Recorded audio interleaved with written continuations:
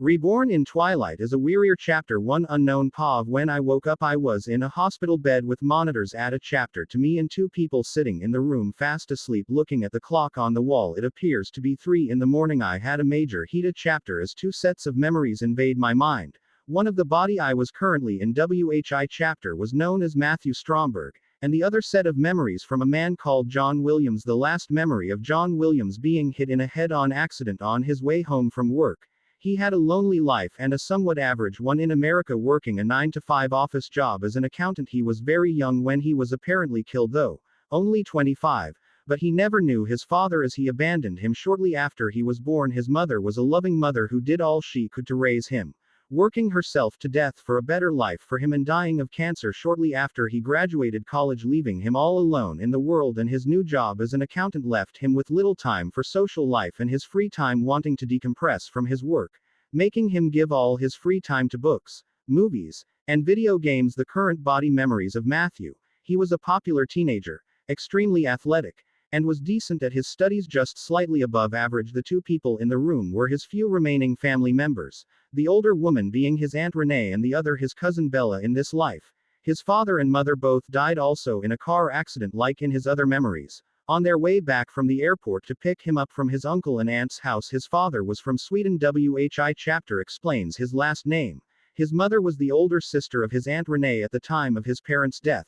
He was only 3. His aunt was married to his uncle Chapter Arley, the now chapterchief of police in the town of Forks, Washington. After his parents' death, his aunt and uncle legally adopted him, but kept his last name with respect to his parents. After a few years of living with them, they got divorced. He left with his cousin and aunt to live in Phoenix, Arizona after the divorce. Since they were his blood relatives, they have other memories from his other life of always wanting a father figure, and the memories of this life of his uncle Chapter Arley treating him as his own son made him feel extremely guilty. Plus, from the current memories, his aunt does not seem the most reliable or responsible person to raise a chapter-child, let alone to the other memories from the other life dawned on me upon realizing that these two women look exactly like the actresses from the movies of the Twilight saga. Then realizing that I am in the Twilight universe and other memories of chapter actors come into my head from my current life, like Jacob, who we used to play with as kids in Forks. After all these thoughts and memories were done invading his consciousness, the two women in the room woke up and seeing him awake rushed to his side.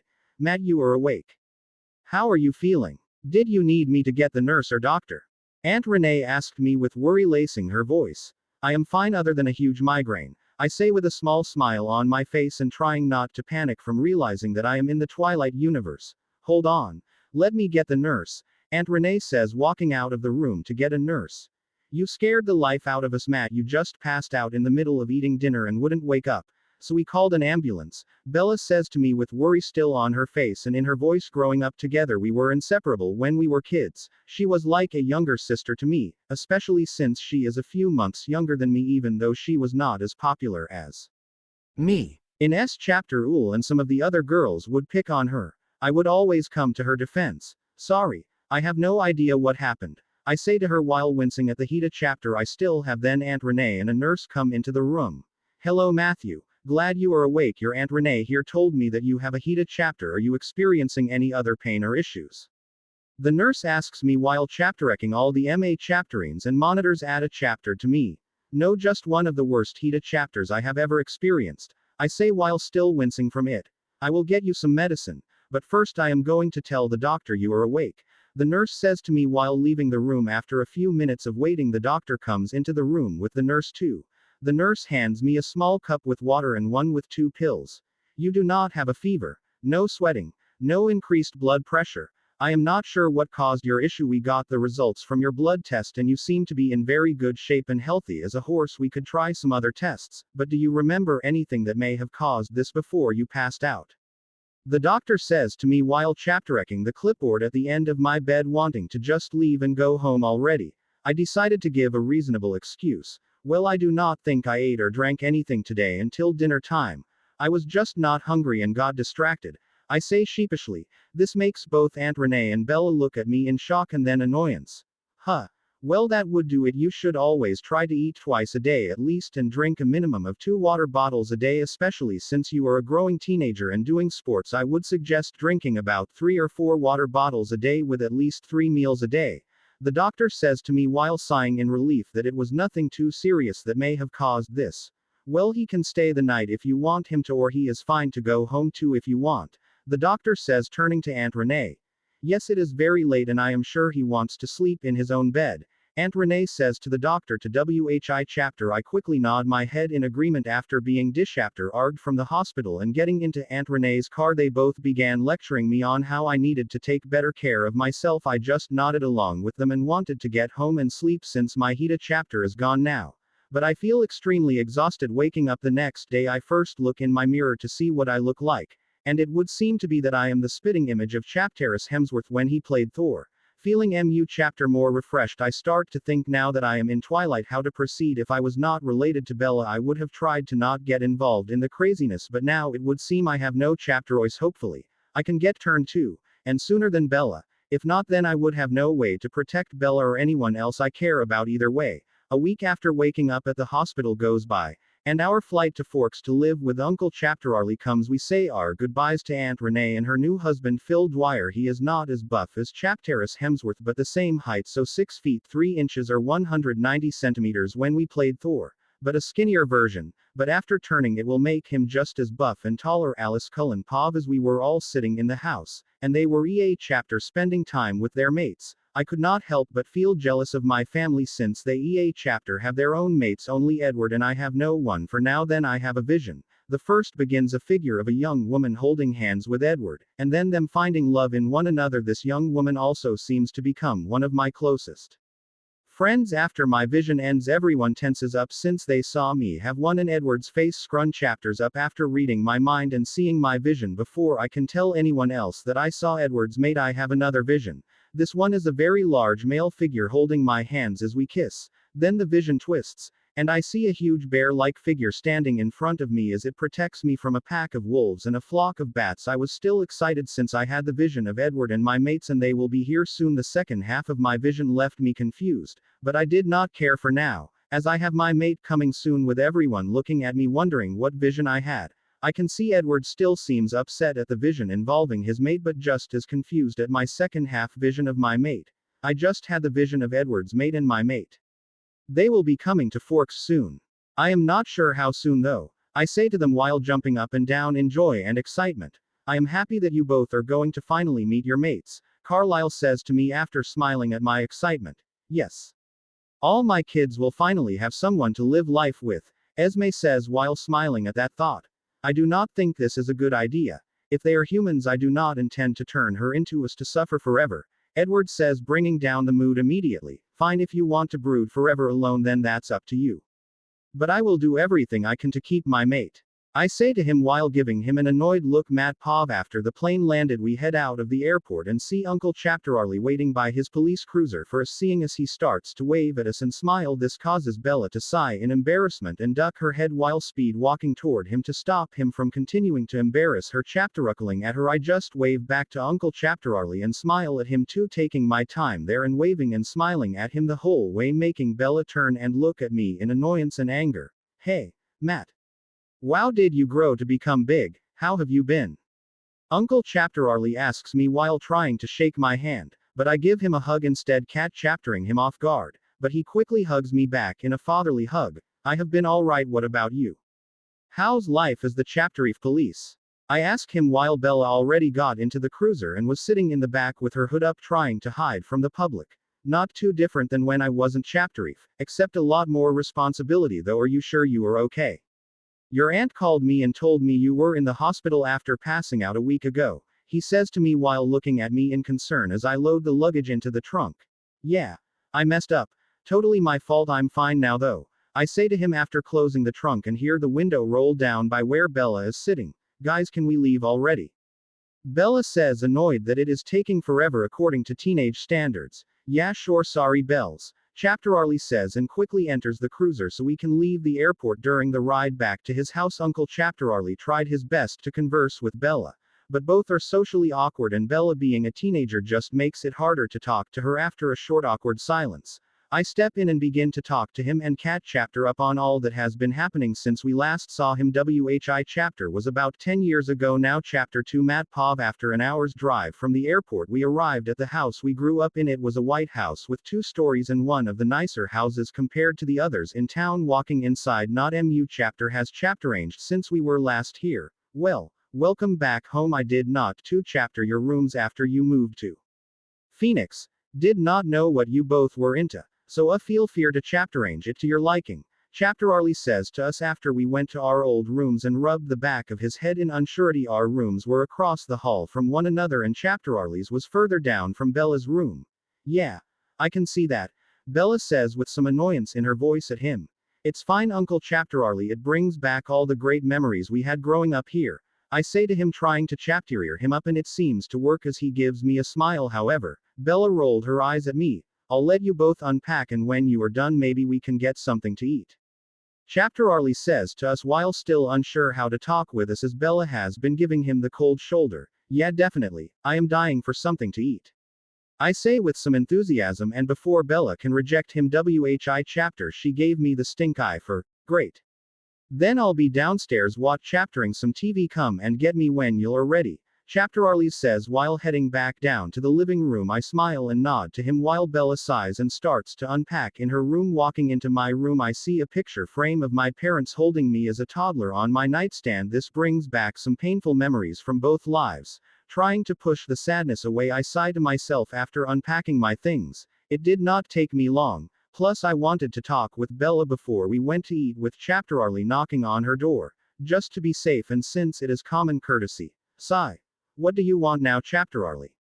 Bella says with heavy annoyance in her voice. It's me Bella, can I come in? I say through the door. Oh, Matt, yeah come in, she says with a lot less annoyance in her voice. She may love me like a brother but her default attitude is annoyed at everyone, especially on her special days of the month. Then she is an angry monster. Walking in I see she is almost finished unpacking but is looking at all her old toys and photos in the room. Yeah. It was nice of him to leave things as we left them, brings back some memories. Some sad ones too. I forgot I left my only picture of my parents here. I say to her while taking a seat on her bed and a sad smile on my face. Matt. I am sorry. Bella says to me trying to think of what to say to me and taking a seat next to me giving me an awkward side hug.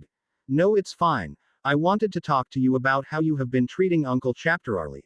I say to her and push the depressing thoughts out of my head. I can see what I said to her made her tense up. Matt.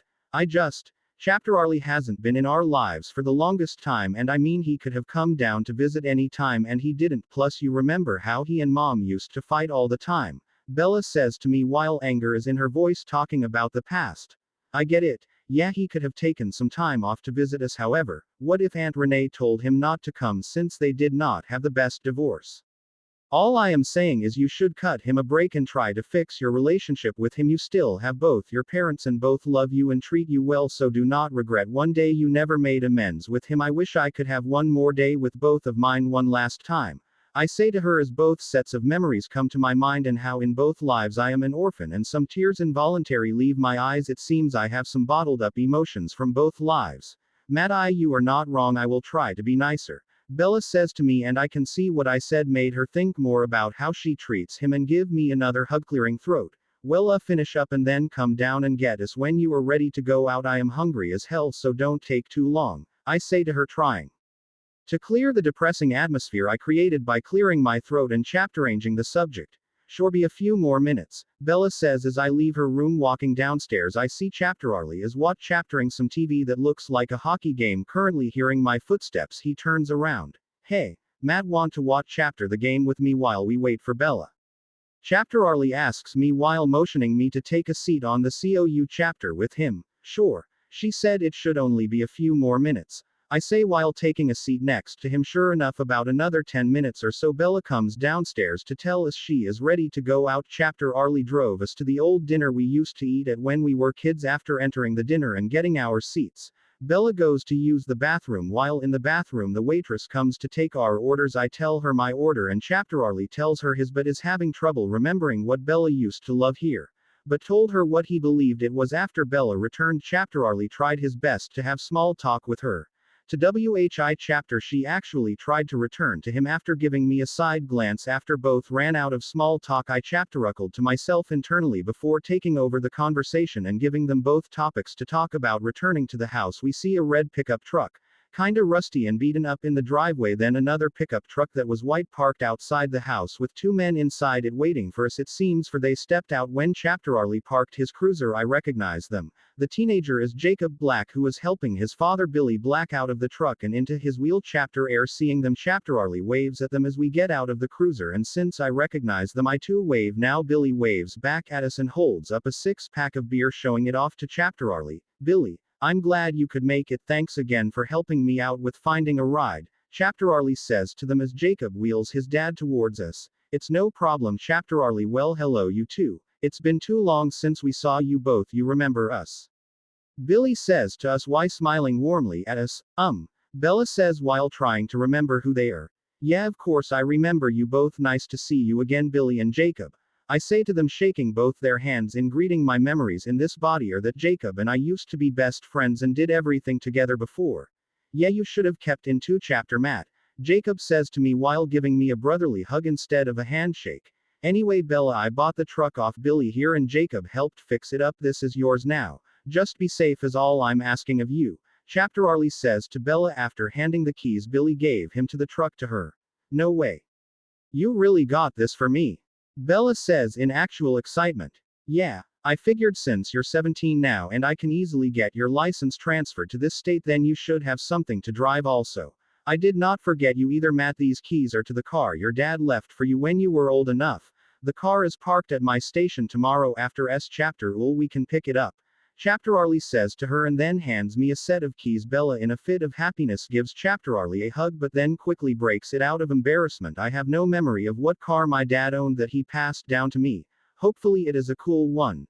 Bella, I'm glad you're here too. Probably don't remember me as MU. Chapter as Matt here. We did play together as kids also. Made mud pies when we were real little, Jacob says to her while smiling and trying to jog her memory of him from my other life memories. I know that Jacob here has a major crush on Bella, so it is kinda funny how she reacts to him. Yeah, I remember you guys. Nice to see both again, Bella says, but I can tell she doesn't really remember them. Don't let him downplay it, Bella. He really missed you. After your dad told us you were coming back to live with him, that is all he talked about, Billy says while chapteruckling and making Jacob's face turn red in embarrassment. Let's get this man inside to watch Chapter the game, Chapterarly says, seeing the awkward atmosphere Billy created and wheeling him inside while he was holding the 6-pack of beer and laughing at his son's embarrassment. Ignore my senile old man. He doesn't know what he is talking about, but I did work on this truck and brought it back to functionality. Although it could use some 2-chapter up work, Jacob says, trying to brush off what Billy said, and then he starts to show the truck to her. The rest of the day goes by fairly quickly as Chapterarly, Billy and I watch Chapter the baseball game, especially since both are drinking. Meanwhile, Jacob is pretending to watch Chapter it too but is trying his best to flirt and talk with Bella, who is just being her usual socially awkward self and eventually gets bored and leaves to her room to do whatever. After the game ends, Jacob takes a buzzed Billy home, saying goodbye to us, excited and worried, trying to fall asleep. I start to think about what tomorrow is going to bring with the first meeting of the Cullens. Chapter 3 Alice Cullen Pov. Last night I could not sit still and kept running around the house in excitement. Today is the day I am going to meet my mate. I can just feel it. I start rummaging through my clothes trying to find the perfect outfit to meet my mate in. First impressions are everything, and if I do not look my best then I cannot meet him. Yet then I can hear my sisters come into my room. You okay, Alice? Rosalie asks me while I am throwing all my clothes around my room trying to find the perfect outfit. No.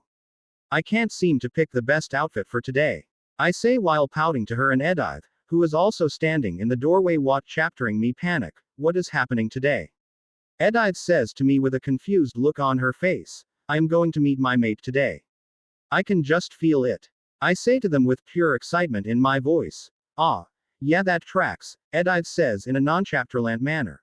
Calm down, Alice, we can help you pick out your outfit, Rosalie says, grabbing my shoulders to make me calm down slightly. Yes. Thank you. Though I already tried those and they aren't good enough, I say to them, pointing at a pile of clothes in the corner of my room. They both sigh and nod while going through the remaining clothes to help me. Matt Pov, waking up to my alarm clock blaring. I sigh. I did not get MU chapter sleep last night due to my excitement and fear about how today is going to go. I also have this gut feeling that something good is going to happen to me. Walking downstairs, I feel an awkward atmosphere and see Bella sitting at the table eating cereal with Chapter Arlie sitting next to her eating too, both in silence. Seeing me enter the kit chapter, and Chapter Arlie smiles at me and lifts his coffee cup in greeting, and Bella gives me a small nod like she was the one who drank all night and was hungover. So you both ready for your first day at a new S chapter? Ooh. Do not stress too MU chapter about it. Most of the kids around here are good kids, Chapter Arlie says to us while I sit and pour myself a bowl of cereal. Yeah, one couldn't sleep last night. I kept thinking about today, I say while thinking about the interaction going to happen in an hour or so. My statement seemed to surprise Bella as she looked at me with a raised eyebrow. You are nervous about socially interacting? Bella says to me, surprised and smirking at the thought of me not being popular here, mostly likely from the evil smile on her face. In a way, yeah. I mean, we are entering S chapter UL after the year is halfway over. I cannot join any of the teams since they already made their picks, and who knows if I am far behind on my studies or not. I say to her, WHI chapter is true. I was looking forward to maybe joining a sports team and worried that maybe I was behind in S chapter UL with my mixed up memories now. Great, now I'm worried too. Thanks, Matt. Bella says to me in sarcasm. Well, like I said, try not to overthink it and I'm sure you're both going to do just fine. Chapter Arlie says, trying to chapterious up. After we were done eating and getting ready for the day, I hop into the passenger seat of Bella's truck since I do not have my car yet. The drive there was not bad but comfortable. Silence. Pulling into the parking lot, many people turned their heads at us, all looking in curiosity at who this is exiting the car. All eyes are on us, making Bella extremely nervous. So I kinda shield her from their view by blocking her with my body as we walked into the S chapter. Ooh. Thanks, Matt. Bella says in appreciation, and in a small voice from nervousness I just nod at her and smile as we make our way to the entrance. A skinny Asian teenage boy steps toward us. Hello. I'm Eric. I'm the eyes and ear of this place. If you need a shoulder to cry on or a loon chapter date, I'm your guy, Eric says while directing it towards Bella. Though this makes her even more nervous since she is not really that talkative. Hey Eric, nice to meet you. I'm Matt and this is Bella. Are you asking me out on my first day of S chapter? Ooh. Not that I care if you're gay, but unfortunately I'm only interested in women, I say to him, patting him on the shoulder and walking past him, making him get slightly embarrassed and Bella chapteruckle a bit as she follows behind me. Entering the S chapter UL, we head towards the guidance office to get our S chapter schedule for the year. Luckily or unfortunately, I do not have any classes with Bella, so we go our separate way. The day goes by uneventfully until my class before Loon chapter, as Emmett seems to be in my gym class. He is big in both height and muscle mass, slightly taller than me by a few in chapters, and MU chapter more muscular. I have more of a swimmer's body and he has more of a heavy lifter's body. The T chapterer made us pair up for a day of tennis and my partner was Emmett. Hey, I'm Emmett. You must be the new guy everyone is talking about, Emmett says to me while we walk towards our court to play. However, after he got close to me, I feel something inside me awaken, like a burning sensation took over my body. I can feel my body temperature rising to SU chapter a high level that it feels like steam is coming out of my ears like in the cartoons. It also feels like a beast is trying to break loose and defend itself from an apex predator invading its territory. My blood pressure has risen to insane levels that I can hear my heartbeat in my ears, but I try not to give away whatever is happening to me as I focus back on him. Not MU chapter of a talker, I see, Emmett says after the few moments of awkward silence I made from trying to get myself under control. Sorry. Was just thinking about some things. I'm Matt. Nice to meet you, Emmett, I say while panicking on the inside from trying to figure out what is happening to me. Luckily, gym class did not last that long, and after fast walking away from Emmett and rushing into the bathroom to splash water on my face, after splashing water on my face, I look back into the mirror and see that my face is very red, like I have a fever, telling myself to get a hold of myself internally. Then walking into the cafeteria, I see Bella sitting by herself for now at a table, so I go and sit next to her. Hey Matt, you look like crap. What happened? Bella asks me, seeing my appearance. Nothing, was just trying too hard in gym class to show off, I say to her while sitting down. WHI chapter girl here, unfortunately, caught your attention, Bella asks me, smirking at my annoyed look. Ha. Ha. Ha. Very funny, I say to her. Before she can anything else, the rest of her soon-to-be high-S chapter ul friends show up. Hey Bella, oh who is this? Jessica says to Bella as she and Angela take a seat on the other side of Bella. This is my cousin Matt, he just started today too. Bella says to them, introducing me. Oh, so you're the new guy Eric was complaining about. I'm Jessica and this is Angela. Jessica says to me with some flirtation, looks at me. Oh, you're friends with Eric. This morning he tried to hit on Bella and this is our first day here so he should calm down and take a hint anyway. I messed with him. WHI chapter pissed him off it seems. I say with a shrug, making Jessica laugh. The kind of fake laugh you make when you are interested in someone. Yeah, he was upset with you after meeting you this morning, Angela says while nodding to what I said. Bells. How is the rainy cold Forks compared to the sunny warm Phoenix? Mike says, walking up to the table, not noticing me and Eric right behind him. You know, not as nice, Bella says in an awkward manner. Oh, who is this? Mike says, noticing me now and has a suspicious look at me. I'm Matt, her cousin, who also just moved here. I say to him, after hearing I am her cousin, he seems to brighten up a bit. Agreed, another jackass teenager who just wants to get into her pants. I think to myself after seeing his reaction and remembering that Mike and Eric both fight over her affection. Then Jessica begins to gossip with Angela and Bella, who was just listening. A few minutes later the moment finally came, and the Cullens entered the cafeteria. The first pair is Rosalie and Emmett. When Emmett sees me he waves, getting the surprise of the others at the table, and I just wave back. Then next is Jasper and a woman I do not recognize from either memory. They are a couple obviously from the hand holding. She is an average-sized woman, with a supernatural beauty like most vampires, and black hair that complements her very pale white skin. This makes me very confused, as maybe I am in an alternate Twilight or maybe something else entirely. Maybe all of my information on this world is obsolete and mean nothing. Shit, if that is the case, what am I going to do now, and what the fuck happened to me earlier? I think to myself and begin to internally panic. Next, Edward walks in with his usual sulky attitude, present looking at Bella. I can see she has caught his attention and he caught hers as they stare at EA chapter other before he breaks it to move to the table with the rest of his family. Then the two continue to stare at one another from across the cafeteria before Bella can ask who they are.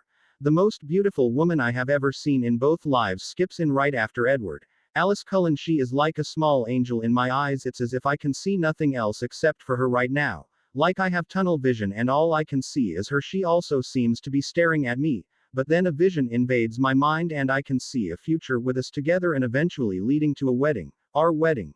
Who are they? Bella asks. No one in particular at the table, breaking me out of my vision and staring contest with Alice, who is now sitting at the table with her family. She is not sitting still, seemingly bouncing up and down in joy while smiling at me, and I cannot help but smile at her like an idiot. In Love chapter 4, Alice Cullen. Pav Emmett sent me a text right before Loon chapter saying to meet him by his locker before going to Loon chapter. Curious, I decided to meet with him, humming to myself and skipping my way there since I am excited to meet my mate. This gets me a lot of stares, mostly ones weirded out by me, and I can hear many of them talking about me behind my back, making fun of me. This would normally depress me, but the thought of meeting my mate keeps me happy. Arriving at Emmett's locker, he and Rosalie are standing there talking in hushed voices. Hey guys, I say to them while skipping up to them smiling. Both turn to me and smile at my approach. Chapter, however, the others around us are calling me a freak or weirdo as I make my way toward my family. Fucking bit chapters, Rosalie says in anger and loud enough for them to hear, and they all quickly leave towards the cafeteria. Hey Alice, I got some news for you, Emmett says while laughing at Rosalie for scaring the teenagers. Good news, I hope. Did you finally fix the dent you made in Rosalie's car the other day? I say to him. WHI chapter makes his smile drop and fear on his face. Rosalie looks beyond pissed now. He did that. I thought you said some jerk hit it in the parking lot. Rosalie says to him while giving him a death stare. Sorry, I thought she knew. I say in embarrassment for ratting out Emmett. Yeah, it's not about that. But I believe I met your mate earlier, he says while trying not to look at Rosalie, who is still staring at him in anger, but eases up when hearing he said that and now looks at me. I couldn't hold my excitement or happiness anymore, so jumped up for joy. What was he like? Is he as amazing as I bet he is? I say to him beyond excited. Wow. Calm down first, yeah. And I guess he is coolish. Well, compared to most people he seems chapter, although he's was kinda awkward when we first met. He ignored me and just stared at me like he was about to attack me. Gave me a feeling that a beast was gonna eat me. Like that time I almost got eaten by a bear, Emmett says with a shrug. That's cool. Maybe his vampire power is going to be shapeshifting or super strength like you. I say to them while imagining it, my shirtless knight in shining diamond skin with fluttering hair in the wind, and saving me from all our enemies. I tell them I need to use the bathroom to chapterek my appearance, making sure I look as good as possible since I most likely will run into him at the cafeteria since all the students will be there entering the bathroom. I do some last 2 chapter ups and the girls in the bathroom smirk at me and start making fun of me. Quietly ignoring them, I head to the cafeteria. I see Edward ahead of me and I skip in behind. Walking in, I look around the room and then make eye contact with the most handsome man I have ever seen. I can feel myself being drawn into his eyes. I quickly lose myself in his eyes. Then I see another vision, one where we are holding hands, kissing. Then it leads to our wedding. After the vision ends, I quickly make my way to the table with my family. I can't sit still as I am thinking about him and then our eventual wedding. They are humans like I thought. We cannot turn them into one as they do not deserve this punishment, Edward says while trying to not look at his mate. I do not care if you want to abandon your mate like an idiot, but I will not leave mine after finally meeting him. I say to Edward with anger in my voice for trying to convince us to leave them. Do whatever you want, Alice, but if you tell them about us before turning them, then you could bring the whole Volturi on us, Edward says while giving me an annoyed look. Calm down, you two and brother. She finally found her happiness, and so did you, so stop being an idiot like she said. Plus we have to tell Carlisle first and go from there, Edith says to them while trying to soothe the heated argument forming. Then hear we Jessica telling them about us. What she says is pissing all my siblings off, and what she says about me depresses me, because what if my mate now hates me? Ignore that dumb jealous bit chapter. Your mate won't think any different of you, Rosalie says to me, seeing that I look like on the verge of crying. If I could cry, your mate may just kill her. I have never felt someone so angry before, Jasper says, surprised, looking over at their table. We can all hear how angry she made my mate, and then he quickly leaves the cafeteria. Matt, Pav, who are they? Bella asks. No one in particular at the table, breaking me out of my vision and staring contest with Alice, who is now sitting at the table with her family. She is not sitting still, seemingly bouncing up and down in joy while smiling at me, and I cannot help but smile at her like an idiot in love. They are the Cullens, the adopted kids of Dr. Carlisle Cullen. They are also together, like dating together. It's fucking weird, Jessica says while looking at them with jealousy. I mean, it's not that weird. They are not blood related, Angela says to Jessica in between listening and eating her loon chapter. Whatever anyway. The blonde and the muscled man are Rosalie and Emmett. They are together. The one who always looks like he is in pain is Jasper, and the black-haired girl is Edith, and they are a thing. The handsome loner, or prince as some call him, is Edward. But don't get your hopes up. He has denied anyone and probably thinks he is too good for anyone here. Finally, the last one is the weirdest of the bun chapter, Alice. She skips everywhere like she is in a fairy tale and is just a freak in general, Jessica says to Bella as we are still staring at our mates. Though the last bit pisses me off. The fuck did you call her? I say angrily, and with a deep guttural grow at the end, having the feeling of jumping over the table to attack her. I quickly do my best to suppress it. The amount of anger that I felt surprised me, making everyone at the table, even Bella, jump in fear and look at me like a psychopteropath. I have to use the bathroom, I say after some awkward silence at what just happened. Running into the bathroom and sitting in a stall, I think to myself, I have never felt this level of anger in either life before. Though now I know Alice is my mate. Thinking about what just happened, however, why are my emotions all over the place? I almost attacked her like I was in some blood rage. These heightened emotions are fucking with me, I think, hoping to regain control of myself. Then I hear the bells going off, signifying that loon chapter is over. Grabbing my bag, I head to my next class. My next 2 classes are unimportant and nothing interesting happens in them. Luckily none of Bella's friends are in my classes either. Then my last class comes. An elective I had to take. WHI chapter was art. In this class, sitting in the back by an empty chapter air, is Alice, who upon seeing me stiffens up and just stares at me, pushing down all my different overwhelming emotions. I sit down next to her. Hey, I'm Matt. Nice to meet you, I say while practically stuttering it out in nervousness. What the hell, get your shit together, you idiot, I tell myself while still holding my hand out to her in greeting and smiling. Hi Matt. I'm Alice. Nice to meet you too, Alice says to me, giggling at my nervousness and shaking my hand. At shaking my hand, a zap of electricity goes through us, making us both jump slightly at it. Then the rest of class, she kept talking to me about all the art she likes and how she loves painting. I could not pay attention to anything that happened in that class as I was too distracted just staring at Alice. So Matt, Want to be my partner for the big art project we have to do? Alice asks me, cat chaptering me off guard. A what? Partner. For what? I say, confused and hearing the bell telling everyone that chapter is over. The air project that is due by the end of the year. No one wanted to be my partner, and since we have an odd number of students until you joined, I was going to do it by myself, but now you're here, so want to be my partner? Alice says to me, looking at me with puppy-like eyes. Definitely. I say immediately, wanting to spend as mu chapter time with you as I can. Awesome. Then here is my number. That way we can keep in 2 chapter about the project, Alice says, handing me a piece of paper and then skipping out of class, just stunned by what happened and what chaptering her leave. I'm just staring at her ass in the tight jeans, still holding the paper, in shock, shaking the horny thoughts from my head. I look down at the paper. Fuck yes. I got her number. I say somewhat loud to myself in the empty classroom, but then hear her giggle come from the hallway, making my face extremely red. Walking out of the classroom, she is not there anymore. So maybe I was just hearing things. Going outside to Bella's truck, I see her waiting inside the truck with her head on the steering wheel. Bella, what's wrong? Did someone do some stupid shit to you? I ask her, my anger resurfacing. Do I smell bad? She asks me while lifting her head up to look at me, taking a sniff as I get in the truck. Yeah, what the hell, Bella, did you shit yourself in the truck? I say to her in fake surprise. What? I do. Wait, fuck you, Matt. Bella says to me in agitation. Nah, you don't smell, Bella. Why? Did some asshole you reject tell you smell or something? Who was it? I will have a one-on-one talk with them, I say, giving her a smile and suggesting I will beat their ass. No, nothing like that, don't worry about it, Bella says, starting up the truck and then looking over somewhere one last time before driving home. Looking where she just looked, I see the Cullens and I make eye contact with Alice, who smiles and waves at me. I return the wave and smile back. On the way home, I remembered that she thinks she smells because of Edward. Alice, Cullen Pav. So you are even more excitable than usual. What happened? I am assuming it has to do with your mate. Edith says to me as they watch chapter me wave at Matt. Yes.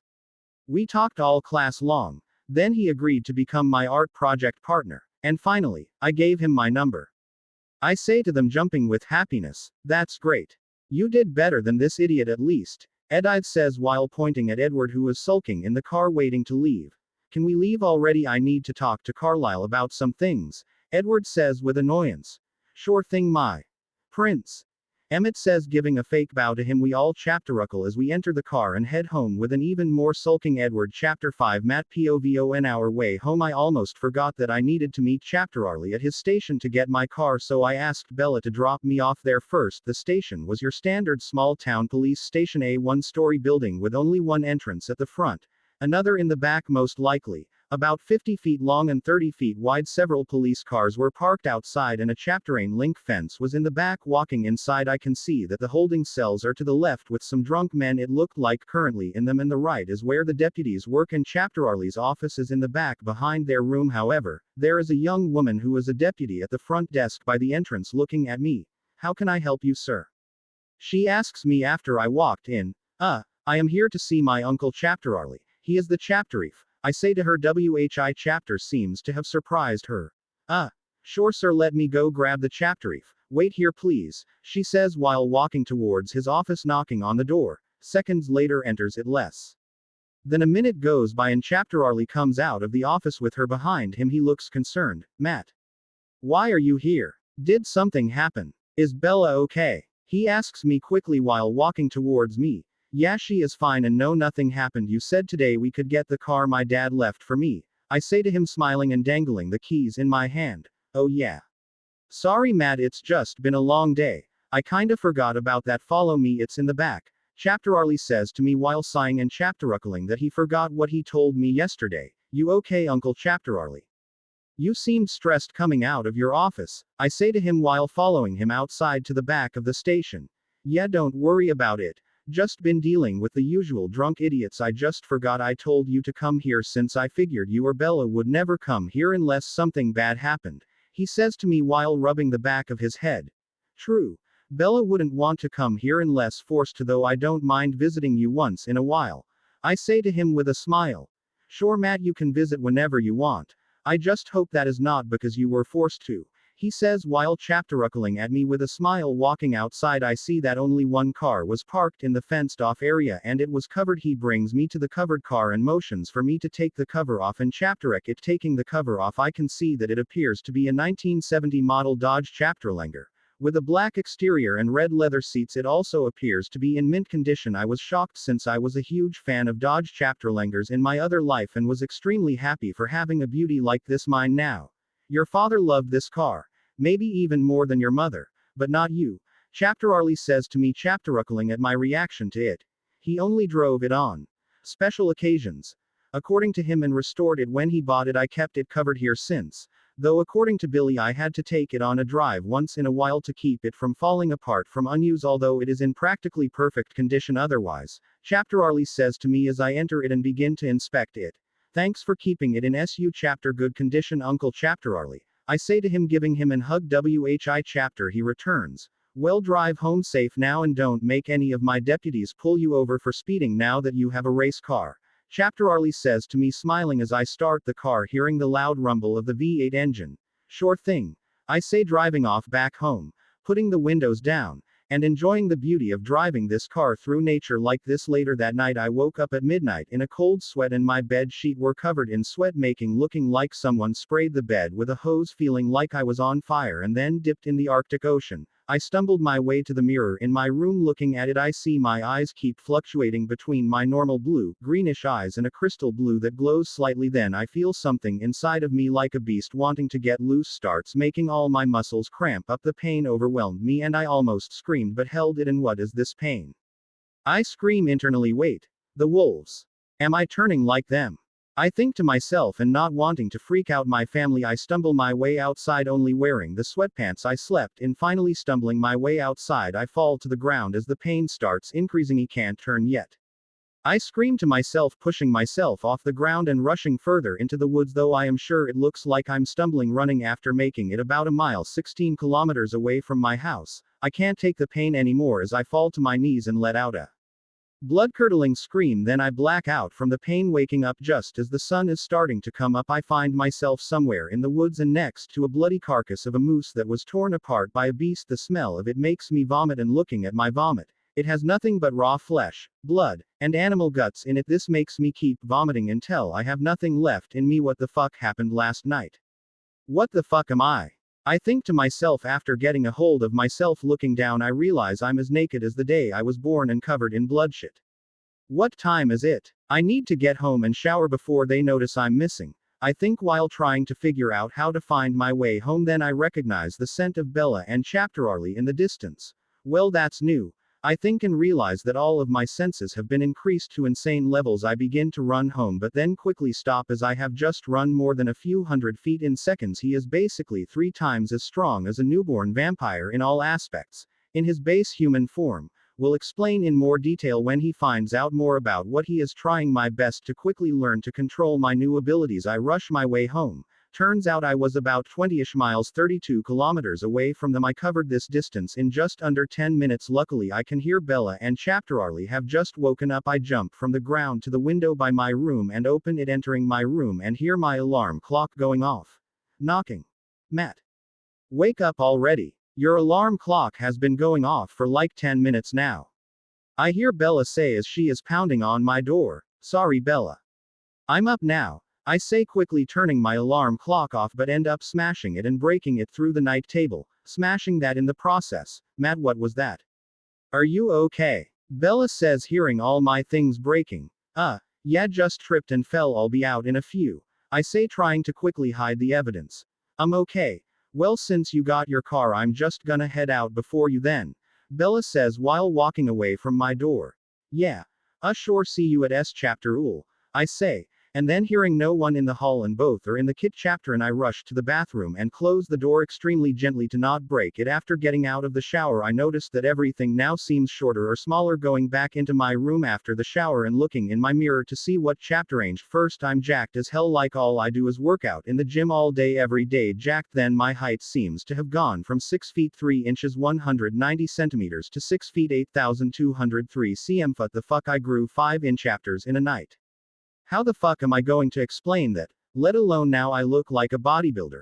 I think to myself, finally, I notice my eyes are a clear crystal blue instead of the blue-greenish they were before.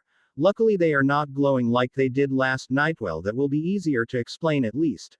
I think as I put on the baggiest clothes I have to not show how chapter more muscle I have now. Gonna have to buy more clothes. I think as the baggiest clothes I have is still somewhat tight on me and short. In a few weeks, I can dress normally and again to play off that I have been working out more though the height. I'm just gonna have to hope people don't think too chapter about it and that a crazy growth spurt is all that happened hopefully. I don't grow anymore either, don't want to be a freakish giant, even though I kinda entered that area already. I sigh to myself thinking about all the questions that are gonna be asked even though I'm hungry as hell since I threw up all that shit this morning. I rush past Chapter Arlie who is finishing up in the kit chapter and I don't want him to start questioning me right now. Especially since I have to figure out what the hell I am now. Matt. Don't you want to eat real quick? Why the rush? Have a good day. Chapter Arlie says to me as I rush past him outside to my car. I just wave goodbye at him from outside as I get in my car starting it driving my way to Chapter Ool. I start to get all my thoughts together and try to come up with explanations hopefully. People don't ask too many. Oh fuck. What is Alice gonna think? I say out loud to myself as I'm driving Chapter 6 Matt Pov pulling into Chapter Ool. I park next to Bella who is still in her car and looks like she is giving herself a pep talk. Bella, you good? I say to her walking up to her and knocking on her truck's window. She jumps at my apro a chapter not expecting it. Jesus Matt, you scared me. And yeah, I'm fine. Wait, why do you look different? Holy shit, you grew taller and buffer. Bella says to me while looking at me after getting out of her truck. Yeah, guess I had a crazy growth spurt last night. I did wake up in the middle of the night sweating. I say trying to play it off. She just stares at me for a solid minute. Sure, whatever you say. Are you doing steroids? Bella says as we start walking into the Chapter Ool, not really believing me. No. I'm not that stupid. I say to her in annoyance. Whatever. Just be safe. She says to me still not believing me. I just roll my eyes at her. But I do notice a lot of people are staring at me though. Once again I went through Chapter Ool and nothing interesting happened until my gym class with Emmett. Luckily it seems teenagers don't really care all that chapter about my drastic chapter range. Just stare a bit and move on with their lives. The chapterers seem just uncaring as the students, looking at me funny for a minute and then just start class. Entering the gym I am immediately hit with the bow of sweaty hormonal teenagers and the stale air. Then another smell cuts through the crowd, a rotten food-like smell. Like meat that has been left out for weeks. I realize that it is coming from Emmett Cullen Pov sitting in gym class and ignoring the lustful looks from some teenagers and jealous looks from others. A smell hits me that I haven't smelled in a long time. It brings back the memories of the time a bear mauled me. Since then I've avoided bears as they bring back some painful memories. Carlisle calls it PTSD. The bear-like smell is coming from Alice's mate Matt, and holy shit, did he chapter range. He's taller than me now and I'm considered tall and he seems a hell of a lot more buff, even though it seems he's trying to hide that as a man who takes pride in buffness. I can tell when another buff man is in the room even if they are being modest. Seeing me he tenses up but relaxes a bit when I wave at him and apro a chapters me. Hey Matt boy, did you chapter range overnight? Got some secret juju that you want to share with me? I say to him in a joking manner, though he tenses up a bit at that. Yeah, went through a crazy growth spurt it seems, he says laughing slightly and rubbing the back of his head after going through the class with him and not poking too chapter at what chapter ranged in him. As I don't really care. Plus if he's gonna be family soon he can share if he wants to, though Alice pestered me to ask him to join us at Loon chapter, so I'll ask him. I just hope he doesn't question why none of us eat. Hey Matt, want to sit with me and my family for Loon chapter? I ask him as we head out of gym class. One can see the surprise on his face and then happiness. Definitely, he says excitedly. Cool, we gotta go to my locker first. Rosalie and I usually meet there to head to the cafeteria together. I say to him. Yeah sure, lead the way, he says to me, while deep in thought about something. Most likely Alice, young love. Damn, Alice and he will get along really well. I'm happy my little sister found her mate. I think to myself as we head to my locker first to grab Rosalie and Alice. Matt Pov. Thankfully Emmett didn't ask too many questions. He is a really cool guy and we share a lot of the same interests. Would like to hang out with him more. I am excited to share Loon chapter with them. Though I know it's gonna make Bella jealous at the same time. I'm nervous as hell because what if they realize I'm not human anymore, or Edward reads my mind and sees I know the future in a way. Shit. This was a bad idea. I think to myself. but I already committed and another part of me just wants to be with Alice 24/7. Arriving at Emmett's locker, Rosalie and Alice are there waiting and talking about me.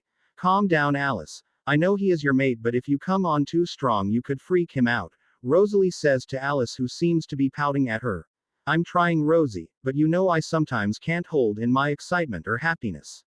You see how hot he is. I just want to be held in his arms while we cuddle. Like you and Emmett, Alice says to her while smiling at the thought. It seems hearing this my face gets red from embarrassment, as I too would love to just hold her. Damn, I like her the way she is. If she wants to jump on me then I'm all for it. Don't take my happiness from me, Rosalie. I shout to myself, breaking me from my thoughts of cuddling with Alice and then taking things to the next level. One, hear Emmett say hello to them as we are walking over. Kinda pissed me off since I was taken from my horny thoughts. Shit, I guess turning also makes my hormones go crazy too. I mean, yeah, I've had horny thoughts like anyone else, but this is like every time I see Alice or think about her, I think to myself and shaking the horniness out of my mind. Matt. Long time no see. How've you been? Alice says, ignoring Emmett and walking past him. He gives her a hurt look like, what about me? Rosalie, seeing this, chapteruckles and pats his shoulder in conciliation. Hey Alice, yeah, been a while, huh? I've been good, how about you? I say to her, chapteruckling and losing myself in her eyes again, though I notice Rosalie sees that I look different than yesterday but doesn't say anything. Yeah, feels like years since we last saw chapter other. Alice says sarcastically and jumps up and down in excitement. I just laugh at her, enjoy seeing her happy. They're both crazy. That's good, means they will get along just fine, Rosalie says while smirking at our interaction, and Emmett laughs. Alice, at hearing her, turns to Rosalie and Emmett, sticking her tongue out at them. We begin walking to Loon chapter with Emmett and Rosalie lagging behind a nip to give us space. Alice, being the talkative pixie she is, begins telling me all about the art she has been working on since yesterday. Once again I'm blind to my surroundings as I lose myself to her presence. Entering the cafeteria, everyone is now staring at us since I'm walking with the Cullens to their table where the rest of their family is. Though Edward is missing, Alice is just skipping happily next to me as we walk over with the brightest smile on her face. Hey guys, this is Matt. He's my partner in art class and my friend. Alice introduces me to her family as Rosalie and Emmett take their respective seats. Hello Matt. I'm Edith and this is Jasper. Edith says to me, and Jasper gives me a small nod since all the teenage mixed emotions are messing with him. Nice to meet you both. Where is your brother? I ask them, even though knowing he left for a bit to avoid Bella. He went to visit some family in Alaska.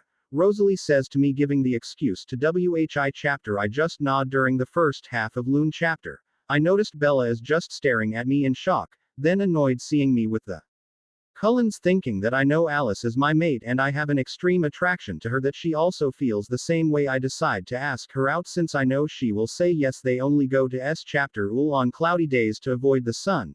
In case you didn't know, Alice want to take a walk outside before Loon chapter is over. I ask her after talking with her family for a bit and getting to know them. Yeah, let's go. Alice says to me, jumping up immediately and skipping to the door leading outside. The others laugh at her reaction and I chapteruckle, following her. After walking for some distance away from people and finding a secluded spot outside, we sit down on a bench. Chapter. Sue. I start to say, but I'm trying to think how to start, but I'm getting nervous. Meanwhile, she is looking at me in curiosity and confusion about what I was trying to say. Come on man, get yourself together. We know she likes you as MU chapter as her, so just ask her already, you bit chapter. I tell myself, trying to pep talk myself. Sorry, I wanted to ask you was, did you maybe want to go out for a date? Like a movie or something? I know this is kinda sudden and we barely know chapter other, but I feel this connection between us. I say to her while clearing my throat in the beginning, and now looking at her nervously. She is just staring at me in shock, but then pure joy and excitement show on her face a second later. Yes.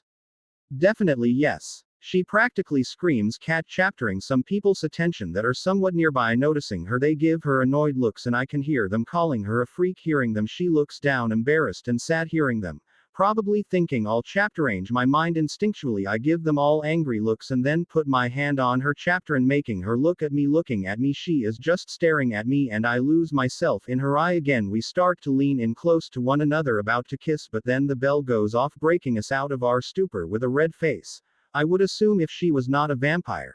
She jumps up. We should head back into our next class. See you in art, Alice says, skipping away happily. The next 2 classes go by forever, it feels like. I just want to get to art class and spend time with Alice. Then it finally comes and we just sit in the back talking about all our dislikes and likes. She wanted to see a movie, so tomorrow we are going to see one. Heading outside, people seem to be all making fun of Alice, from her even more happy behavior being next to me. Although this annoys me deeply, I ignore it for now, waving goodbye to her as we EA chapter head to our separate cars to head home. EA chapter is excited for our date tomorrow night. I see Bella looking at me next to my car, seemingly wanting to talk. So Matt, since when did you become so close with the Cullens? Also, where was their brother Edward? Bella asks me as I walk over to our cars. Well, for starters, I have a class with Emmett and he's a cool guy, so I think we could become friends, and so far it seems we are. Their brother though is visiting family in Alaska, they said also. I asked out Alice and we have a date tomorrow, so yeah, there is that too. I say to Bella, making her look at me in shock, and then stares at the Cullens, who have obviously heard what I said, not letting her say anything else. I get in my car, starting it, and wave at the Cullens as I head home. Alice jumped up and down smiling and waved back at me, with the others smiling at her and giving me a wave too. Bella quickly gets in her truck to head home and berate me with more questions, I'm sure. Chapter 7 Matt Pov. After getting home before Bella and her arriving about 5 minutes later, she tried to berate me with a bunch chapter of questions, but I just ignored her until she gave up, giving me an annoyed grunt and slamming her door to her room in frustration, while I just sat on the COU chapter chaptering TV. The rest of the day went as normal, though Bella was giving me a cold shoulder in spite. WHI chapter made me chapteruckle only to get an annoyed look back from her. So, did I miss something? Chapter Arlie says after seeing the cold reaction between Bella and me while we were eating dinner. Nothing MU chapter. I just annoyed Bella by not answering her annoying questions about who I was hanging out with at S chapter. So now she's ignoring me like she did when we were kids, I say while smirking at her, with her giving me a hard stare. I see. Well, Bella, he is allowed to have some privacy in his life, Uncle Chapter Arlie says to her, getting an even more aggravated look from her. Whatever. Bella huffs, grabbing her plate and putting it in the sink to storm off upstairs and slamming her door shut. So, like I said, you are entitled to your privacy, but I'm curious as to who you are hanging out with that made Bella this angry. No one bad, I hope. Uncle Chapter Arlie says to me after a moment of silence after Bella stormed off. She is jealous because she has a crush on Edward Cullen and he's been ignoring her for the past couple of days. Plus, I have become friends with Emmett Cullen and just asked out Alice Cullen on a date. WHI chapter I have tomorrow night, I say to him while shrugging and eating my dinner. Cullens. Oh, Dr. Carlisle's kids, they are a nice family, though they moved here a year back, Chapter Arlie says after thinking about what he knows about them. Wait. Bella has a crush on one of his boys. Well, if they do start dating, let me know. I just want to have a talk with him, Chapter Arlie says to me while giving a small evil smile at the word talk. Sure thing, I say to him while chapteruckling. You said you asked out one of the girls. Well, you're a good kid, but two things: one, always be a gentleman. That's the way to a lady's heart. And use protection. I don't want to be a grand uncle in my 40s. Chapter Arlie says to me, smirking and making me chapteroke on my food at the protection part, since it did not seem like something he would say. Jesus. Uncle Chapter Arlie, we haven't even gone on our first date yet, I say to him while hitting my chapterist, trying to fix the coughing fit I had from chapteroking. I mean, didn't take too long for your parents to go from dating to you, he says, shrugging and thinking about the past. However, his statement had me chapteroking again and getting another coughing fit. Way too MU chapter information, I say, getting a hold of myself and putting my dishes in the sink to wash them. He just laughs at me as I roll my eyes, leaving for my room. All I'm saying is I know what teenage boys are like. I was one too once, Chapter Arlie says to me as I'm walking up the stairs to my room. All he gets is a sigh from me. Later that night around midnight again, I woke myself up, leaving through my window and jumping down to the ground. I then run into the woods after running for a while towards a lake in the distance and making sure I do not smell any vampires, werewolves, or humans nearby. Smelling nothing other than the usual animals, I take off all my clothes. Once naked, I turn towards the instinctual feeling inside me that is like a quiet ball of fury, and once I tap into it, it grows until it explodes, making me transform. The pain from the first transformation was the worst, and the pain I'm feeling now is nowhere near as bad, though it still feels like someone is tearing all my muscles and reforming them. The same with my bones, they are breaking and then reforming too. The whole transformation feels like hours, but in reality, only takes maybe 2 minutes. Standing on my two legs, I feel immense power, like I could lift mountains and run infinitely. letting out a roar from this overpowering feeling of invisibility. All animals within my range of smell and hearing. WHI chapter seems to be a few hundred miles, roughly around 300 miles or 500 kilometers, run away or cower in fear. Hearing me, he sounds like the bear roar mixed with Godzilla. It seems my sense has tripled compared to my already crazy human ones. Even in the darkness of night, I can see just as well as in daytime, kinda like an owl, but even better with his enhanced senses. Standing next to the tree I believe to be maybe 100 feet or so tall, I can roughly guess my height is around 15 feet 457 centimeters. I must be just over a ton, roughly 2,500 pounds or 1150 kilograms, since every step I take leaves a very deep imprint. My feet look like a humanism bear mixed print and my hands are like a bear, but I luckily still have an opposable thumb. Walking to the water to see my appearance, it would appear that I'm a white werebear looking being and I have all these blue slightly glowing runes littering my body. I would seem I'm like a giant polar bear, with Viking-like runes on my body. I say to myself out loud, surprising me, I can speak in a very guttural-like voice. I sound like two stones grinding on a chapter other, but at least I can speak, testing everything I can. Before the daytime comes, I find that I do not know my limit for my strength. As I lifted everything I could find, the only thing that required my 2 hands and some strain was pulling the 100 or so feet tree out of the ground roots, and all my reflexes have increased as well, and I am just as flexible in this form as my human one, though the only downside is I'm half as fast in this form compared to my human one, making me feel this form is more for tanking damage and dealing damage compared to my human form. After all these tests, I can see the sun is starting to come up. Though since it's a Saturday, Bella will most likely sleep in and chapter Arlie should too. Focusing on myself, I suppress that ball of fury inside myself, but am now noticing there is a ball of coldness next to the ball of fury. Like all my cold emotions are kept there. Later. Deal with it later.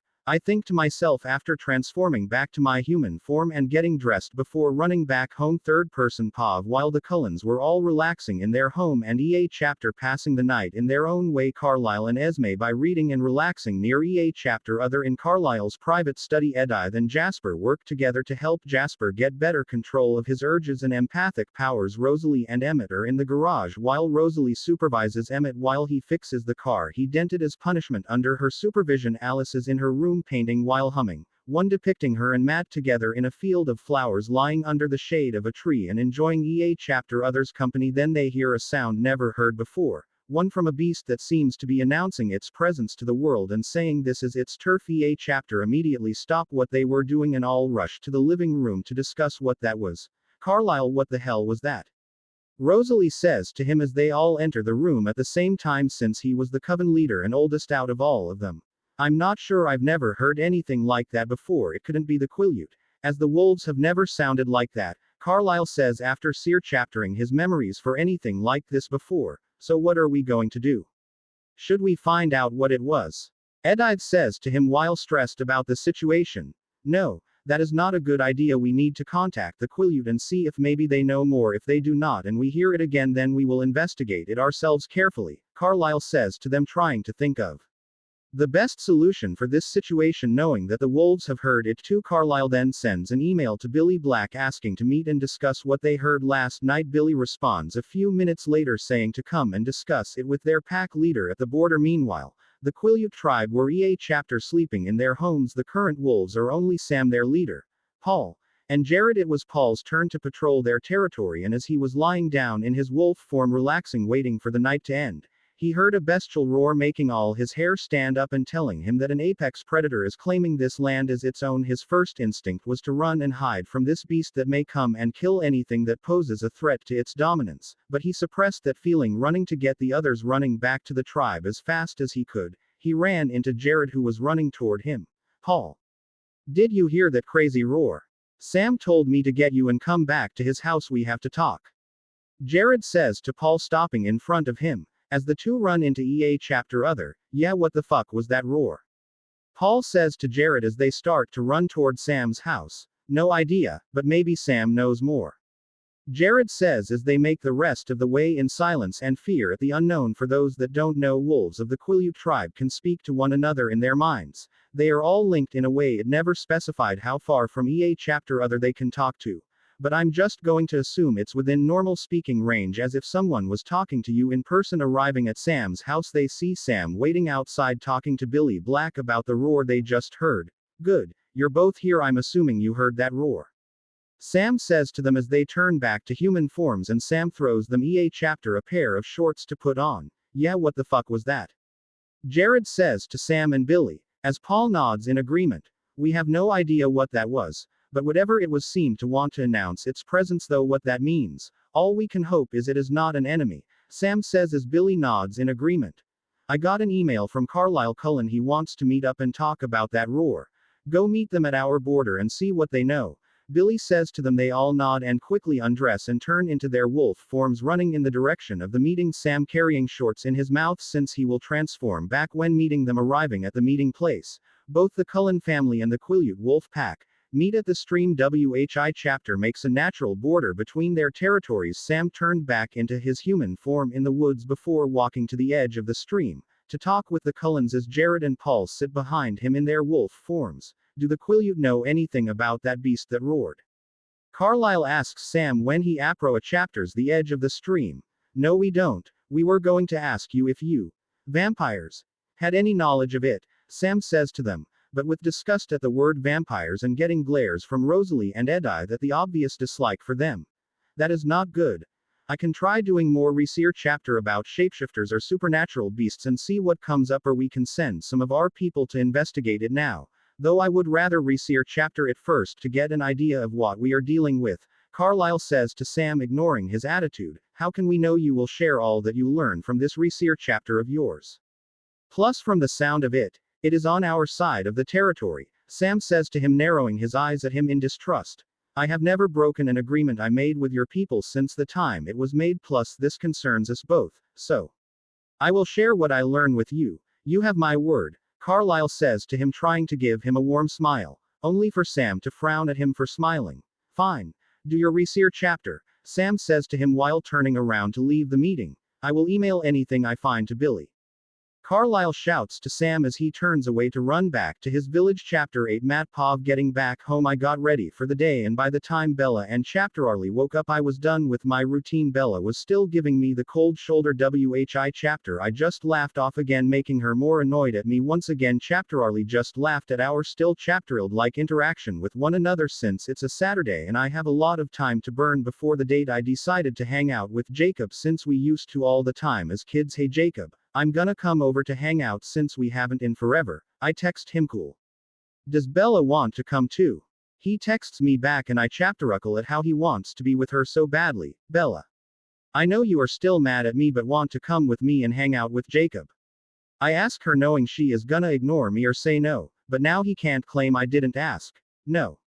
As all Bella says to me from the chapter, and she said no. Sorry to disappoint you with just my presence. I text Jacob teasing him as I get into my car to drive over. What's that supposed to mean? He texts me back. WHI chapter I just snort to myself and ignore. I start driving over with my windows down. As I drive I enter the village of the Quileute tribe. As I enter it I can smell a lot of wolf piss. Damn, they sure do mark their territory a lot. I think, trying not to vomit from the overwhelming smell of wolf piss. Pulling up to the Blacks' house I see Billy sitting outside on their porch chapter and smoking a pipe while enjoying nature. Seeing me he smiles and waves at me. Parking next to Billy's truck I step out and wave back to him. Hey Billy, how've you been? I ask him walking up to their house. I've been fine though, what about you? You sure grew since I last saw you, he says to me while eyeing me up and down. Yeah, had a crazy growth spurt. I say to him. Must have been one hell of a growth spurt, he says to me while giving me a suspicious look. Luckily Jacob came outside before he could ask any more questions. Matt, what's up? Jacob says to me, giving me a bro hug. You know the usual, I say, still trying to ignore Billy staring at me. Damn, you grew, you're fucking huge. Jacob says, now noticing my height. Yeah, he went through a crazy growth spurt, Billy says now with an indifferent look on his face, puffing on his pipe. Must have been a really crazy one, Jacob says to us while motioning for me to follow him. Go have fun you two, but nothing stupid, Billy says as we walk away. Sure thing Billy, I say as we leave. You sure you're alright? I noticed your hands were cold as ice when we met up, he says to me after we walked away from his house further into the village. Shit. I didn't even notice that my temperature might be different, though cold as ice. The wolves were known for being like space heaters. I think to myself. Yeah, I'm fine. Must be because I was driving with the windows down. So the air must have made them cold, I say, trying to come up with a quick excuse. He just nods since it was plausible enough. Oh, okay. Well, we are meeting up with Embry, Quill, and Leah, then we were going to go swimming at the falls. Jacob says to me as we are walking. After walking through the village, many of the people there wave to us and greet us as we make our way to Leah's house. Now that I'm starting to remember my way around the village, arriving outside Leah's house, I can see them all outside, though Embry and Quill are arguing over who can do the most push-ups, probably trying to impress Leah, who is just rolling her eyes at them. Leah, seeing us, smiles at me and waves to us. Hey guys. Damn, Matt.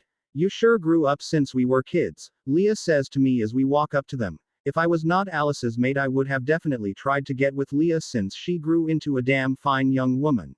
Yeah, looks like some of us though didn't grow up mentally, I say, chapteruckling at Embry and Quill, who are standing up now to greet us. You're not wrong, Leah says to me, laughing at my jab toward Embry and Quill, who don't seem to know I was taking a jab at them. Yeah, Matt, it's good to see you again, Embry says to me. It's been too long since you've been here. Thought we wouldn't meet again, Quill says to me, patting my shoulder, though having to use his tippy toes to chapter it after spending the day with them at the lake and cat chaptering up with all of them. They chapter give me their cell numbers to keep in two chapter. Now that is it late afternoon, I head home saying goodbye to Billy. On my way out of the village getting home, I see chapter Arlie in the living room chaptering TV, and Bella seems to be in her room reading or studying. The lake is huge, a few miles from the village, and he did all he Werebear testing on the other side of the lake. Welcome back, Matt. How were Billy and Jacob?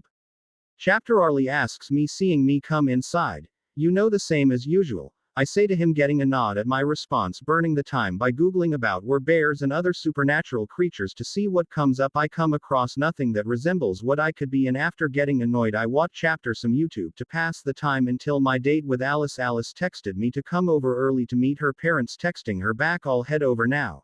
I get ready by wearing decent clothes that still fit me, walking downstairs and saying goodbye to chapter Arlie's and Bella. I drive to the Cullens to pick Alice up. Arriving at their house, it is very beautiful with a very modern design, made from beautiful wood and many large windows. Looks like a 3-story mansion with a large 3-car garage on the bottom floor with some extra living space next to it. Getting out of my car, I can hear them all notice my presence as Alice is bouncing with joy and excitement, and the others are laughing at her reaction to my presence. Smiling to myself at Alice's excitement for our date, I knock on the door. Not even a second after one knock, the door flies open, revealing Alice at the doorway. Hey Matt. Come inside and meet the rest of my family, Alice says, grabbing my hand and pulling me inside. Skipping her way to their living room, she did not even give me a chapterance to respond, but I just smile and let her lead me. Walking into their living room, they are all sitting there chaptering TV. They all turn to us as we come into the room and smile at Alice, who has pure happiness on her face. Hey Matt, already meeting the parents? Moving kinda fast, no, Emmett says, chapteruckling to only get elbowed by Rosalie, making him shut up.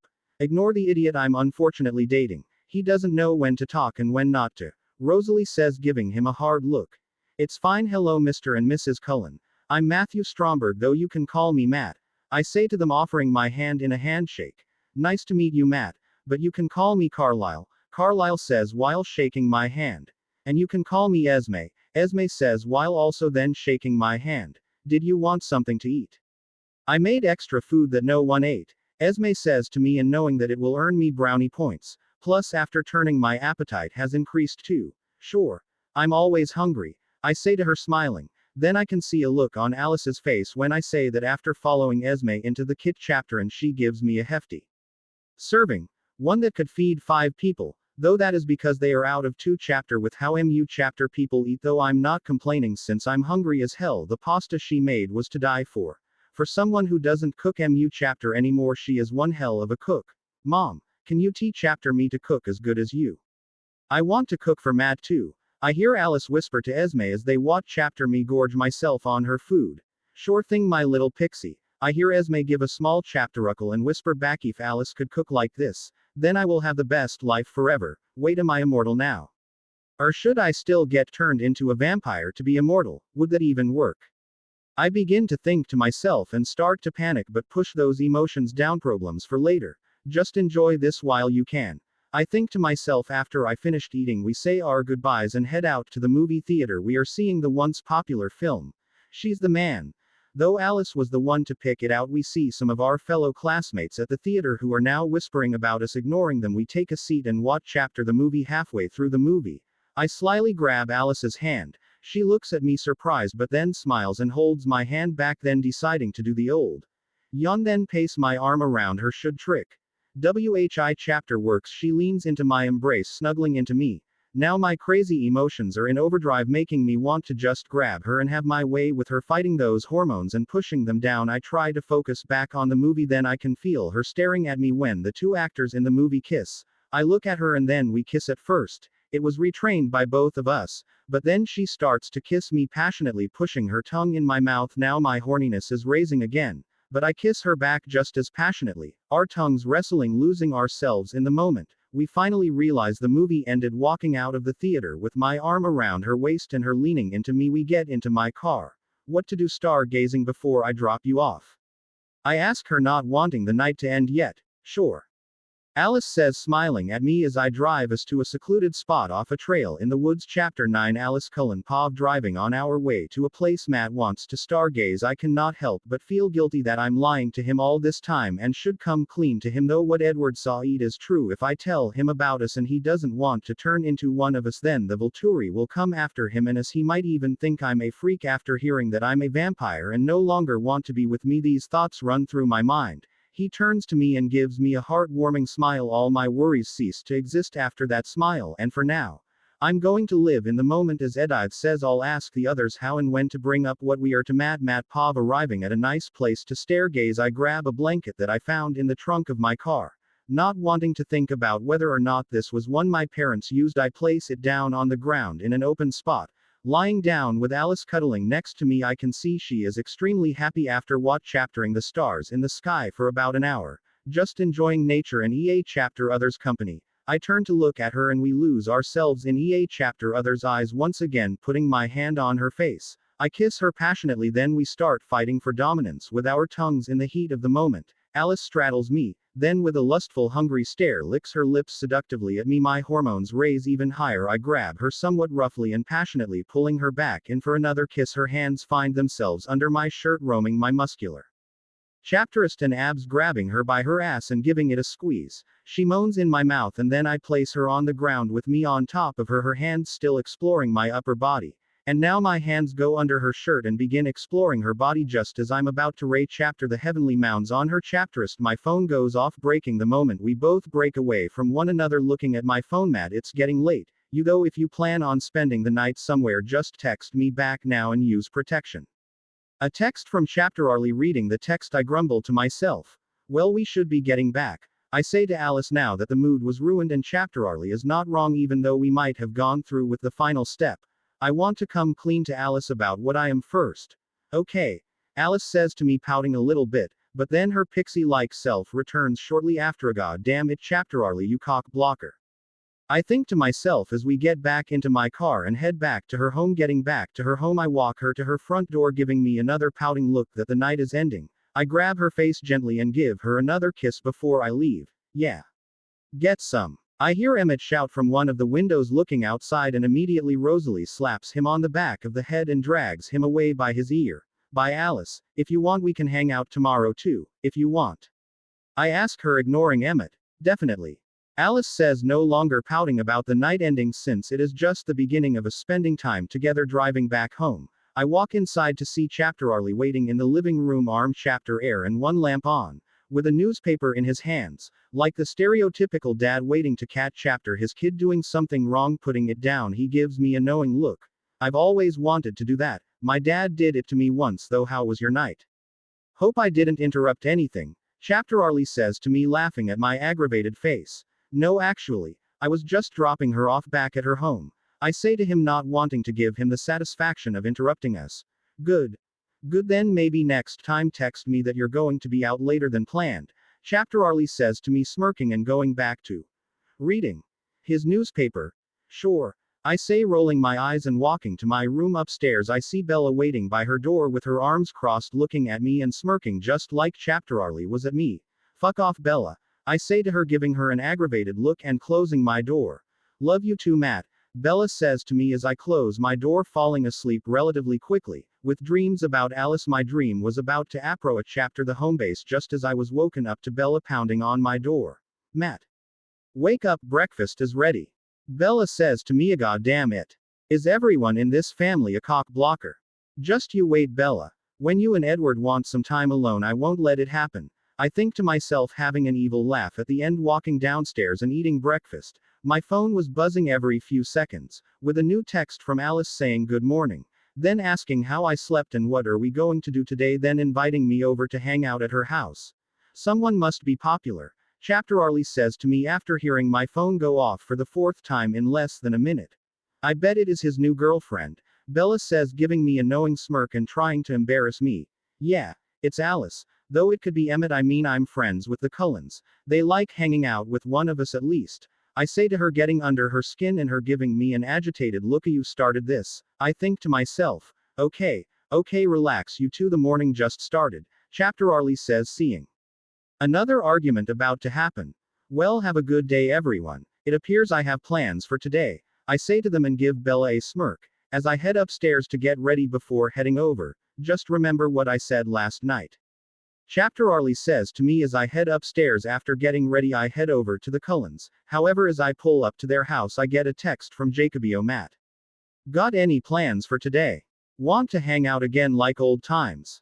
Jacob texts Meshori, man, I've got plans. Though Bella's not doing anything, you could try hanging with her. I text him back wanting to annoy Bella. Oh, okay. Then have fun, man. I don't have Bella's number though. He texts me back, sir, it's XXXXXX4X. I send him her numbers. We thanks. Have a good one. He responds back walking up to the door. I don't have to even knock. Once I get close enough, Alice opens the door and jumps into my arms, giving me a kiss. It cat chapters me by surprise, but I go with it, cat chaptering her and kissing her back. Good morning. Alice says to me, breaking our kiss while I still hold her with her legs wrapped around my waist. It's a great morning now, I say to her, squeezing her ass a bit, and she giggles at my response. Get a room you two, Jesus. Emmett says, walking past the door and seeing us. Hey Emmett, long time no see, how's the ear? I say to him while putting down Alice to WHI chapter. She pouts at me, placing her down. Ha, it's fine thank you. Emmett says to me, rolling his eyes at me. Matt. Come in, I made breakfast. Are you hungry? I see Esme say to me, coming out of their kit chapterin. Knowing that she made it, hearing I was coming over, I helped make it too. Alice says excitedly after hearing Esme asks me. Yeah, I'm always hungry. I say, walking in and eating what they made. Though once again it's enough for a small family, I eat it all happily, so want to do anything in particular today. I ask Alice after eating everything they made. We could work on the art project, hang out in my room, or both, since that is where I do most of my painting. Alice says to me while thinking with a finger on her chapterin. I'm down for anything, I say to her. Then I hear Emmett scoff and laugh at what I said in another part of the house. Shit. We can't do anything fun, it's gonna be awkward knowing her family can hear us. I think to myself at hearing Emmett's perverted mind react to my statement. Great, let's work on the project and go from there. Alice says, grabbing my hand and leading me to her room. Walking into her room, I can see that is it littered with paintings, finished and unfinished ones. Then I see a walk-in closet with thousands of dollars worth of outfits. There is also a small single-person bed in the back corner of her room. Also, there is a large window that takes up most of on wall, with a very beautiful overlook of the forest. Sorry for the mess. When it comes to painting, if I make a single mistake, I have to start over. Alice says to me, trying to clean up some of the bad paintings. Just means you take painting seriously and as your passion, I say to her, smiling at her. And she smiles back at me after spending a few hours working on the art project and then going downstairs to watch chapter some TV. Emmett, Rosalie, Jasper, and Edith all join us in the living room. Want to have a tournament in Super Smash Bros. Melee? Emmett asks everyone. I mean, I'm down for it, but don't want to easily beat you all, I say to them, smirking, since I grew up playing the game in my other life. Oh. Now we have to play. Emmett says, and everyone agrees. After a few warm-up mat chapters, the tournament starts. Edith and Emmett seem to be the best out of the Cullens. After Ray chaptering the finals, it's just Emmett, Edith, and I left. With an AI, it was Emmett versus Edith, me versus the AI. I easily win my mat chapter against the AI. Emmett and Edith seem to be just as skilled as one another, making the mat chapter go on for an hour since we are playing with lives and not a timer. Eventually, Edith gets the final kill on Emmett, the final mat chapter between Edith and me, though it seems she is MU chapter more skilled than me, as within the first 10 minutes of toying with me, ends the tournament. I guess you were not as good as you claimed. Emmett says to me, mocking me for losing. Well, I guess my time is taken up with more important things than just playing this all day every day. I say to him, since I'm being a sore loser. Whatever helps you sleep at night. Emmett says to me, smirking at my agitated face. The rest after relaxing with Alice for a few more hours, I head home before dinner time comes. I did not want them to try to come up with an excuse for not eating, saying goodbye to them and giving Alice one last kiss. I head home. Chapter 10 Mat Pov going to S chapter ul. The next day a lot of people were giving me surprised looks after I walked up to the Cullens and Alice and I kissed, confirming the rumors I'm sure were spreading after seeing us at the movie theater together after a few days of the usual going to S chapter ul, spending time with Alice, and repeating the cycle. Edward finally came back from Alaska on Wednesday. Bella and I saw him come in the car that morning with the Cullens, walking up to them in the parking lot and getting a running jump, hug and kiss from Alice. Hey guys, I say to them while still holding Alice in my arms with her legs wrapped around my waist.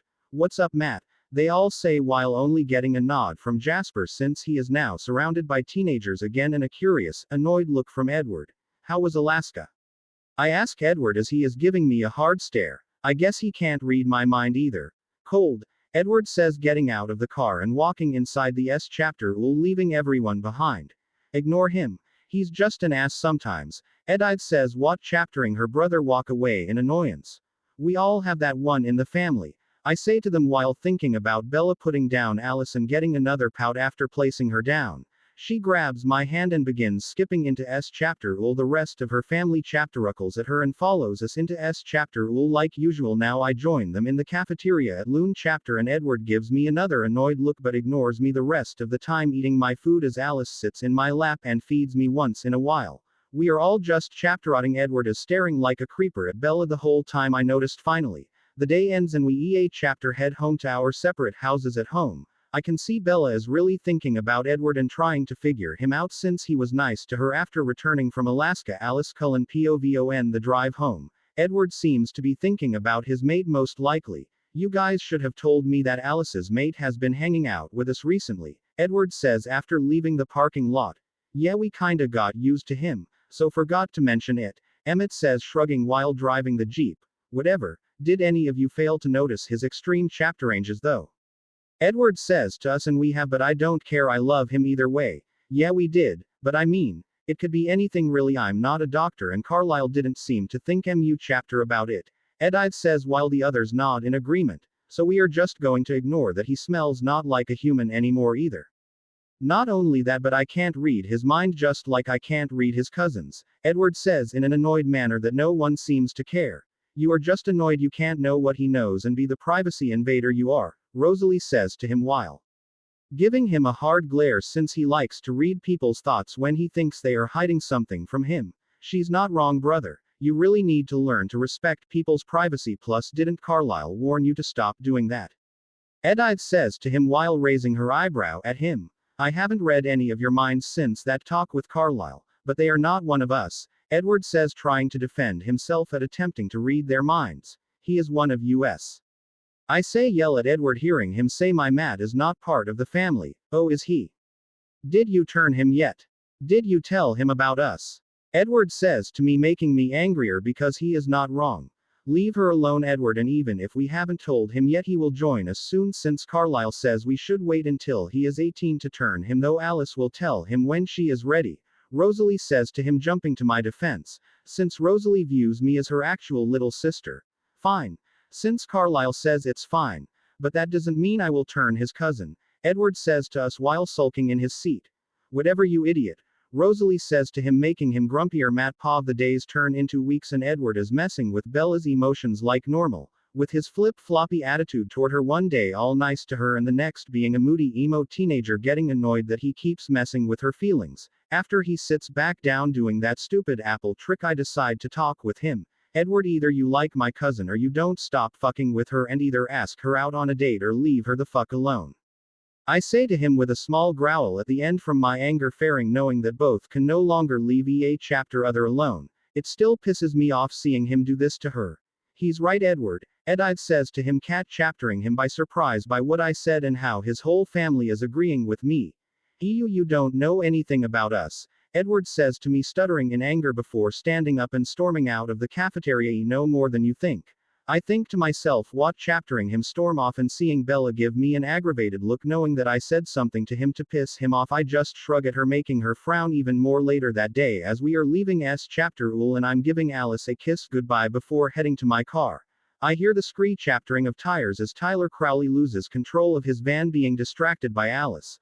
I forgot this was going to happen eventually, and I don't know if Edward would save her. I prep myself to intervene, but luckily I notice Edward is moving to save her, so I relax a bit. The scene plays out with Edward stopping the van from crushing her and telling Bella that he was next to her the whole time and she just hit her head, though hearing that his whole family facepalms since I was standing with them before he moved and is looking at me now. Alice with a look of nervousness as she now is going to have to explain what they are pretending I don't notice their stares. I run over at normal human speeds to Bella. Oh my god. Bella, are you all right? I'm so sorry, Tyler says to her, getting out of his van and rushing over to her. Edward, seeing me, realizes his mistake and winces as his family all give him a hard stare. Bella, you good? I ask her, pushing Tyler out of the way, making him look at me in anger, but then ease up seeing that it's me, her cousin. Yeah. I'm fine, Bella says, trying to process everything that just happened. I'll take you to the hospital, I say, helping her up and into her truck. Alice, can you drive my car over to the hospital for me? I ask Alice as she followed me over. Sure, Matt, Alice says, taking my keys to follow us to the hospital. Getting to the hospital, the usual scene plays out with Tyler apologizing to Bella and Chapter Arlie arriving, telling him he can kiss his license goodbye. After leaving Bella to talk with Carlisle and Chapter Arlie, I make my way over to Alice, who is standing nervously and giving me a scared look. Alice, you okay? I ask her, knowing why she is nervous, but seeing her like this hurts me. Yeah, though I'm sure you have a lot of questions, can talk in private, Alice says to me while nervously grabbing my hand to lead me outside the hospital. I do have some questions, but maybe we can talk somewhere else, I say to her, bringing her to my car and driving us to the place we stargazed at during the ride over. She is fiddling with her hands nervously and looking down in fear. I grab her hand gently and give it a reassuring squeeze, getting a surprised and thankful look from her. Parking the car, we get out and sit on the hood as I wait for her to start the conversation. I'm sure you noticed that Edward was with us before suddenly appearing next to Bella and stopping the truck, Alice says to me nervously. Yeah, I noticed that, I say to her, waiting to explain more. What if I was a monster who has done horrible things? Would you still like me? Alice says, looking up at me with worry. No, I wouldn't like you because I love you, I say, making her look extremely sad and then extremely happy. Then lean in to kiss her. She was going to kiss me back, then puts her hand up. Wait. No. You don't understand, she says to me, looking worried again. Yes, I do. You and your family are vampires. I've known since a little before our date. I'm sure you noticed I was different than when we first met. I'm not sure what I am, but I'm definitely not human, I say to her, making her look at me in surprise, but then a knowing look comes on her face. What? How? I noticed you were different but didn't really think too much chapter about it. What are you then? How did you know we were vampires? Alice says to me in quick succession. First, wasn't too hard. You guys avoid the sun, don't ever eat human food, and after I turned into what I am, you all smelled chapter different than humans, I say to her, shrugging at the obviousness of it. I thought we did a good job at hiding what we are, though you never told me what you are. What do I smell like? She says to me, pouting at me, saying they did a bad job at hiding what they are. Your family smells like rotten food, though for some reason you smell sweet. Extremely sweet. As for what I am, it's easier if I just show you, I say to her, getting a curious look from her. I'm gonna have to get undressed for this part. So yeah, I say to her. Oh, okay, that's fine. Oh, wait, I won't peek, I promise, she says to me, excited at the idea of me naked, covering her eye with her fingers, but I can see she is peeking but don't say anything. Taking my clothes off, I can see her chaptering through her fingers in excitement, chapteruckling at her. I take everything off, though turn around when taking my boxers off. At this, she grunts in annoyance. What's wrong? I say to her, messing with her. Nothing. Was just thinking, what is this taking so long? She says to me while I laugh at her lie, making her fiddle around even more in embarrassment. I stop messing with her as I transform into my bear form. Though the pain from the transformation this time is not that bad compared to the others, it also seems to take less time to transform, about a minute and a half, though I can hear the gasp from Alice as I transform. Turning to look at her in my bear form, I see her just staring at me in shock and not moving. So yeah, this is what I am. I say to her in my guttural voice. You can talk. Alice screams in shock. That's your biggest surprise from this? I say to her. Well, no, but I mean, yeah, I guess, she says with a shrug, jumping down from the hood of my car and walking around me, inspecting me and poking me here and there in curiosity. You done? I ask her, amused at her inspecting me for 10 minutes or so. Yes. One question though, can I ride on your shoulders? I've always wanted to be tall. She asks me, looking at me cutely. You don't even have to ask, I say, patting my shoulder. She jumps on and we just mess around with EA chapter other. After realizing we have been playing around for about an hour, I turn back to my human form. We should get back to the others, I say to her. What? Chaptering her pouts since she was having fun. Wait. What does this mean for us? Alice says to me, thinking about everything that happened today. Well, I did say I love you, but you never said you love me, so. I say, giving a fake hurt face only for her to tackle me to the ground and give me a very passionate kiss. I love you too, my teddy bear. She says to me, breaking the kiss. I just laugh at her response. Only she will be allowed to call me that. Chapter 11 Matt Pov. After realizing that Alice and I spent an hour here messing around, I chapter-check my phone to see that I have a text message from Chapter Arlie. Matt, where did you run off to? Chapter Arlie's text says Alice and I left to hang out since Bella was fine and you got there. I text him back, trying to give a good reason for disappearing when Bella was in the hospital. Okay, are you coming home now, or are you spending the night with them?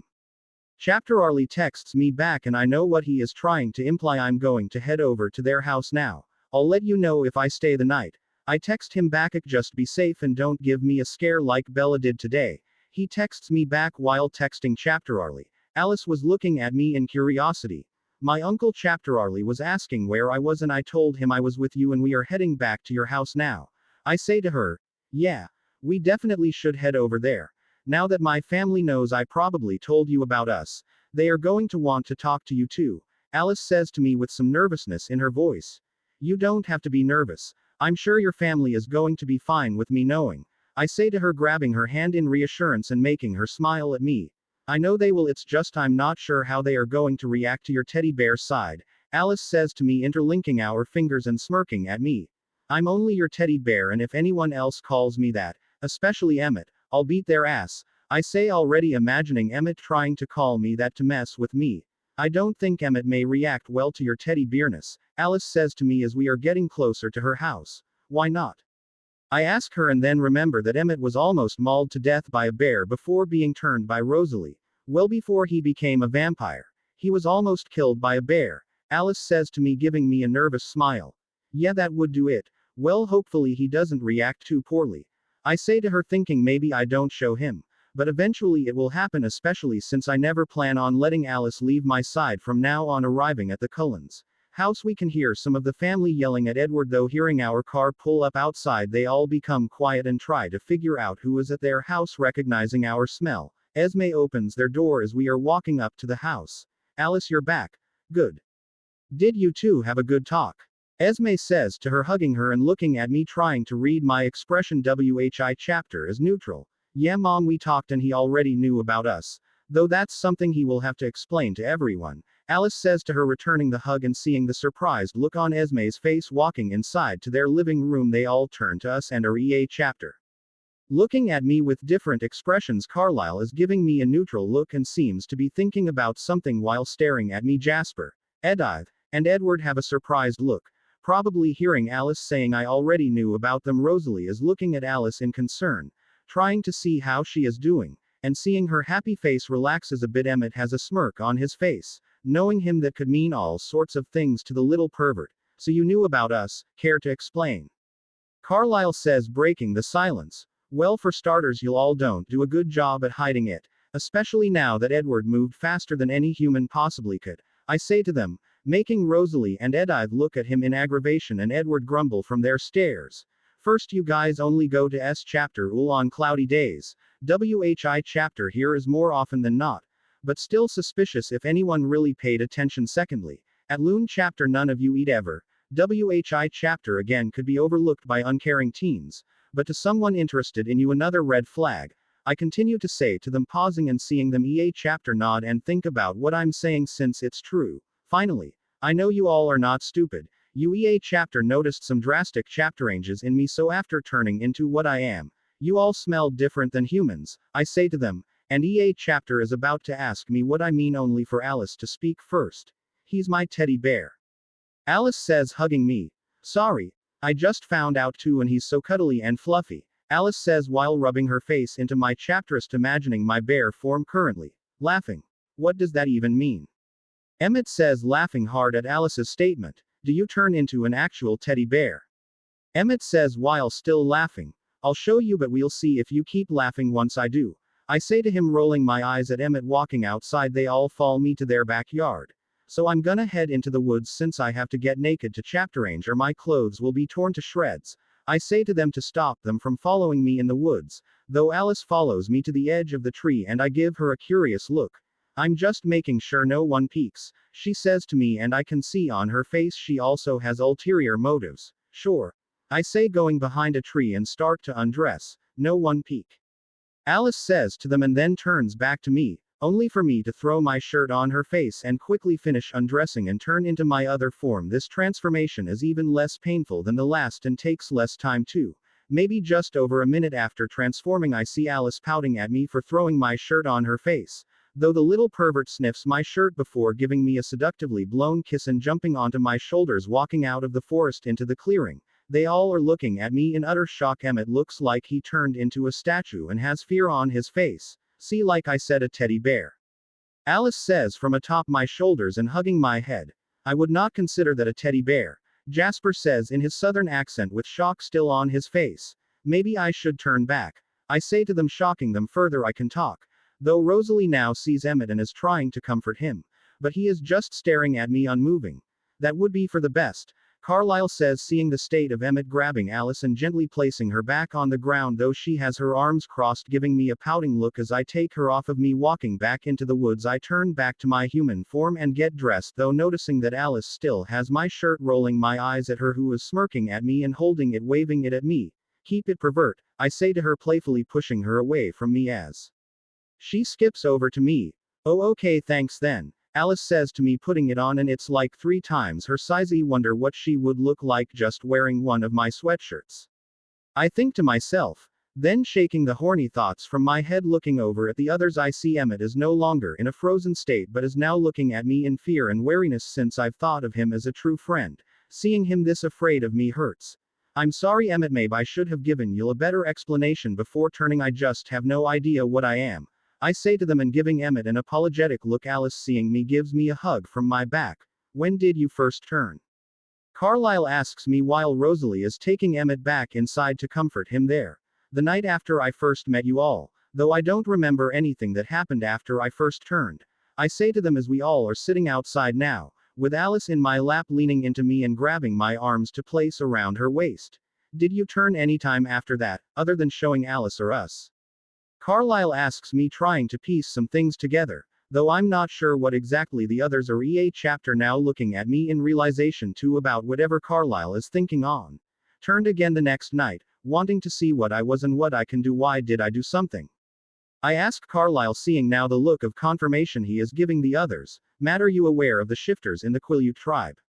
Carlisle asks me. Yeah, I smelled the scent of something like a super wolf and noticed it all comes from their village. I say to him, not wanting to make it seem I know 2MU chapter. Quileute tribe members, some of them I'm not sure who can or cannot, but they can turn into giant wolves that are able to hunt vampires. Carlisle tells me, the night you turned to test yourself, it seemed you roared, and this panicked the Quileute and us. We have been trying to find out what caused the ruckus, knowing it is you. Do you know any members over there? Carlisle asks me. Yeah, I know some of them. I grew up with some of them. I tell him, knowing he wants me to tell them about myself. Then that will make it easier for you to explain to them what you are. You should head over there as soon as you can to tell them. I promised them I would tell them should I discover anything, but I could not find anything useful since you are Alice's mate. Then I will give you the chapterons to tell them yourself, but please do it soon. Carlisle says to me after a few more questions about what I know about myself and me asking them more questions about them. To make it appear I don't know everything, I was getting late and I decide to head home. Walking inside, I hear Rosalie counseling Emmett in their room and him still upset, probably from the memories I brought back to him. Not wanting to make things worse, I leave texting Chapterarly, I am coming home now. He just says, "Oka, getting home." I then realize Alice still has my shirt. Shrugging, I head to my room and try to get some sleep, though around midnight I hear a tap on my window. Looking, I see Alice smiling at me on the other side and waving. "What are you doing here?" "Not that I mind, and do you really plan on keeping my shirt?"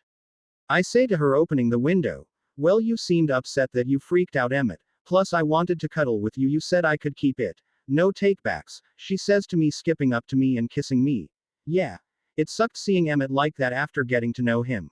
He became a good friend of mine. So it just kinda sucked seeing me that scared of me. I say to her, sitting on my bed and sighing. Looking at her, I see she has a thoughtful look on her face with a finger on her lips. "Lay down, I have a surprise for you," she says, taking her shirt off and throwing it at my face, making me stunned.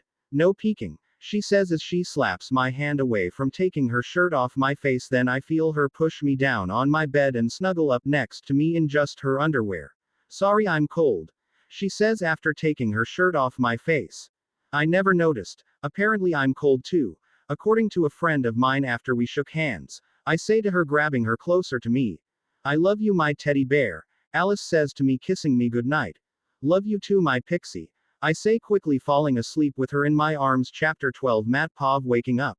I see Alice and she is running her hands through my hair. It feels amazing seeing me wake. She kisses me and it soon turns into another makeout session. Though now we both are in just our underwear after losing ourselves in EA chapter other. She begins to run her one hand down my chapterist and abs, slowly chaptering into my boxers, with the other hand still running through my hair as I slowly bring my one hand under her bar, grasping her breast, making her moan in my mouth, and my other hand slowly chapters down to her nether region as she is chaptering for mine, as we both are apro chaptering EA chapter others nethers. A knock on my door makes us jump in surprise as we were blind to our surroundings for a bit. "Matt, wake up, breakfast is ready," Bella says to me while knocking on my door. "Motherfucker." I think to myself, breaking our kiss. "Yeah, okay, be out in a few." I shout at her and hear her walk downstairs. Looking back at Alice, I see she has lust-filled eyes, but we both know we can't go to the next step here and now. "You should head back to your house. We can meet up later," I say to her, getting up while taking in her amazing body, biting her bottom lip and giving me a small pout. She climbs out of my bed while dressing herself slowly and seductively as I'm throwing on some clothes too and enjoying the show. "I better not be kept waiting too long," she says, kissing me and then skipping over to my window, blowing me one last kiss from the window. She jumps down and heads back to her house. Goddamn, everyone in this house has a sixth sense when it comes to interrupting me, I think to myself, opening my door and heading downstairs to eat breakfast. While eating breakfast, Bella gets a few text messages. Then shortly after I get one too. "Hey man, Bella asked me to hang out later at La Push with her friends from S chapter. Will want to join us?" Jacob texts Methus as where Bella asks Jacob about the Cullens. After doing her research chapter on vampires, even though I want to hang out with Alice, I should meet with Jacob and then head over to the village with him to talk with Billy. I think to myself, yeah, I'll keep you company since I know you find other pale skins annoying. I text him back just to mess with him. "He called you that as a joke one time." Jacob texts me back, "He pixie. Jacob Black wants me to hang out with him. While I'm with him, I'll let them know what I am." I text Alisic. "But then we are hanging out." Alice texts me back, "Bella, Jacob invited me to join you guys at La Push." I say to her, "Whatever, but my friends from S chapter will be there." She says, just shrugging at me, "Yeah, I know. Jacob mentioned it though, as long as they don't annoy me, I don't care." I say to her and she just rolls her eyes at me. "Well, don't be stupid, you too. I know some people there like to jump off at the falls. And I hope neither of you does that," Chapter Arlie says to us upon hearing our conversation. "Well, I'm not stupid, but I don't speak for both of us," I say, smirking at Bella and going back upstairs to get ready. "Ha. Ha. Very funny, Matt," Bella says as I leave. After getting ready, I head over to La Push. Arriving before Bella there, I see Sam, Paul, and Jared jumping from the falls one by one. Getting out of the water, Sam sees me and waves, recognizing me. Getting out of my car, I can smell them all immediately, and they seem to smell me too as they EA chapter stop and look at me. Sam then jogs over to me. "Matt, long time no see. You have sure grown up," Sam says to me, eyeing me with suspicion. Yeah, and so have you. You and your pack over there sure smell like wet dogs. I say to him, getting a smirk from him and motioning to follow him. I figured you were different after Billy said that you chapter-arranged like us overnight, though you're not one of us, so what are you? Sam says as we appro a chapter Jared and Paul. Not too sure to be honest, though I can show you guys. I say to him. Hey Matt, you a shifter too? Jared asks me right away after appro a chaptering them. They both give him a look of, really? What? He obviously knows about us. He said it himself and he smells like a bear. Jared says, shrugging his shoulders and sniffing the air. In a way, I am, I guess, though it's easier to just show you. Are you guys the only wolves? I ask them as we walk away from the BEA chapter deeper into the woods. Yeah, though if any more of the bloodsuckers show up, maybe more of us will turn. Paul says, shrugging. Sam gives him an aggravated look. You know about the Cullens, right? Since you know about us, I'm sure you about them. Sam asks me as we keep walking further into the woods. Yeah. My mate is Alice Cullen. After meeting them at S chapter Ool. That night I went through some crazy chapter ranges and became what I am. I say to them, making them stop and look at me in surprise. Then I see an angry look from Jared. Your mate is a vampire. They are the enemy. Jared says, growing at me. Jared, calm down. First of all, we have a truce with the Cullens. Even though I don't like them, we have to respect the truce. Secondly, he may not be one of us, but we must still respect the imprinting. Sam says to Jared with a tone of, don't question my leadership. Jared just gives me one last look of betrayal and grunts while nodding to Sam, walking another 10 minutes or so into the woods in silence. Now we smell the air and seeing that no one is anywhere near us. Sam motions for me to show them. I'm gonna have to get naked. Don't want to tear my clothes. I say to them and they nod in understanding, turning their back to me. Turning once again, I practically feel no pain at all, and it takes less than a minute now to turn. Maybe 40 seconds or so. Turning to me, they are shocked. I can speak too. I say to them, and once again shocking them further. In our forms, we can speak too, but only with one another and in our minds. Sam says while inspecting me in curiosity. Though we are like giant wolves. Show him. Paul the first, have no idea what you are though. Maybe one of our elders knows more, though that's up to you to ask them. Sam says to me and motions for Paul to turn, looking away from Paul as he removes his shorts and turns into a wolf. It would seem it does not really cause them pain as it does me, and they turn in an instant. Maybe several seconds. Really walking up to me, Paul sits in front of me sniffing me and then turns to Sam, saying something as Sam seems to respond to him. Paul said, you are giving him the same smell from the place where we heard an unknown roar. You know anything about that? Sam asks me. Yeah, that was me. I told the Cullens about what I am yesterday, and Carlisle told me to meet with you guys and tell you it was me and what I am. I say to Sam and make sure he knows Carlisle is trustworthy.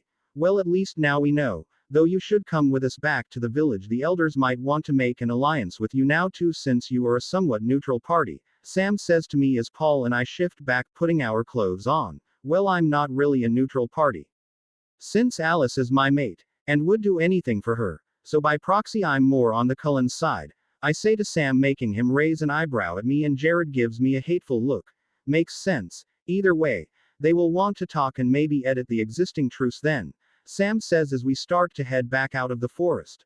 I'll head over there, but I did promise to hang out with Jacob for a bit today. When we are done hanging out, I'll head over with him to his house. Tell Billy that I'll be coming to talk, I guess.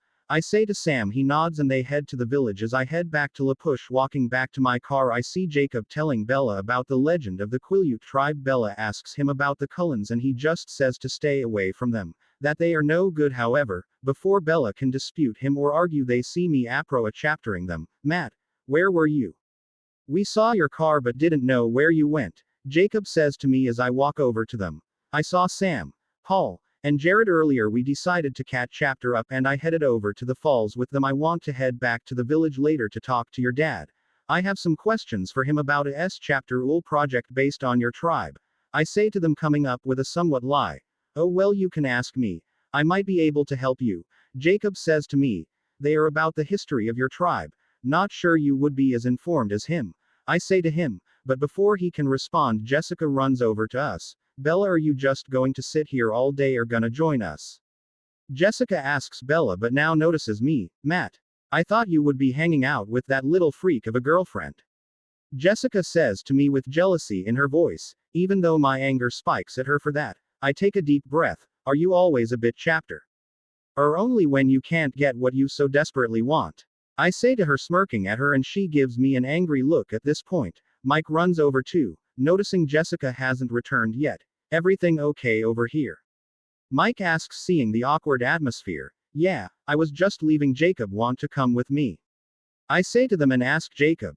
Sure, was getting crowded here anyway, Jacob says, giving a smile to Bella and an aggravated look at Jessica. Getting into my car, we drive off to the village. So what did that bit chapter mean by your girlfriend?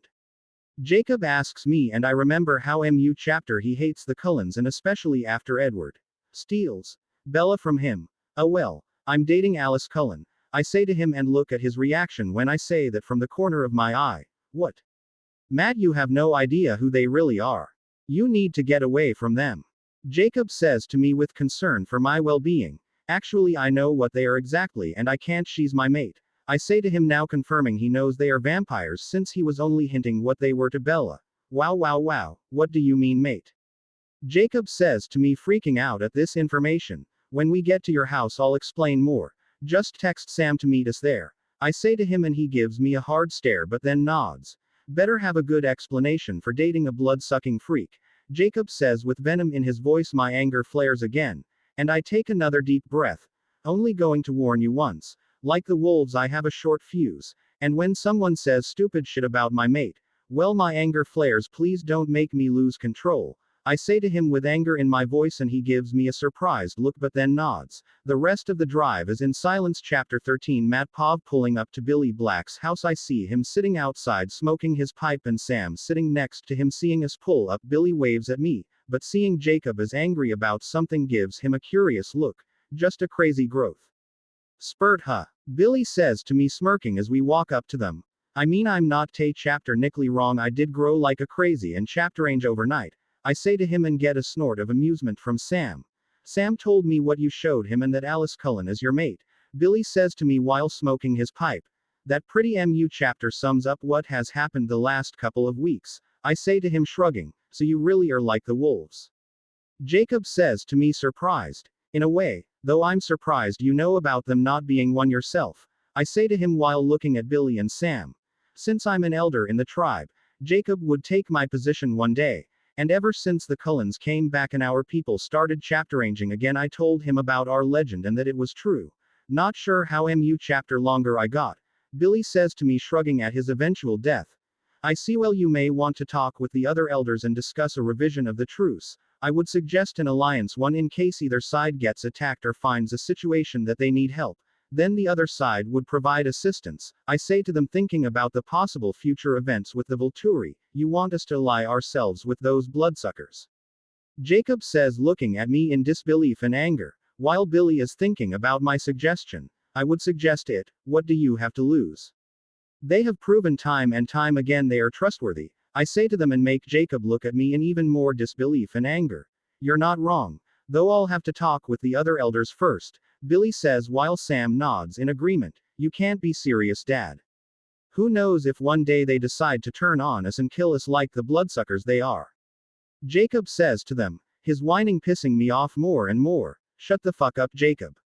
You know next to nothing about them and only hear the stories passed down from your elders, I say to him, getting fed up with his attitude. Sam, seeing my anger spike, gets nervous and Billy notices his reaction. Jacob, go cool down, and Billy yells at him before he can piss me off further. Fine, Jacob says, interrupting him and storming off. I'll make sure he doesn't do anything stupid. Here's my number in case you need to contact me for anything in the future, Sam says to Billy, and then turns to me, giving me a paper with his cell phone number, then runs after Jacob, leaving Billy and me alone. Jacob is just, Billy starts to say, trying to find the right word. Hot-headed. Yeah, I've known him since we were kids and he hasn't chapteranged since, I say to him, getting a nod in agreement from Billy. Well, I'm gonna talk with the elders later, and after talking we'll contact Carlisle. Whatever the chapteranges that may occur, I'm sure Carlisle will tell you, and I'll have Sam text you too, Billy says to me after taking a few more puffs on his pipe. Thanks, Billy, and sorry for the mess I caused, I say to him, feeling kinda guilty for the mess I made. Just hope you are happy with your mate. Everyone deserves happiness, Billy says to me while I walk away and wave goodbye as I drive to the Cullens to meet with Alice, texting Alice I'm coming over and if I should wait outside due to the Emmett situation, and texted chapter Arlie I'm gonna hang with Alice. Alice said to come inside because Emmett wanted to talk with me anyway. Pulling up to their house, I see Alice waiting outside for me and seeing me skips over to me smiling at me. Took you long enough, Alice says, kissing me after I get out of my car. Sorry. The meeting with the Quileute took longer than I thought it would, I say to her as she grabs my hand leading me inside. Walking inside I see Emmett and Rosalie waiting in the living room for us. Seeing me, Emmett tenses up, but quickly forces himself to calm down. Hey, guys, I say to them while rubbing the back of my head awkwardly. Alice, let's cook something for Matt. I'm sure he's hungry, Rosalie says, grabbing Alice and dragging her into the kit chapter, and so Emmett and I can talk. Plus I was hungry. Sorry for, I start to say to him, but he stands up and chapters me. No, you have nothing to be sorry for. Just seeing you brought back some bad memories, though I should have known that even though you're different now, it's still you, Emmett says, offering his hand in a truce, grabbing his forearm and him grabbing mine. We squeeze chapter other's arm, but not enough to hurt one another. See, the two muscle-headed idiots made up and are BFFs again, Rosalie says to Alice while they are standing in the doorway of the kit chapter and chaptering us. I thought you were cooking something. I can order pizza, but I'm hungry as hell, I say to them, turning to look at them. I can't cook for the life of me. Alice is still learning though, Rosalie says to me, shrugging at me. Yeah. Let me cook for you. What do you want? Alice says to me, looking at me in excitement. I'll eat anything, I say to her, shrugging and walking into the kit chapter. And while Alice is cooking some food for me in the kit chapter, and Rosalie and Emmett are hanging out with us in the kit chapter, and Emmett asked me questions about what I think I am and what I can do now. Alice finished cooking, making spaghetti and meatballs. Taking a bite, I almost spit it out from the amount of salt she added. How does it taste? Do you like it? Alice asks me, giving me a curious look and smiling at me. Seeing her face looking at me with happy expectations, I couldn't bring myself to tell her the truth. Really great, I say to her, trying not to throw up on the overly salty food. Yes. Then I'll cook for you whenever you come over, Alice says to me, happily cleaning up the mess in the kit chapter. And fucky messed up, I think to myself, and force the rest of the food down. After eating the food, we hung out in her room, and then we all watched a movie in her living room. Then the weekend was over just like that. On Monday, the chapter field trip to the local botany center happened. After getting on the bus to head over there, the biology chapterer tried to show students how cool botany was. Edward then chaptered Bella again, trying to talk with her, but his two sides of wanting to be with her and not wanting to turn her into a monster showed themselves again. Edward is really making himself seem like a crazy bipolar person, I say to Alice, chaptering the interaction as we walk through the indoor gardens, making all the Cullens laugh at Edward and me, turning back to look at me with a heated gaze. I told you to get your shit together and stop messing with her like a jackass, I say, only for the Cullens to hear, and making Emmett chapteruckle even more, while Edward has an even more gloomy mood now. Stop torturing him. He can't help but be an idiot, Edith says while we all laugh. Edward is now trying to ignore us and focus on Bella. For my teddy bear, Alice says, putting a picked flower in my hair, and I can see Emmett smirking at me when that happens. Now your teddy bear just needs a good squeeze, Emmett says, laughing at his own joke. Everyone else just rolls their eyes at him. Emmett, I'm only a teddy bear for Alice. You don't want me to give you a bear hug now, do you? I say to him with an evil smirk, but is not really working as Alice is putting more flowers in my hair and humming happily to herself. I'll take my chapterances, teddy bear, Emmett says to me, smirking. A few more weeks go by and I haven't talked with Jacob since the meeting with Billy. Sam texted me that the elders were still discussing the truce and it could take a few months before the old idiots make a decision. Then I realize that prom is happening towards the end of this year. Seeing all the photos in the Cullens in the house in past proms, however not seeing Alice in any of the photos for it when we were working on the art project at her house one day after chapter I just decide to ask her to prom. I'm not one of that prom proposal kinda guys though. Alice, did you want to go to prom together? I ask her as we are sitting on her bed relaxing after finishing our art project. Yes. I thought you would never ask, she says to me, turning to look at me, giving a fake hurt expression. Sorry, kinda forgot about it until I saw the photos of everyone in the house, I say to her, making her pout at me. I never had any date to the prom before, at least one I wanted to go with. Now I have you. Alice says to me, still pouting, but then perks up at saying she has me. You always will too. I say to her and start another makeout session. I'll make plans to pick out our outfits and we can do it with the others. Alice says to me, breaking our kiss, but before I could respond, continues to make out with me as the weekend apro chapters that Saturday. Bella was going out with her friends from S chapter UL to pick their prom outfits. Even though Bella doesn't have a date for it yet, I head out with all the Cullens, except for Edward, Esme, and Carlisle, Jasper, Emmett, and me waiting in the waiting area as the girls pick out the dresses they want to wear. You didn't bring anything to pass the time. This is going to be an all-day thing, Emmett says to me, seeing I'm just sitting there. He has brought a Game Boy and Jasper is reading a book. You fucking kidding me, right? I say to them and realize they are probably right. Yeah, this ain't our first rodeo, Jasper says to me in his southern accent and laughing at my depressed face. Fuck. Did you guys bring anything else with you? I ask them and they both shake their heads. Then you're sharing, Emmett. I say to him, grabbing his Game Boy from his hands. The game he was playing was Castlevania, Aria of Sorrow, and I just give him a look of, really? Fuck off. I like it, Emmett says, grabbing the Game Boy back. You're an actual vampire. Why the fuck are you playing a game about vampires? I say to him in exaggeration. It's because of that exactly. Since I'm a real vampire, then I'm just seeing how real this game is, Emmett says to me, and Jasper just laughs at him. You both are jackasses, I say to them and make them laugh even more. Chapter 14 Matt Pov. After a couple of hours of trying to not lose my mind from having the girls pick their dresses out and annoying Emmett, it was our turn, and like the good guys we are, we're dressed up in several different tuxedos. After the fourth tux, Alice decided this one was good enough, going to a local restaurant since I was hungry, and the others joined us. They EA chapter ordered something small and let me eat everything they ordered. Shit. Isn't today the day those pieces of shit try to mess with Bella? I think to myself as Alice is feeding me, as she enjoys doing that. Alice want to walk around town to pass the time. I ask her after we leave the restaurant since I want to try to keep an eye on Bella. Sure. See you guys later, Alice says, grabbing my hand and humming while skipping down the street with me. After walking around town and just enjoying EA chapter others' company, I see Edward ahead of us stalking Bella like the creeper he is. Bella then walks down into an alley by herself like an idiot, and Edward quickly gets into his car to follow after her, deciding that just in case something happens I want to follow them. Alice, is that Edward, and is he following Bella? I point them out to her and she is trying to tiptoe to see them chapteruckling at her action. I pick her up and put her on my back, with a yelp in surprise, then smiling and wrapping her legs around my waist. She sees them now. Yeah, it is. Did he finally ask her out or just watch chaptering her like a creep? Alice says to me while giving a weirded out look at Edward.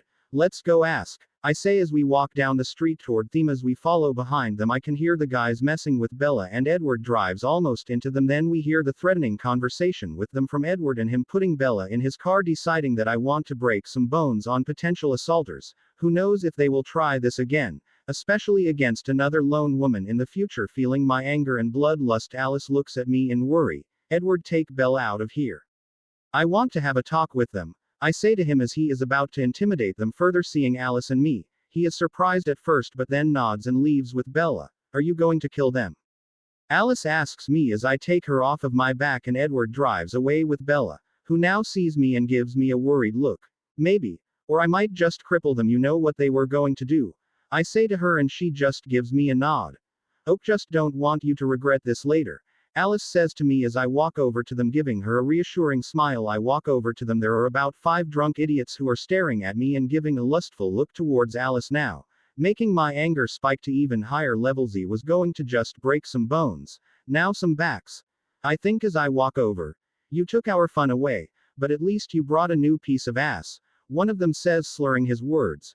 Well, now I'm gonna have to kill you all, I say as I feel nothing but a blood rage. They EA chapter give me a look of disbelief since I'm just 1 against 5 before any more words are spoken. I move faster than any can perceive, even Alice ripping the head off of one who spoke and throwing his head at the others, his body spewing blood and falling down. The others don't move, trying to process what just happened, and then finally realizing one of them died. They try to scream, however, before they can, I move once again, punch-chaptering them EA chapter in their throat to prevent any sounds from coming out, but not enough to kill them. I want them to suffer, as they EA chapter fall to their knees, grasping their throats in pain. Matt. Calm down. You already killed one. Don't, Alice after seeing what is happening and rushes in front of me stopping me and giving me a very saddened look. Alice, these monsters don't deserve to live. I say to her while completely ready to tear them apart, but she is still in front of me, and seeing her look gave me pause. Matt, I know. Rosalie killed those who hurt her, like these men who wanted to hurt your cousin. After killing them she was satisfied, but once you kill someone there is no going back. I don't want you to regret this later. Alice says to me, worried for me. I have never seen this serious before, since she is usually just her normal happy-go-lucky self. Fine, I won't kill them, but that doesn't mean I won't break them. I say to her, relenting to her advice, sighing at me and giving me a weak smile. She steps aside, walking up to them as they are chapter trying to get up and run, but the pain has kept them down. I grab one and give a precise jab at his neck, breaking it in a place that won't kill him but paralyze him from the neck down. Luckily college autonomy is coming in use now. I think after trying to figure out where to hurt them, deal with the plot armor I have created, doing the same to the others. I dropped them all on the ground as they lay there while Alice made a phone call to Carlisle. From the sounds of it, Carlisle is coming with Emmett. They will be here in a few. Thank you for not killing the others, Alice says to me after hanging up and hugging me. I just give her a weak smile as the men who I paralyzed have passed out from the pain as Carlisle and Emmett arrived from running over here. They see the situation even now, even though Alice told Carlisle on the phone. I know how hard it is to hold back after feeling SU chapter anger. You did good, Carlisle says, patting my shoulder and chapterecking on the drunk men. Damn Matt, pretty brutal of you, but I would have killed the rest, Emmett says, seeing the ripped head off and still living drunkards. Emmett, Alice says, hearing him giving him an angry glare, and he just shrugs at her. Emmett and I will make it look like they killed this guy and got hurt in the process, and then I'll call your uncle. I can give them some medication to induce short-term memory loss, so they don't remember it was you, Carlisle says, injecting them with needles. Thanks, Carlisle, I say as Alice is dragging me back to my car to leave. Both he and Emmett give me a nod as we leave. Emmett might have been right. Maybe I should have let you kill them, Alice says as we are driving back to her house. No. You did what you thought was right, and I don't want you to ever chapterange, plus I may need you to stop me from doing stupid shit in the future, I say to her, and she nods, smiling at me as the next weekend ends and the new week starts. On Friday, like usual, I'm with the Cullens in the cafeteria now, though they bring small lunch chapters and slyly pass them to me to make it look like they do eat food, though during Loon chapter Edward gets up and Bella follows him outside. Took him long enough to tell her what they are. I think to myself, what chaptering them leave, they trying to get a quickie in before the next class. Emmett says, seeing them head into the forest and making me chapteroke on my Loon chapter. What the fuck, Emmett? That is my cousin, I say to him while coughing. Yeah, and woman fuck too, you know, though I guess you wouldn't since you and Alice haven't yet, or am I wrong? Emmett says, giving me a smirk, and Alice looks down like she is blushing. If vampires could blush, everyone is just staring at him like, what the fuck? You're sleeping alone tonight, Rosalie says, giving him an annoyed look. Guess you're not getting anything now, I say to him, smirking. You both are jackasses, Edith says, while Rosalie is giving me an agitated look too. Now as the bell goes off, we see Edward and Bella return from the woods, walking shoulder to shoulder. Finally told her. Took him long enough, I say, seeing them, and the other nod in agreement. After chapter ends and we head home, Bella has been staring at me the whole time like she wants to talk but doesn't know how to bro a chapter the subject. What do you want to talk about? I ask Bella, walking into her room since the door was open and she was reading a book on her bed. UHDO, you know, Bella says to me in a cryptic manner.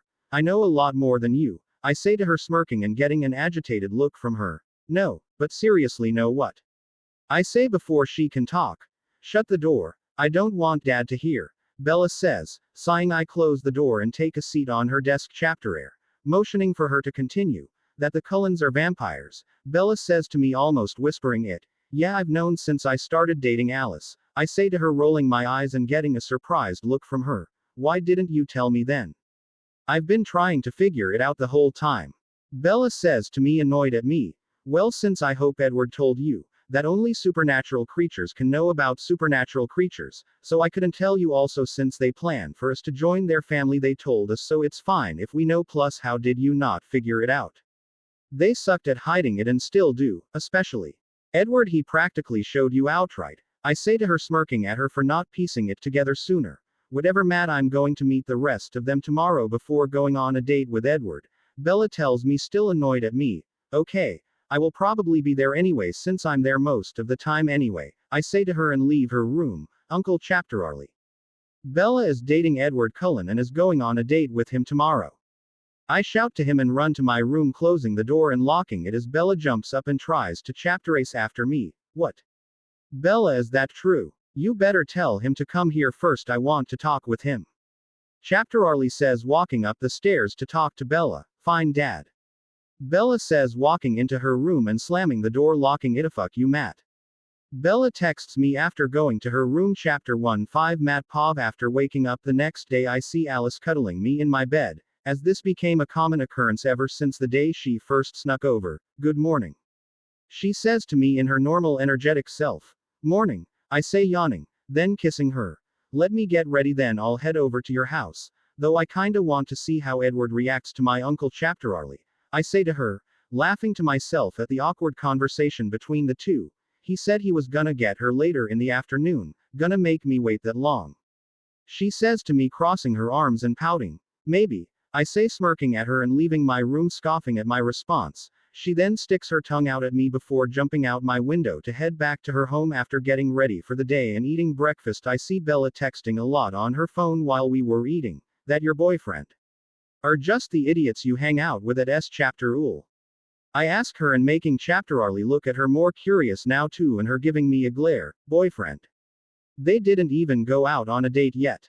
Chapter Arlie says, concerned he was too late.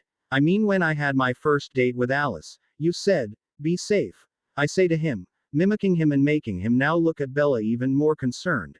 Bella, I don't think it's a good idea for you to go on this date. I want to just maybe run a background chapterec on him first, then meet him, you know, Chapter Arlie says to her, while I'm laughing, and Bella looks annoyed beyond belief. Dad.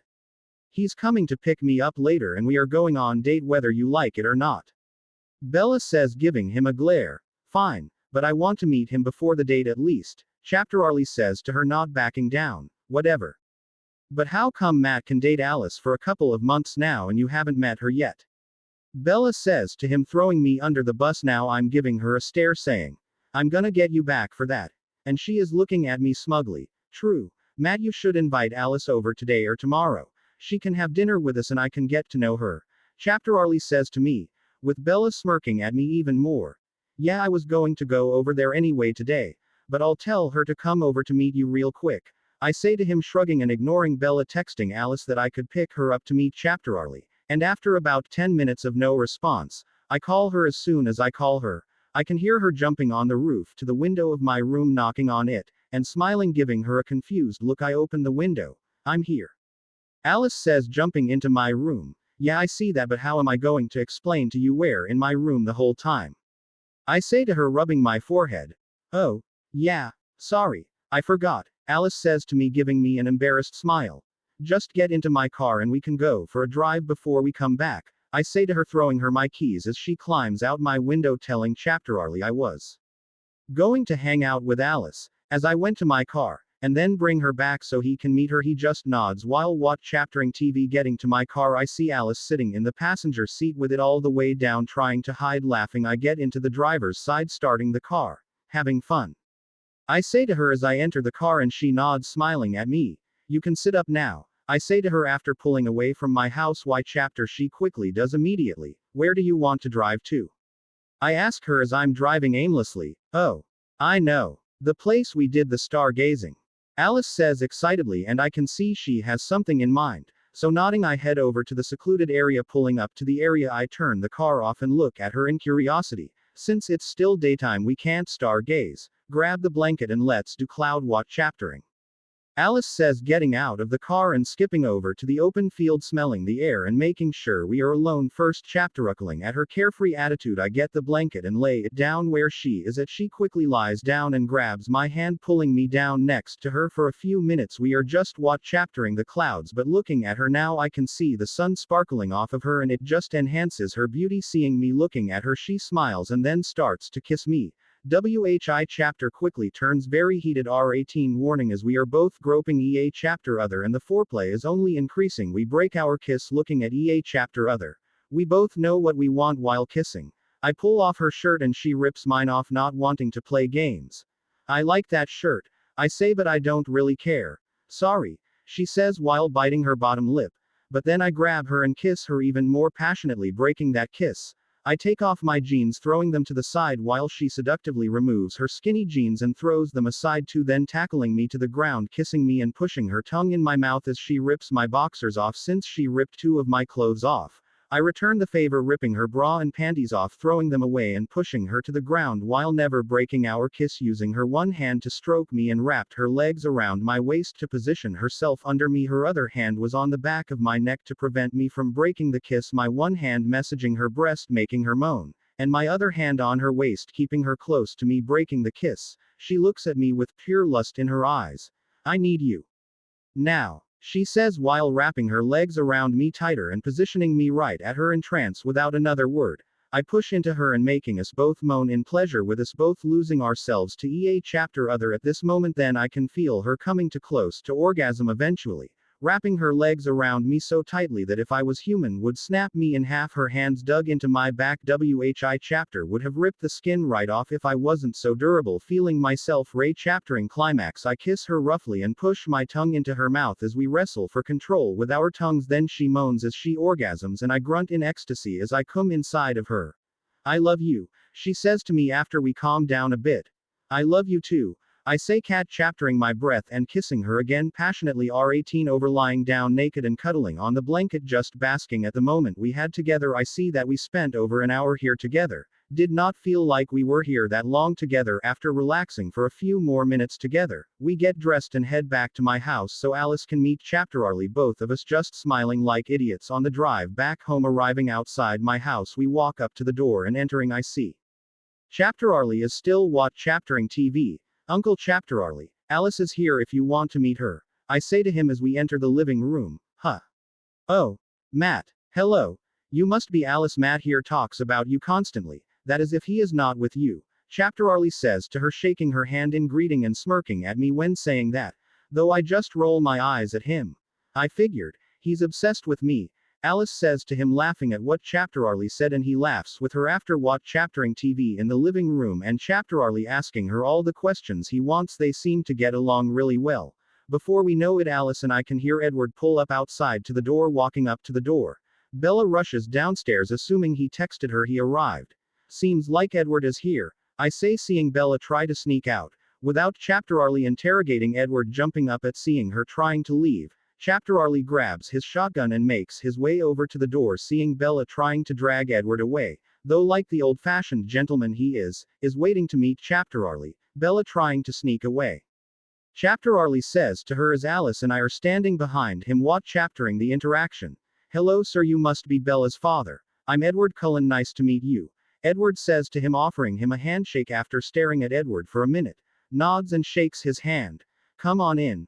I just want to talk to you about something, Chapter Arlie says, gesturing for him to come inside, putting the shotgun over his shoulder. Dad, we have a reservation, so we can't wait, Bella says, trying to leave already. Fine. Then just 2 things first. Her curfew is 11 p.m. 2300 hours, so she will be home by then and no later. Secondly, I'm the chapter chief of police, so won't be too hard to find you, Chapter Arlie says in a somewhat threatening manner. Of course sir.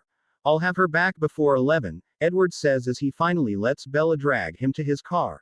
Be safe you two, Chapter Arlie shouts as they leave, turning to see us now laughing at that interaction, and he just shrugs at us, closing the door.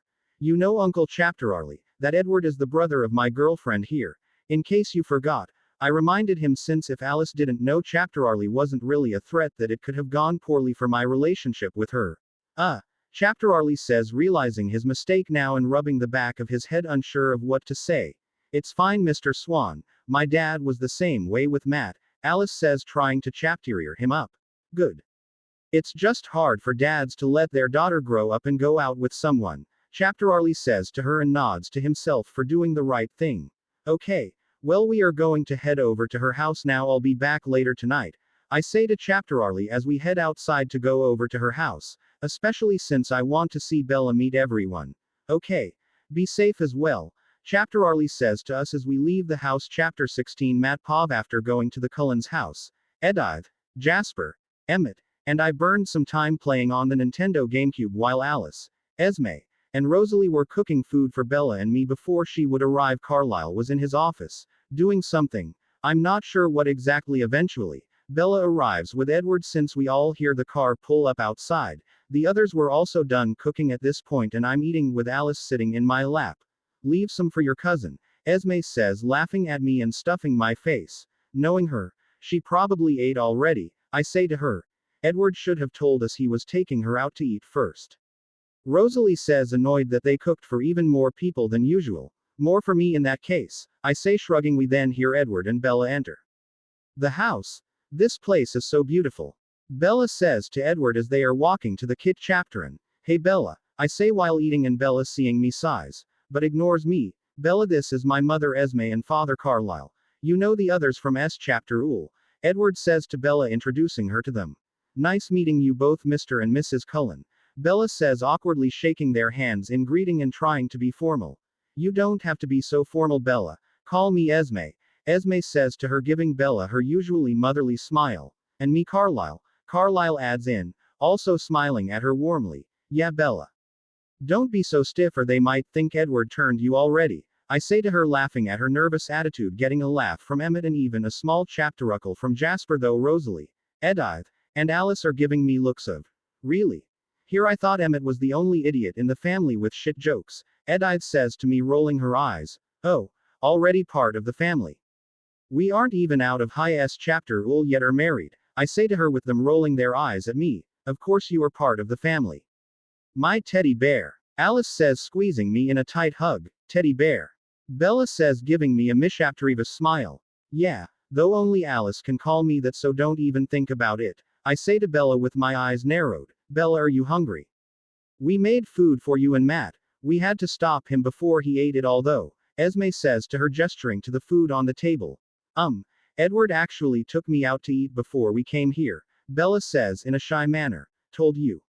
More for me though, I say before Rosalie can berate Edward and grab the rest of the food for myself. When did you eat so mu chapter? Bella asks, since I usually eat over here now and at home. Alice has gotten a lot better since her first meal. Since my growth spurt, I say, realizing I have to tell Bella what I am now. The others, seeing that I didn't tell her, raise their eyebrows at me. Well, I guess since Edward told you about them, I should tell you about me, I say to Bella. What do you mean about you? Wait, did they turn you already? Wait, that makes no sense. You're eating food, Bella says to me, trying to figure out what I mean. We have to go outside for this, I say, standing up and walking outside. Bella gives me a curious look, then turns toward Edward, who motions for her to follow me outside. Going outside, I see they all followed us outside, even Emmett. Emmett, you sure you want to see this again? I ask him while giving him an unsure look. Yeah, I'll be fine. Had a lot of time to come to terms with it, plus like Alice said, you're part of the family now, Emmett says to me, gesturing for me to go. Chapter range already. Okay.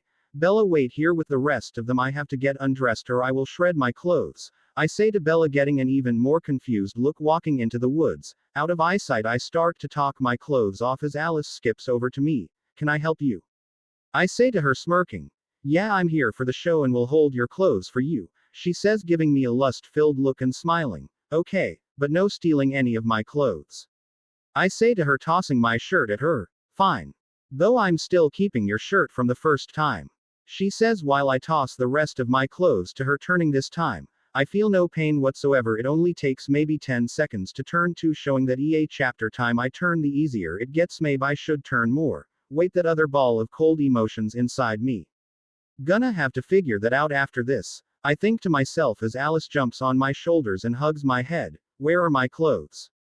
I ask her, not seeing them. In my room. I want to ride on your shoulders. So after showing Bella you are to take me on a walk as I see the world from this height, Alice says, leaving no room for disagreement. As you wish, my princess, I say to her, laughing and walking back to the others. Arriving back to the others, Bella's jaw drops and freezes up at seeing me looking at Emmett. I can see he is no longer scared of me at all. Emmett walks over to me surprisingly, then pets my arm. Alice was right, you are fluffy, Emmett says after rubbing my arm, giving him an annoyed stare. Emmett, stop petting me or I will punch after you, I say to him. To WHI chapter, he chapteruckles and puts his hands up, backing away. Is that really Matt?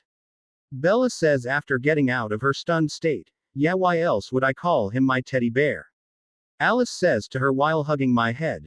True, I guess, Bella says, smiling awkwardly. So this was what happened to you. Did this cause the growth spurt? What are you two, by the way? Bella says, walking up to me, Edward following her and looking at me nervously. Yeah, after meeting the Cullens the first time at S chapter that night I turned. I'm assuming that this caused the growth spurt and I have no idea what I am. I say to her, shrugging as now she is petting me too. You really are soft. Bella says in surprise, making the others walk over to pet me, curious now. Jesus people. Can you stop now? I say to them after a minute of being pet by everyone. They EA chapter nod and stop. I can see why Alice loves cuddling you in this form. Rosalie says after seeing apparently how soft I am. Told you guys he was soft. Alice says to them, pouting since no one believed her. After that, Bella went inside with Edward to do whatever they were going to do. Everyone else also went to go do their own thing as couples while Alice and I walked through the forest. Her having a blast seeing things from this height. When I turn into this, it's like I tap into this ball of fury inside me I forgot for a while now. But there is another ball inside me, one made from my colder emotions. I say to Alice as we were walking, is that why your emotions are all over the place sometimes? Like that day you killed those guys. I knew you were upset, but it felt like more than usual. Alice says to me, looking down at me concerned. To don't know though, I'm not sure who to talk with about this kind of thing. I'm the only one like me that I know of. I say to her, sighing at how hard it has been to control my emotions. You can always talk with me. She says, hugging my head again.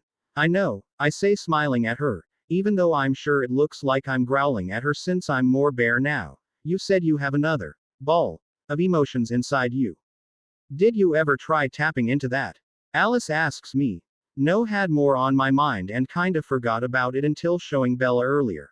I say to her, shrugging my shoulders and making her laugh since she is sitting on my shoulders. Well, try it now, she says, jumping off my shoulders and looking at me. I don't know what will happen and I don't want to hurt you in case I lose control. I say to her, worried about what could happen. When I first turned, I have no memory of what happened and woke up next to a slaughtered moose. I say to her, remembering the moose, and now I feel nothing thinking about its death. Chapter like when I killed and crippled those men. The more I get used to this form, the more it influences the emotions I feel. I say to her after thinking and see her thinking too.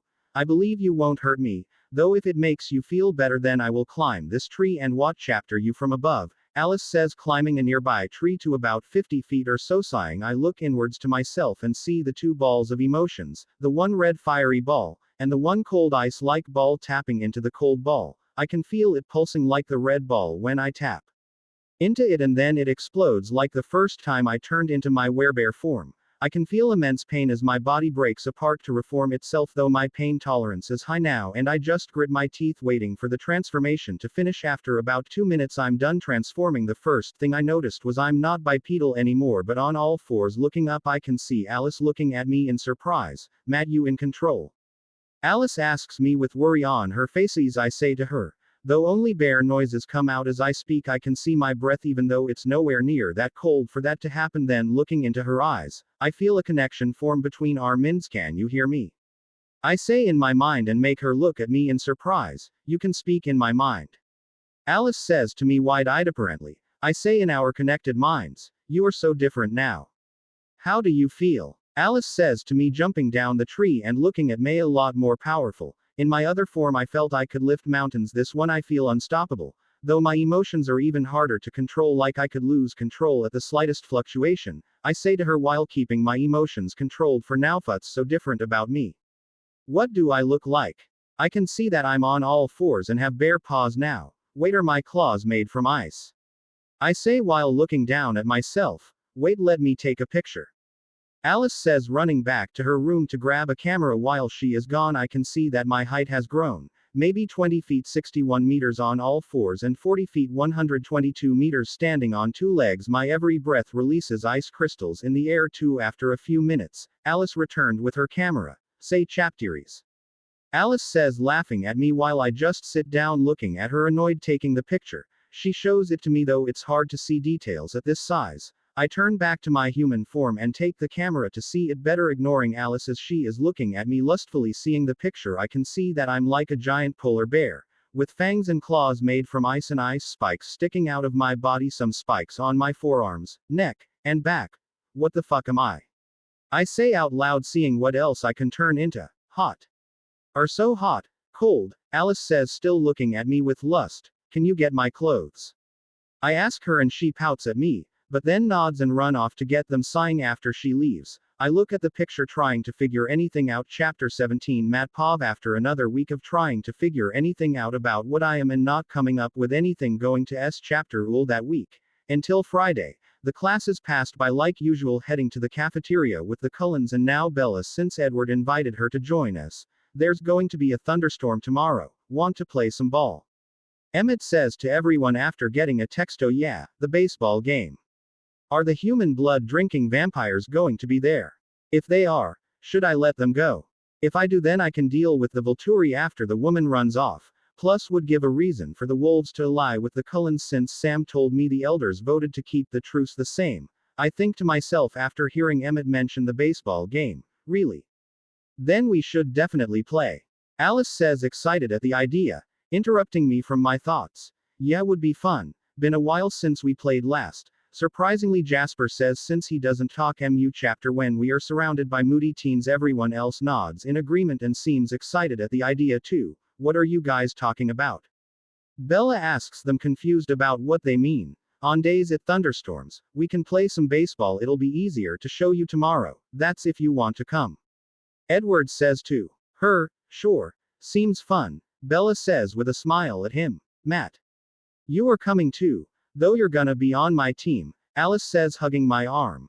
Fine, should help you win this time for once. Rosalie says, rolling her eyes at Alice as the next day starts. Edward and Alice come to our house to pick us up. Alice and I sit in the back, while Edward drives with Bella in the passenger's seat. Put this on, Alice says, giving me a white with blue stripes baseball jersey. Where's mine? Bella asks, seeing Alice make me put on the jersey. Matt can play since he's not human. You would not be able to be of chapter help, Edward says to Bella, as she shrugs. Jealous Bella. I say to her after putting the jersey on. Jealous that you are going to be playing with a bun chapter of vampires and can't use your teddy bear form to win. No, I'm not. Bella says to me, smirking when saying teddy bear. Fuck off, Bella. You'll see. I say to her, grumbling in annoyance for calling me a teddy bear. As we arrived in a somewhat open field that had the 4 plates and a small mound of dirt, where the pit chapterer would be. Presumably we see the other Cullens have arrived already and were warming up, if they actually needed to do that. I'm not sure. Seeing us, they wave and Esme walks over to us. How are you guys? Esme says after we hop out of the car. Ready to win, I say, getting some stares that are ready to prove me wrong, and Emmett seems to be smirking at me. I guess ready to chapter you guys on. Bella says, unsure what her role is gonna be. Glad to hear you're ready, Matt. Bella, you are going to be our umpire. Just call them as you see them.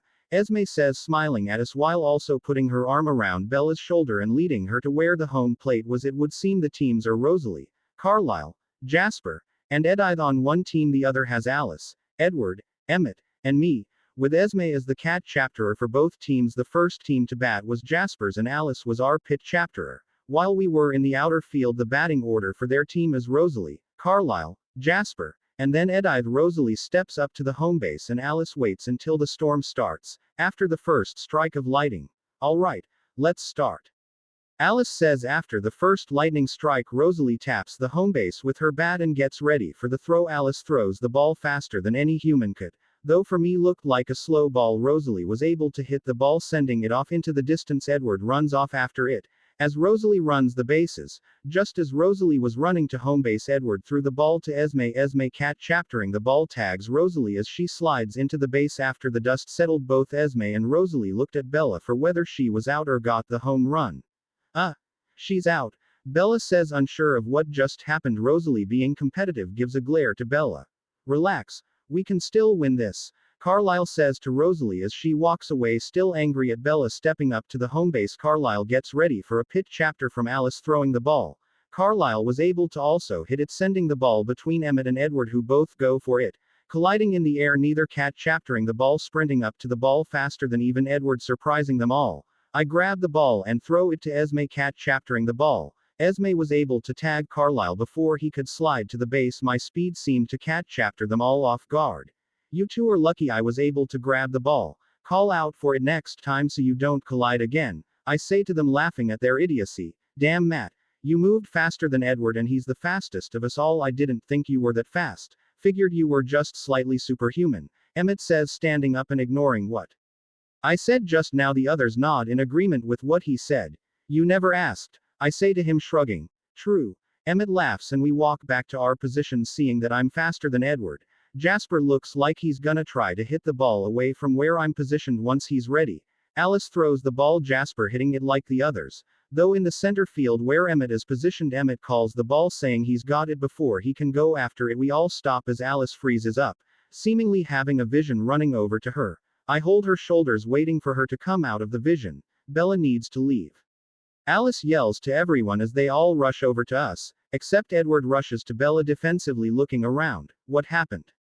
I ask Alice. She looks at me in concern. I saw a vision. The vampires that have been hunting in the nearby towns are heading to Forks. They will be heading through this area. Alice says, making Edward even more concerned for Bella's safety. Take her home now. Carlisle says to Edward and he nods, telling Bella they need to leave. What's happening? Bella asks him, scared at everyone's reaction. Some vampires, who feed on humans, are coming through this area. Alice can have visions of the future. We are not sure how they work, but they are almost always accurate. Edward says, ushering her to his car. Bella, scared now, nods and they start to make their way to his car. It's too late. I can smell them. They are close, I say to them, and we chapter rush over to Bella, putting her behind us. Depending on their reaction, I will let them leave. I need at least the woman to escape. That way the Cullens can form an alliance with the wolves. I think to myself, confirming my decision. I know some people are gonna complain, but Victoria needs to escape for the plot to happen. So deal with it. As I'm thinking this, the three vampires come out of the forest and see us. The blonde male vampire, who looks like the leader, named James, is holding the baseball Jasper hit earlier. The two others are an African American man named Laurent and a red-headed woman named Victoria. James and Victoria are mates, if my old memories are correct, while Laurent is the third wheel in their group. Walking over to us, James sees Alice has a bloodthirsty look on his face, and Alice, seeing it, gets nervous, hiding behind Alice. What's wrong?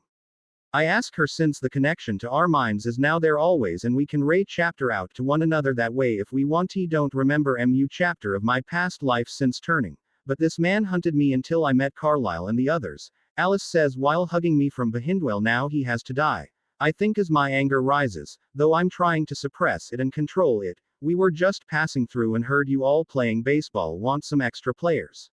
Laurent says to us, as James tosses the ball back to Carlisle. We were just finishing up and going home, though we would appreciate it if your group left, since this is where we live for now. Carlisle says to them, chaptering the ball from James. Then the wind blows from behind us. They smell Bella and me. James smiles his bloodthirsty smile toward Bella, while the others look at me in confusion. I see you brought a snack, James says, stepping towards Bella, making everyone get into a defensive stance. Laurent, seeing they are outnumbered and we are ready to fight, puts his hand up, stopping James, who gives me an angered look. I can see that we have outstayed our welcome. We'll be going now, Laurent says as they go back to the forest and leave. Let's go, Belle. I'm taking you home, Edward says while ushering Bella to his car. She leaves, scared of what just happened. I read the blonde man's mind. He won't stop hunting Bella. He finds joy in a long hunt. Onda seemed to be the one that was hunting Alice those years ago. Seeing her now, he's gonna hunt her after Bella, Edith says after Edward and Bella leave. Well, I guess he's gonna die then, I say in chapter arch after them, not letting the others respond. Wait, Carlisle says as I rushed off. Well, can't leave my brother alone, Emmett says, rushing after me. Alice and Rosalie following right after, speeding up to the trio. I can hear them talking as I make my way toward them. Laurent, if you ever stop me like that again, I'll kill you, James says to him, growling in anger, while Victoria smirks at Laurent's fearful look. Shit. Run faster. Victoria tries to warn them. As I appear next to James's, it seems she has her Spider-Man-like danger sense. At least that hasn't chapter ranged, I think to myself, appearing next to James, my rage flaring and taking over again. I grab his head with one hand and my other hand holding his shoulder, as I rip his head off, throwing the head at Laurent to stun him. Then I left the rest of James's body over me and tear it in half. Victoria has anger lacing her face at the death of her mate, but it would see her self-perseveration takes over as she quickly flees, stunned by what just happened and having a head thrown at him, knocking him down. Laurent looks up in fear at me as I appro a chapter him walking over to him and forcing myself to let Victoria escape. Emmett, Rosalie, and Alice arrive as I have Laurent in my grasp by his neck. Please, let me go. I won't ever come back. I wasn't going to hunt the human, as James wanted to. Laurent says, desperately trying to convince me to not kill him. Matt. Don't let your emotions take you over. Alice says, seeing James' destroyed body and severed head. Rosalie now looking at me, shocked at my brutality. Since I don't seem the type. Emmett winced at me, remembering the time I was brutal with the humans wanting to hurt Bella and Alice, trying to control my emotions, but the bestial rage inside of me took over for a brief second. Seeing my hesitation, Laurent relaxes a bit, and the others are looking at me nervously. However, since the rage took me over, I growl as I grip his throat hard enough to pop his head off his body. His head dropped to the ground with a look of shock and his body fell limp, dropping to the ground, dropping the crystal-like dust from my hands. I turn towards them as my rage subsides. Shit. Sorry, Alice. I don't know how to get better control of my anger. I say to her as she gives me a look of disappointment, but then quickly comes to my side and hugs me to comfort me. Unfortunately, there is no SU chapter thing as a supernatural psychiatrist. Emmett says, trying to lighten up the mood and getting a glare from Rosalie at the poorly timed joke. Chapter 18. Matt Pov. After Emmett's poorly timed joke and Alice trying to comfort me, the other Cullens made their way over. Except Edward, as he took Bella home. When the others arrived, they were surprised at the scene. Except Carlisle, who just sighed. Seems we have another mess to clean up. Carlisle says while Emmett nods, helping gather the remains of the destroyed vampires, bringing them out to the open field and piling the broken body parts. Emmett throws a mad chapter onto the bodies, burning them. Matt, you need to learn better control. I know how hard it can be, but if you go around just killing anyone who angers you, then you will become a hunted monster by all the supernatural powers of the world, Carlisle says to me as we stand by the burning bodies. No, but I have no idea where to start. Like, do I just take deep breaths? Are there other ways? I say to him, annoyed that my emotions are so hard to control now. That is one way to help with anger. I'm no psychiatrist, but from what I do know is that everyone has different ways to help with dealing with their anger. You just have to find what works for you. Yoga, exercise, sports, breathing, chapterniques. It can be anything. Carlisle says to me as we all head to the jeep to head back to their house. You can always talk it out with me too. Alice says, still looking at me with concern. Well, breathing doesn't seem to help. I love talking with you, Alice, though you can't always be there for me. So I have to find something else. I say to her, giving her a weak smile. That's what you think. I'm never leaving your side again. Alice says to me, straddling me as we get into the jeep with everyone. As Emmett drives back to their house, we all give Alice a smile at her love for me. But I know that even if I want and wish that could be true, it won't be. I need to find out more about what I am and what helps control my anger. As the days turn to weeks and weeks to months. Prom Aproa chapters, and with it the end of the S chapter all year. Shortly after, we haven't heard anything new from the wolves. I haven't spoken with Jacob since our fight, and Alice has gotten a little more clingy. But not in a bad way. Victoria has also disappeared, though I'm sure building her little army to take revenge. Finally, the day of prom came. Edward was coming to pick Bella up from our house, and I was heading over to the Cullens to pick up Alice. Arriving at the Cullens, I walk inside to the living room and see Jasper with Emmett waiting on the COU chapter, both wearing their tuxes, like me. Hey guys, I say to them, taking a seat with them on the COU chapter. What's up, bro? Emmett says, leaning his head back and staring up at the ceiling, signing in boredom. Matt, Jasper says, nodding his head at me in greeting. He seems to have a lot more patience than Emmett since he is just sitting there reading a book. Been waiting long? I say with a chapteruckle at Emmett's boredom. Bro, I've been to too many proms and lost count. OEA chapter is the same as the last. The only good thing is we EA chapter should get lucky tonight, Emmett says, sitting up and giving me a smirk at the end. You know, I've heard of men thinking with their dick before, but never thought that to be 100% true. Then I met you, Jasper says, closing his book and sighing at Emmett's horniness. Well, maybe you should think with your dick more. Then maybe all those pent-up emotions can be released by Edith for you, Emmett says, smirking and having an even larger smirk at the end towards Jasper. Even after 70 years, you haven't chapteranged. They say with age comes wisdom. But my son, for you that is not the case, Carlisle says, entering the room, hearing the conversation Emmett and Jasper were having. Maybe you guys just don't get laid as MU chapter as me then, Emmett says, shrugging his shoulders and grunting in annoyance. The first decade of dealing with you and Rosalie was a lot.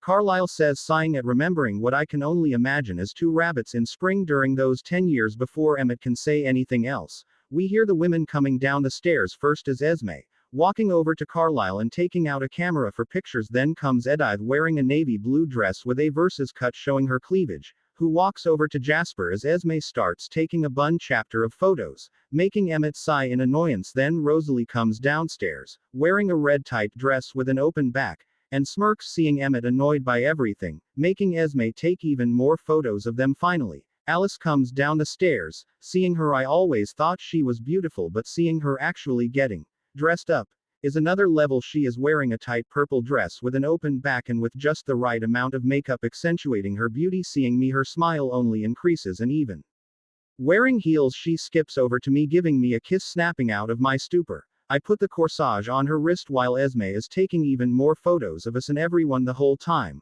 Okay everyone, stand together for a group photo. Then we are going outside for more, Esme says, ushering us to stand together and only making Emmett sigh in annoyance even more. Shut up, Emmett. As your mother, I get to do these things. I don't care how many proms you have, Esme says, giving him a glare and shutting him up after so many photos that I lost count of. I whisper to Emmett low enough so no one else hears as the girls are doing a group photo of just them. I can see what you mean now, I say to him, sighing at why Alice told me to come an hour early. Told you? Emmett says, laughing at my aggravated face. Eventually, we get into the limo that the Cullens rented for prom. Arriving at prom, we see everyone excitedly entering the area. As we arrive, we see Bella and Edward grouping up. We head inside with everyone else after dancing with Alice and messing around with Emmett. We see Edward leave with Bella to go outside. Getting back to the Cullens, Alice texted me on the drive back, saying she got us a hotel room once we leave the limo and it drives off. We chapter go our separate ways. Alice and I got into my car to head to the hotel room. 18 start parking at the hotel. The room we got was at the end and further away from the others. After getting the keys to the room, Alice grabs my hand, leading me to the room. Once opening the door, she throws the keys and jumps into my arms, kissing me aggressively with one arm grabbing her ass. I close the door behind me, locking it so no one disturbs us. Jumping off of me, we both quickly undress. Once naked, she lies down on the bed, motioning for me to come and get her with her one finger. Walking over to her, I kiss her, pushing my tongue into her mouth while pulling her closer to me. After a few minutes of making out and exploring chapter others' bodies with our hands, we break the kiss for her to wrap her waist around me and pulls me in toward her. Obliging her, we both moan as I enter her, once again wrestling our tongues as I start to pump into her. After some time, while still inside of her, I lift her up off the bed and push her against the wall with her legs still wrapped around me. Eventually, we both orgasm as I push her against the wall even harder, slightly breaking it and her digging her hands into my back. After cat chaptering my breath, I down on the bed with her on top of me. She quickly and hungrily kisses me. Then with her one hand chapters down and finds I'm once again ready. Not breaking the kiss, she easily slips me back into her and begins to ride me slowly and passionately at first, then breaking the kiss, sits up and starts riding me more aggressively, grabbing her waist and pumping into her as she rides me. We lose ourselves and she begins to slam down on me even harder. Chaptering another orgasm as she slams down on me, orgasming. The bed cannot take our aggressiveness anymore and the bottom half breaks underneath us. After a quick surprised look at chapter other and a small laugh, I pull her off of me and place her on the ground. Getting on her hands and knees, she wiggles her ass at me seductively and bites her bottom lip, waiting for me, grabbing her waist and slamming into her as she moans from the pleasure, grabbing her arms and chaptering her back into the air as I pound her from behind. She turns her head as I kiss her aggressively and push my tongue into her mouth again. Chapter she sucks on, then we orgasm eventually once again. 18 And did I do better, you perverts? Collapsing on the half-broken bed, Alice climbs on top of me and cuddles in my arms. Looking at the time, it's 6:30 in the morning. I now realize that we have been enjoying chapter other for more than 6 hours, taking a quick nap with Alice in my arms. I wake up at 8 in the morning. We then take a shower together before leaving the hotel and driving back to her house. Sorry about breaking the hotel, I say as we drive away, since it was under Carlyle's card. You shouldn't be, that was the best sex we had so far, Alice says to me and gives me a lust-filled look. Well then I need to get a good job, if we are going to keep breaking beds among other things in the future, I say to her, laughing, and she laughs too while smiling. Arriving at her house, We walk in as everyone else seems to have already arrived from wherever they disappeared to last night. Alice goes to her room to change into more comfortable clothes while I wait downstairs for her. Was I wrong? Emmett says as he walks into the living room, with Rosalie behind him and giving us a confused look. Then it dawns on her what he is talking about. For me, no you weren't, though I can't speak for you, I say with a chapteruckle at the now aggravated look that Rosalie is giving Emmett. Oh, you have no idea. Last, Emmett starts to say before Rosalie covers his mouth. Emmett, I want you to really think about what you are going to say, Rosalie says while covering his mouth and smiling at me, but a smile that promises pain. Emmett, realizing his mistake, looks at her nervously, and if he could sweat, then he'd be sweating a storm right now. Need a change of clothes, Emmett says to me, seeing I'm still in a tux and trying to change the subject after Rosalie takes her hand off his mouth. Sure, I say, laughing at their interaction. Rosalie still giving him the smile as we walk upstairs to their room. Gonna give me the details now, I ask him, messing with him, and he's looking behind me nervously looking for Rosalie. Emmett, remember, I'll find out if you do, Rosalie says, since she heard me, and made Emmett laugh nervously before giving me a glare. You're lucky, Alice, and you are still in the honeymoon phase, Emmett says, grabbing some of his clothes, throwing them to me, and leaving the room for me to change. Chapter 19. Matpova. Week after prom was my birthday. Now that I think about it, I never told Alice, and I don't know hers. However, after waking up on my birthday, WHI chapter was on a Saturday. Alice sneaked back home before I woke up too. Chapter Arlie was not home, most likely working, and Bella was still sleeping, making breakfast for Bella and me. I hear her wake up and come downstairs. Matt, cooking. Never thought I'd see the day, Bella says, seeing me cooking in the kitchen. Yeah, I am, and if you want any, drop the sarcasm, I say to her, rolling my eyes at her. Fine. I just hope it's edible, Bella says, smirking at me and pouring herself a cup of coffee after some comfortable silence with me cooking, and Bella texting whoever on her phone. She looks up at me surprised and then smiled, giving her a confused look. She quickly looks away from me back at her phone. Shrugging, I go back to cooking. Matt, I almost forgot. Happy birthday. You're an adult now. What are you going to do with that responsibility? Bella says to me and laughs at the end at her own joke. Disown you as my family and move away. Then go from there, I say, putting the pancakes I made for breakfast on the table and rolling my eyes at her. Then the rest of the morning goes by with us getting ready for the day. Afterwards, I usually head over to hang out with Alice, though she told me not to come till later today since her family needed to hunt and won't be home till later in the afternoon. Around 4 in the afternoon, Alice texted me to bring Bella with me to their house. Come on, Bella, I say to her after telling her we are going to the Cullens, and sighing as she is taking forever. Relax, Matt. I know Alice sneaks into your room at night to sleep in your bed with you, so you guys can wait to see EA chapter other a bit more today, Bella says, walking outside with me to my car. Don't tell Uncle Chapter Arlie, I say to her while sighing as we get into my car and drive over to the Cullens. I won't. For now, Bella says, smirking at me and giving me a look that says I owe her one. Sighing, I turn on the radio for the rest of the drive over. Pulling up to their house, we get out of my car. As soon as we get out, I don't hear the Cullens inside the house, as if they are hiding. I can hear a heartbeat though and smell Chapter Arlie inside the house. He thought something was off today, so Bella told them it was my birthday and they are throwing me a surprise party. I think to myself and just pretending not to notice anything, so I don't ruin their efforts. Come on, Matt, Bella says, seeing me pause for a second, before heading to the door with her surprise. Everyone inside says to me, jumping out from where they were hiding and turning the lights on, jumping a little bit, pretending to be surprised. I can see all the Cullens are here and Chapter Arlie is too. Happy birthday, Matt, Alice says after running over to me, jumping into my arms and giving me a kiss. Happy birthday, Matt, Chapter Arlie says to me, laughing at Alice's reaction to me and patting my shoulder. I tried chaptering out to some of the Quileute, but Billy said there is a big tribal meeting they all have to attend. Chapter Arlie says to me, giving me a sad look that my other friends couldn't make it. Hearing this, the Cullens give me a look that says sorry, knowing that they didn't come because of them. No big deal. I can always head over there if they want to hang out some other time, I say to Chapter Arlie and nod my head in understanding. So an adult now, huh? Guess it's time for you to become a real man. Maybe Alice can help you with that, Emmett says, giving me a bro hug and laughing. Chapter Arlie has an awkward face at Emmett's crude joke, and the Cullens all have an embarrassing look at his joke, except Rosalie. She looks like she's gonna beat his ass.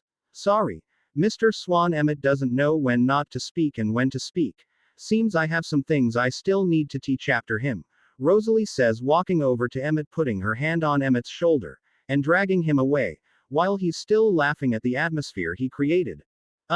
It's fine, Chapter Arlie says, clearing his throat and trying to move past what just happened. Then they served the food and pretended to eat in front of Chapter Arlie. We all played some board games, video games, and passed the time by talking. Chapter Arlie got to know the Cullens better and they him after a few hours. Around 8 at night, they brought out the cake Esme baked and sang me happy birthday after serving the cake.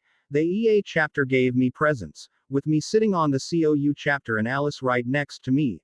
I hope you like it. It's from Carlisle and me, Esme says, handing me a small wrapped box. Opening it, I can see a gray iPod Nano. Alice said you like to go for runs, so now you can listen to music while running, Esme says, seeing me open it. Thank you, I say to them, smiling. Here, Matt. This is from Jasper and me, Edith says, handing me a medium-sized wrapped box. Opening it, it's a new Nintendo GameCube. Now you can practice and not get beat right away, Edith says, smirking at me, while Emmett laughs. Ha. Ha. But thanks guys, I say to them. This is from Edward and me, Bella says, a box that holds clothes, most likely. Opening it, it's a t-shirt that says, My Teddy Bear, with a little girl hugging a teddy bear. There is also a gift card to the most popular restaurant in town. I hate you, I say to Bella, giving her a glare, while she smirks and everyone else laughs except Chapter Arlie, who looks confused. Alice calls him her teddy bear, Bella says, seeing Chapter Arlie's confused look and then hearing her chapteruckles a bit now too. Enjoy, Emmett says, giving me a gift box that is huge, just shorter than Alice, giving him a suspicious look. I open it. Fuck off, Emmett, I yell at him, throwing the box's lid at him, not taking out the giant ass teddy bear inside the box. Don't worry, Matt, I couldn't stop the idiot though. Your real gift needs to be installed on your car. It's a new subwoofer system, Rosalie says, sighing at Emmett, knowing what was in the box. As Emmett is laughing uncontrollably, walking over to the box curious, Alice sees the teddy bear and smiles while taking it out. It is almost as big as her. Matt, it's just as soft as you, Alice says, hugging it, and now everyone is laughing, even Chapter Arlie now getting the joke, while I'm grumbling in annoyance. Sorry for not being as creative, Chapter Arlie says to me, handing me a birthday card with cash inside and a key. After everyone calms down. Thanks, though what's the key to? I ask him as I hug him after opening the car.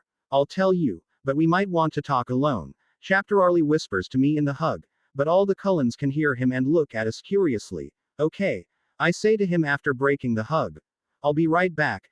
Everyone, Uncle Chapter Arlie wants to show me something, I say to them, knowing they heard him, except Bella, who just shrugs after we head outside. Chapter Arlie walks over to his police cruiser. WHI Chapter was in the back of the house hidden, and motioned for me to follow him. Opening his passenger door, I see he has a 6-pack of beer. Grabbing 2 and opening them, he hands me one. Should the chapterief of police be allowing a minor to drink? I say to him, smirking as he hands me a beer. Well, being the chapterief has its perks, though that doesn't mean I'll let you drink after this. But after turning 18, my old man shared my first beer with me. Chapter Arlie says to me, and I can see he feels awkward now, since I can see he sees me as a son but doesn't know how I see him. Uncle Chapter Arlie, you're my dad. Even though you're not my biological dad, you raised me to be the man I am today. It just sucks that Aunt Renee took us to Arizona and I should have stayed with you, I say after trying to express my feeling towards the only male father figure I had in both sets of memories I have. Looking at him, I can see he has a tear coming out of his eye but is holding back his emotions. Hugging him, he returns the hug. After breaking the hug, we both try to get our emotions back under control, drinking the beer in silence and handing me another after we finish the first. So the key, I say to him, breaking the silence after a bit. Right, Chapter Arlie says, clearing his throat. Before the trip back to Sweden, your father talked with me in private. He told me that this key was to a safety deposit box in the town bank, that I should give it to you on your 18th birthday. Should anything happen to them before then, I'm not sure what's in the box. Since I didn't want to break your father's trust in me, he gave it to me because, his words not mine, your Aunt Renee is not responsible enough to be trusted, Chapter Arlie says to me while having a sad look, reminiscing on the past. Maybe this key has answers on what I am. I need to chapterek this out tomorrow, I think to myself while looking at the key in my hand. After finishing the current beers we were drinking, We head back inside to everyone. I never gave you my gift yet. Alice says, pouting at me after we come back inside. Alice then hands me a small box. WHI chapter. I open MU chapter to her excitement opening the small box. I can see it is a silver Rolex President Watt chapter, with an engraving. My teddy bear. I was shocked since this was obviously custom made and very expensive. Thanks, I love it. I say to her, kissing her and putting the Watt chapter on. I have another surprise for you, but you're gonna have to wait until later tonight, Alice says seductively while hugging me and whispering in my ear for only me to hear. The rest of the night was spent playing games again and talking about all sorts of topics. Around 11 at night, we leave the Cullen with Bella driving home with me as we followed chapter Arlie home. Very short R18 going to my room. I left my window open waiting for Alice. Then around 1 in the morning, she sneaks into my room, sneaking over to me. She crawls under my covers and before I can react I can feel her stroke my member. It was already half ready and now completely, and then she immediately begins to suck on it, grunting and pulling off my covers to see her. She looks at me while giving a small smirk and then goes back to sucking. After about 20 minutes of me trying not to moan or give away that anything is happening in my room, I finally come in her mouth. She was surprised at the sudden orgasm but then swallows it all. R18 over. Did you enjoy your other gift? Alice says to me, crawling next to me and cuddling up to me. God, yes. Though sorry for not warning you, and is it okay for you to have swallowed that? I say to her, knowing vampires can't eat normal food or they will throw it up almost immediately after.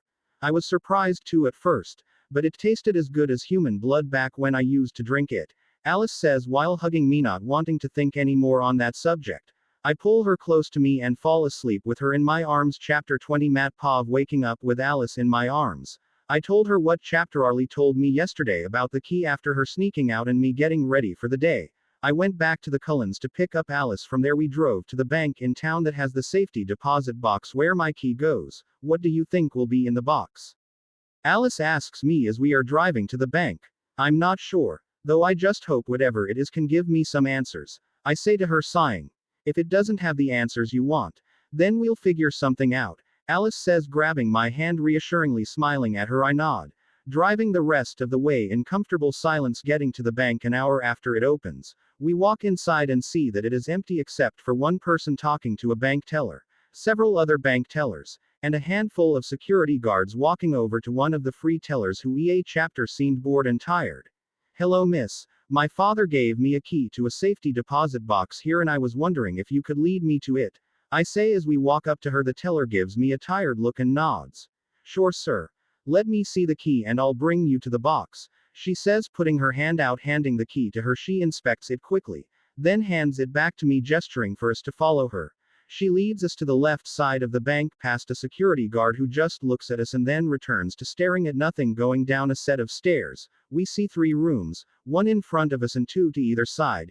EA chapter has iron bars in front to lock them closed. The teller walks up to the security guard down here sitting at a small desk with an old computer and filing cabinet. Hey Frank, these 2 need access to the safety deposit box 142-142, the bank teller says to the security guard, gesturing to us. Sure thing, May. Frank, the security guard says, getting up and walking over to the right room, unlocking it. Frank here will help you the rest of the time. If you need anything else, you know where to find me.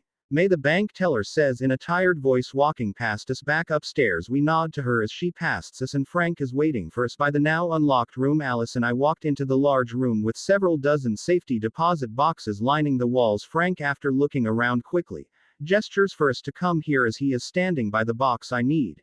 Here is your box, sir and ma'am. Once you are done, let me know and I'll lock up the room again, Frank says to us, returning to the desk outside the room. Opening the box, I can see there is a small leather book that looks like a journal and some paperwork that is signed in several places. Taking the items and placing them on the table in the room, I put the box back. Alice is looking at the papers, confused at them. Opening the journal, I can see that it was written by my father. Matt, if you are reading this, then 2 things either happened. Your mother gave you this journal because I died before your 18th birthday, so you can read it to better understand the chapter ranges you are going through. Or we both died and someone else we trusted enough gave you this journal. If I died, then know that I love you more than you know and am truly sorry I left you and your mother alone in this world. I read the beginning and it brings up some pent up emotions in me, as some tears come out of my eyes. Matt, are you okay? Alice asks me, looking at me in concern. Yeah, it's just this book was written by my dad. I say to her with heavy sadness in my voice, but I clear my throat trying to regain control of my emotions, giving me an understanding nod. Alice hugs me as I continue to read it. In the worst case that your mother and I died, leaving you truly alone. I'm beyond sorry for us leaving you so early, though in that case there should be some paperwork with my journal. Sign those, and give them to the bank in Forks. This will give you ownership of our accounts to you, and hopefully it will be enough to give you some help with whatever you wish to do with your life. I read and put down the journal, looking at the paperwork on the table, and notice they are all signed, only waiting for me to sign them. Alice, my parents left me their bank account. I just need to sign these and give them to the teller. Let's do that now and then head to your home. I want to finish reading this journal, I say to her, and she nods, putting the journal in my breast pocket on the jacket I was wearing. I walk over to Frank, the security guard in the front room. Excuse me, sir, do you have a pen I can borrow? I ask Frank. Sure thing, Frank says, handing me a pen. Going back into the safety deposit box room, I sign all the paperwork. Alice and I leave, returning the pen to Frank and telling him we were done in the room. Nodding, he locks the room back up after chapterecking to make sure everything is in place. Going back upstairs, we walk over to the teller who helped us earlier. Excuse me, miss. It would seem I now have ownership of an account here. Here is the paperwork for it, I say to May, handing her the signed paperwork. Giving us a tired look, she nods and chapterecks the paperwork. Can you please wait here, sir? I need to get our bank account manager. He will need to go over these papers and be with you shortly, May says, leaving to go to the right side of the bank where there are some small office desks. I see after she opens the door to that room. After waiting for about 10 minutes, a middle-aged balding man comes out of the room. Looking around the room, seeing we are the only ones in the bank other than the workers, he walks over to us. You must be Mr. and Mrs. Stromberg. I'm John. I've read over your paperwork and everything seems to be in order. If you follow me, I'll show you the current assets of your account, John says after seeing us. I didn't bother correcting him for calling us married, though now Alice has a beyond happy expression on her face. Lopping her arm in mine, we follow John to his desk in the room on the right side of the bank. It would seem your parents left you quite the sum of assets, Mr. Stromberg. This is what we have in our current account here. Here is the amount you have in investments with several different companies, and it would seem you now have access to a joint account that's located in Sweden. I'm not sure to mu chapter about that, as we don't have access to that information and you would have to contact that bank. I would suggest going in person, due to international accounts being more secure and being difficult over the phone, John says to me after handing a few papers. Holy shit. What job did my dad have? How loaded was he? I think to myself, seeing the amount in the bank account alone. WHI chapter is just over a 15 million United States dollars, and the sum of advertisements with several different companies is around a 42 million United States dollars. The companies are MicroSF, Nordea, a Swedish bank, and Volvo. The biggest share is in Nordea. I now own just over 20% of the company, making me one of the biggest investors in the company. The bank where I have a joint account is Nordea. Seeing my surprised face, Alice looks at the papers too and is shocked also. Thank you, John. That will be all, I say, standing up to leave. Wait, Mr. and Mrs. Stromberg. Your wife will need to sign some papers to get access to your accounts, and then we can give you your debit cards, John says. Seeing me standing up, Alice is now looking at me curiously.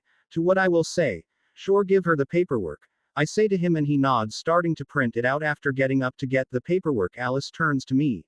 You didn't have to do that. I mean, we aren't even married yet, Alice says, but I can see how happy she is, the key word being yet. And nothing but the best for Mrs. Stromberg, I say to her, smirking, and she gives me a delighted laugh and kisses me. Returning with the paperwork, Alice signs them. Oh, you two aren't married yet. Does not matter, since you are getting married soon. Just means the soon-to-be Mrs. will have access to your funds, John says, reading over the paperwork and making sure it's all in order and seeing Alice signing it with her last name, Cullen. Well, let me offer you both an early congratulations on your future marriage, and I will return with your debit cards, John says to us after standing up and leaving to get the cards and chapterec books. Returning with the cards and chapterec books, he hands them over and we make our way back to the Cullens house. What to do with all this money? I guess I'll buy all the clothes I'll ever want, Alice says to me with a teasing look as we drive back to her house. Like I said, only the best for Mrs. Stromberg, I say in a fancy British accent, and she laughs. Getting to her house, we walk in, and after saying hello to everyone, even Bella, who was hanging out in the living room with the others. Hey Matt, hey Alice, we are gonna do another tournament of Smash, want in? Edith says to me after we say hello. Alice can join you if she wants. Though I'm gonna pass, I have some reading to do. I say, showing my leather journal. They shrug. But Jasper seems interested. Follow me. I know a quiet place from these loud mouths, Jasper says as Alice joins them in the game. Following Jasper, he leads me to a small room filled with 4 sets of bookshelves filled with books and 2 sets of armed chapteraires on either side of the room. This is where I come to read and get some quiet time from the others. What book is that? Jasper says, taking a seat on one of the chapteraires. We went to the bank where my father left me a key to a safety deposit box, and this was inside. It is his journal and hopefully has some answers about what I am. I say to him, taking a seat in another armed chapteraire. Nodding, Jasper takes out a book and starts reading. Then I open to where I left off. First things first. Don't be afraid of the chapter ranges you are going through. Most of our family members turn at 18. I did when I turned 18 the first time. Can be crazy and you might not remember it. Though EA chapter time after chapter ranging it gets easier, though I'm sure by the time you've read this, you have figured out that last part. Since I'm dead, this journal can only give you my insight into how I controlled the beast inside of me. Though I had a strained relationship with my family. If you go and visit them in Sweden, they will welcome you. My father, your grandfather, should still be the chapterief of our clan. His name is Ivar Stromberg. He can be a bit of a hardass, though should help you if you visit them, if you chapterus to visit them. They are in a very small and far north town called Kiruna in Sweden. I read and then think to myself, looks like when this chapter year ends I'm going on vacation to Sweden. I think to myself, sighing at how complicated this is becoming. Chapter 21. Matpov. The last few weeks felt like they were taking forever to go by. I bought 2 plane tickets for a first-class flight to Sweden. I told Chapter Arlie that I was going to visit my dad's family in Sweden for a few weeks, maybe the whole summer depending on if I liked it. I invited Alice too and she was excited to go on a vacation. Even though it's not gonna be MU chapter of a vacation. Then eventually the chapter year ended, and a week after it ended our flight was here, saying our goodbyes to everyone and heading over to the closest international airport. We boarded our plane.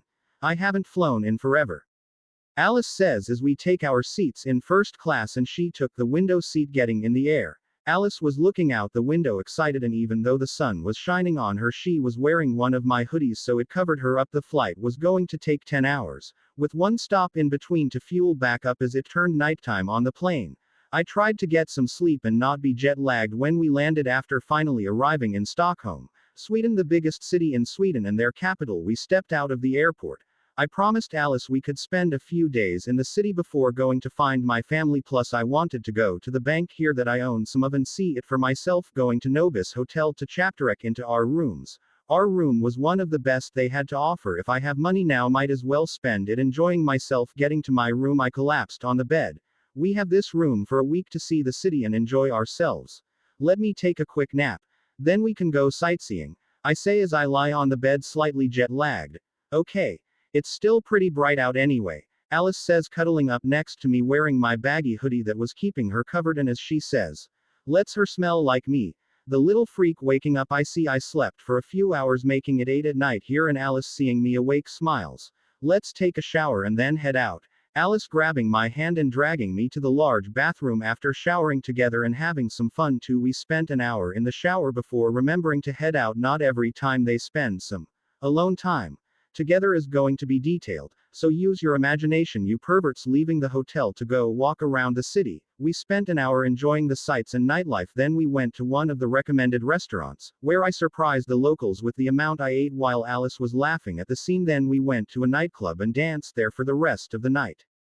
Getting back to the hotel around 3 in the morning, and fell asleep, waking up the next day in the late afternoon. The next few days we hit all the recommended locations for tourists in the city and took all sorts of pictures even during the day as Alice wore skinny jeans, my baggy hoodie, and sunglasses. On the last day of having an actual vacation before looking for my family, we went to the bank I have partial ownership of. Walking inside the several-story tall skyscraper, we can see it is a fairly busy bank. Waiting in line until a teller is available, we walk up to the young man, who greets us in Swedish. He really should learn this language, I think to myself, hearing him greet us. Sorry, we don't speak Swedish, I say to him, hoping he can possibly understand me. Seeing an understanding look on his face, he nods. Sorry, sir, I speak not good English. I will get a colleague who speak better English, the man says with a heavy accent and gives us an apologetic look. before walking away to get someone who speaks better English. A few minutes later, the young man comes back with a blonde woman who seems to be in her late 30s. Hello, sir and ma'am. I can help you. What is it you need today?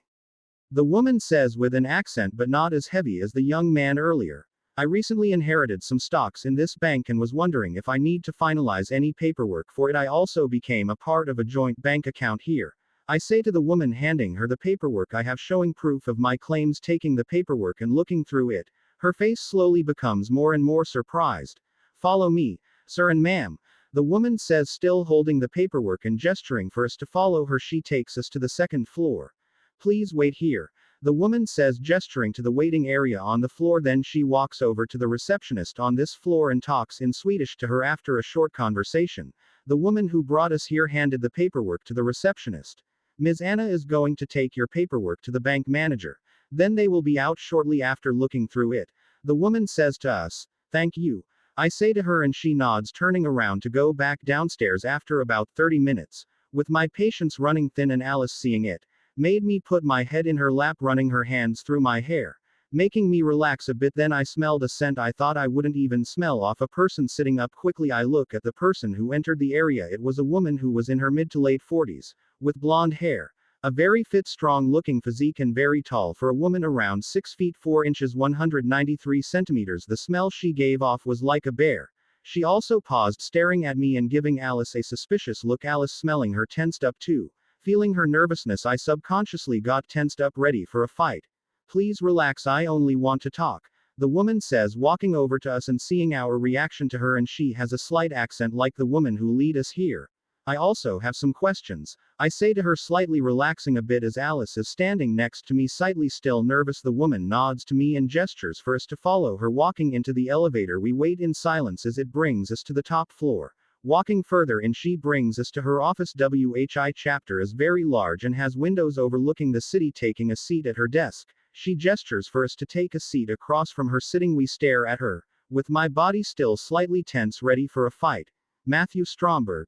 I never thought you would come to visit us. I'm sorry we never came to visit, but after your father died we became very busy, the woman says to me with some sadness in her voice while looking at me, turning a picture around on her desk to show us. It is of my teenage father and looks like his immediate family in a group photo. There are 2 adults, his parents, him, and a young girl maybe around 10. We miss him very mu chapter, and it is unfortunate that he passed away so soon. And not being able to see you grow into the fine young man you seem to be, the woman says with a small tear coming out of her eye, looking at me, quickly wiping the tear away. I'm your father's younger sister and your aunt. My name is Eva Stromberg. You can call me Eva if you want, Eva says to me now, introducing herself to us. Nice to meet you, I say to her as my brain is flooding with so many questions I want to ask. Ask away, Eva says, seeing my look. Are you like me? Is everyone in our family like me? Are they all in the city? The journal my dad left me says they are in Kiruna, I say to her, quickly asking the most important questions I have on my mind. Yes, I'm a bear. Not everyone has the gift in the clan, only a few awaken it. There are some clan members in the city, but most do live in our ancestral home in Kiruna, Eva says to me, smiling at me now, a smile of familial love. I came here, hoping someone could help me. I've been losing control of my emotions more, and now that I have 2 balls of emotions inside me, it has only made it harder recently, I say to her, sighing, though hearing that I have 2 sets of bald emotions has given her a surprised look. You have 2 wells you can tap into. That we need to see my father. Your grandfather, he will know more. How long are you here for? Eva says to me, thinking about what I said. We can be here for the duration of our summer break if necessary, so until the end of August if needed, though.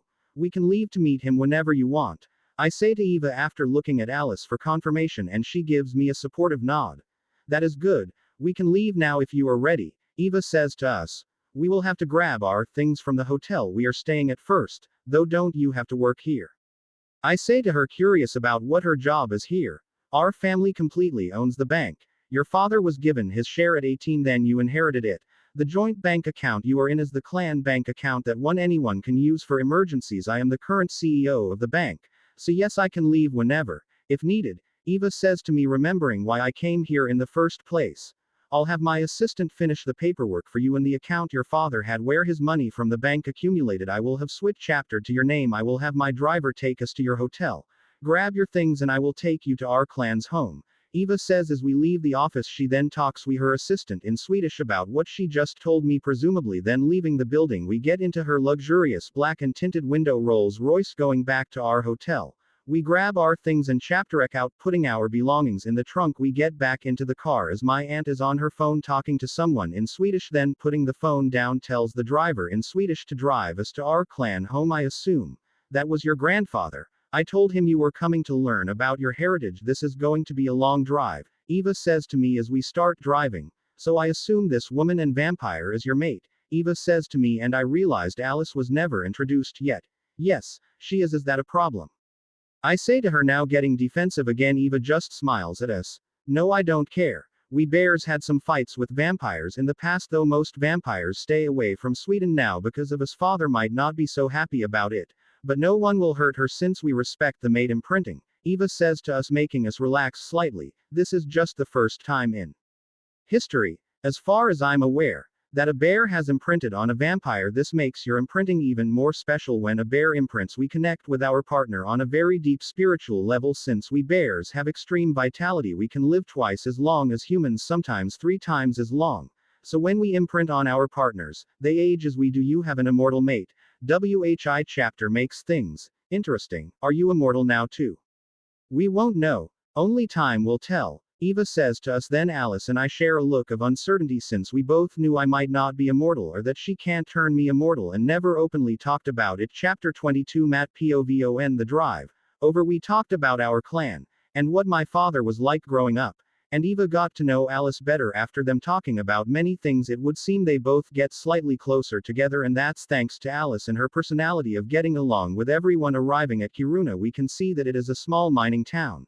Though driving through it and going down a side road into the forest, after about another hour of driving deep into this off-road, we arrive at this huge modern-style log cabin mansion. There also appears to be a huge pool in the back giving off steam, possibly heated. We got out of the car as Eva's personal driver took our bags inside, and 2 people were standing outside waiting for us. Mom, Dad, been a while since I've seen you. How've you been? Eva says to them with some strain in her voice. The old man was tall, about 6 feet 6 inches 198 centimeters, with white long hair braided on one side and a long beard that was also braided. He eyed Eva for a minute at her greeting, then eyed me as if judging if I am worthy of being in their presence, and then gave a glare at Alice. Seeing his glare, Alice got a little nervous, grabbing my arm tighter and making me get on edge, ready for a fight to break out. Seeing my reaction to him, I saw a quick smirk lace his face before quickly returning to his neutral face of no emotion. The older woman smelled like a normal human and was shorter than us all except Alice, maybe 5 feet 4 inches 162 centimeters. She had white hair also that was braided in one ponytail-like fashion. The old woman gave us all a grandmotherly smile, while her husband was staring at us emotionlessly. They both appeared to be in their late 60s, maybe early 70s. Eva, my little girl, you should call us more, the old woman says as she walks over to us, and they hug while the old man is still staring at me and Alice. Dad, stop being a jerk. That is your only grandson, Eva says, seeing him still staring at us. Can I hug you? The old woman says, turning to me and seeming to have tears threatening to come out of her eyes. Sir, I say while still on edge as the old man is staring at us, having a somewhat awkward hug on my end as the old woman gives me a bear hug. You look so chapter like your father, the old woman says, breaking our hug and brushing back some of my hair that was loose. I can now see she is crying slightly now. Ivar, knock it off, the old woman says, seeing that he hasn't moved and is still staring at us emotionlessly. Then in Swedish, the old woman yells at him, making Eva wince and him break the stare to look at his wife in regret, and nods to her. I'm sorry, Ingegard, your grandmother is right. I'm glad you finally came to visit us, Ivar says to me, walking over to us and giving me a small regretful smile. Eva told me you came here to learn more about what you are. How chapter do you know? Ivar asks me as Alice is still holding onto me tightly as we all are walking inside the house. When I turned 18, my uncle gave me a key to a safety deposit box that had my father's journal. After reading it, it explained what it was like turning for him, and that we chapter have to find our own paths to control the beast. That if I came here you would welcome me and help me, though I'm not too sure about that last part. I say to him, still on the defensive since Alice is nervous and as he has been staring at her for a while like he wanted to kill her. Hearing what I said made Ingard scowl at him and Eva sigh in understanding. Ivar seemed to have more regret now on his face. I apologize for my husband's attitude since you arrived, though please don't leave just yet. I wish to know my only grand chapter ILD more before I die. Ingard says, looking at me, pleading for me to stay. As more tears threaten to fall and holding my free hand. We will stay, though only if my mate Alice is okay with it. I say to them, pulling Alice closer to me, and they all turn to Alice with different expressions. Ivar had quick hatred show but hid it just as quickly it showed. Eva looked curious about what Alice would decide. Ingard looked at her with the same pleading look she gave me. I only want Matt to be happy and I think he needs this. Alice says, relaxing a bit and getting more confidence back while giving a glare back to Ivar. Eva smirked seeing the glare. Ingard sighed in relief and Ivar showed a quick smile before also making it disappear. Then Eva showed them to their rooms. I need to talk with Ivar, Ingard said, now turning to Ivar and having an angry look on her face. Eva nods and motions for us to follow her upstairs. I can see Ingard walking to another room as Ivar sighs following her walking upstairs. Eva shows us a room that is huge, bigger than anything I've seen before, with a king-size bed, walk-in closet, full master bathroom, enough room for a 40 inches 101 centimeters flat-screen TV with a love seat and coffee table. This takes place in 2005, so this is the best TV they could offer back then. This was your father's old room, now yours, Eva says to us after we enter the room and look around. The family is more loaded than I thought, I say, looking around. The clan has several billion in USD, in our savings, and even more in the vault under the house in precious jewels and metals, though only the clan head has access to that as part of the clan.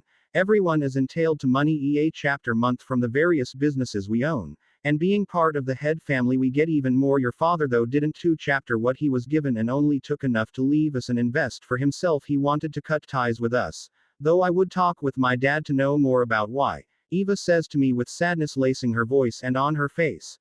I see, I say to her, not sure how to take this all in. Well, I'm sure Mom will want to cook personally for us a big feast as a welcome party, so until then, you're welcome to explore and do whatever. My only suggestion would be to not leave the current residence with Alice, as some of the clan might rush to attack her after smelling a vampire on our territory until we can tell everyone that you are here and your mate is a vampire. I wouldn't leave the house, Eva says to us and then turns to leave.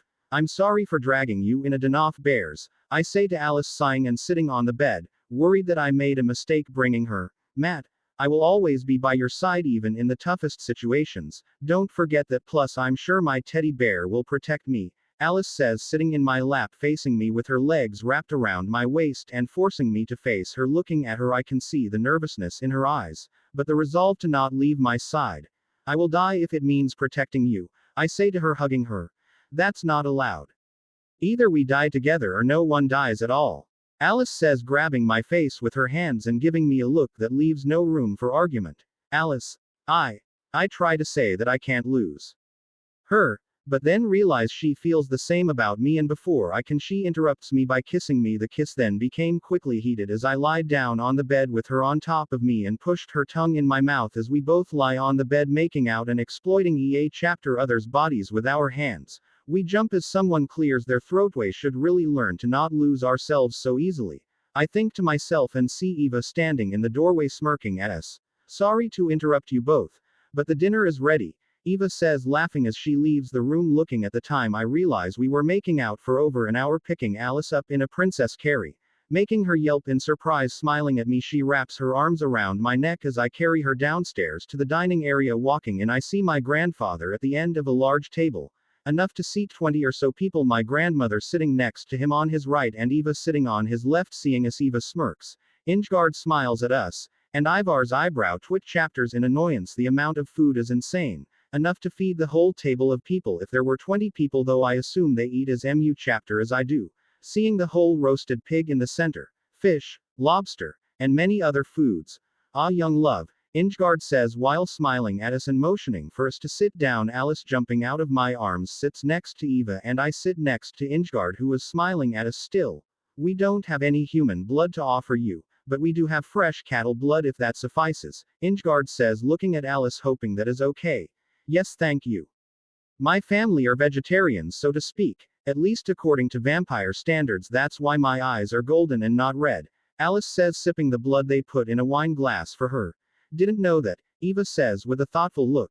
Ivar grunts, and Ingegard smiles at her, nodding, happy that she is fine with the cattle blood after eating our fill and surprisingly eating everything. Some maids and butlers come in to clean up the table as we go back to the main room. The main room has a fireplace with 3 large Sioux chapters, one facing it, the other 2 next to the one facing it, but are facing EA chapter other. There are also large windows to view the outside, being able to see the beautiful view of the woods. The large coffee table between the Sioux chapters and a large rug underneath the fireplace has a very large stuffed moose head above it. Sitting on the Sioux chapters in silence for a few moments, before Ivar speaks up. Have you turned after the first time?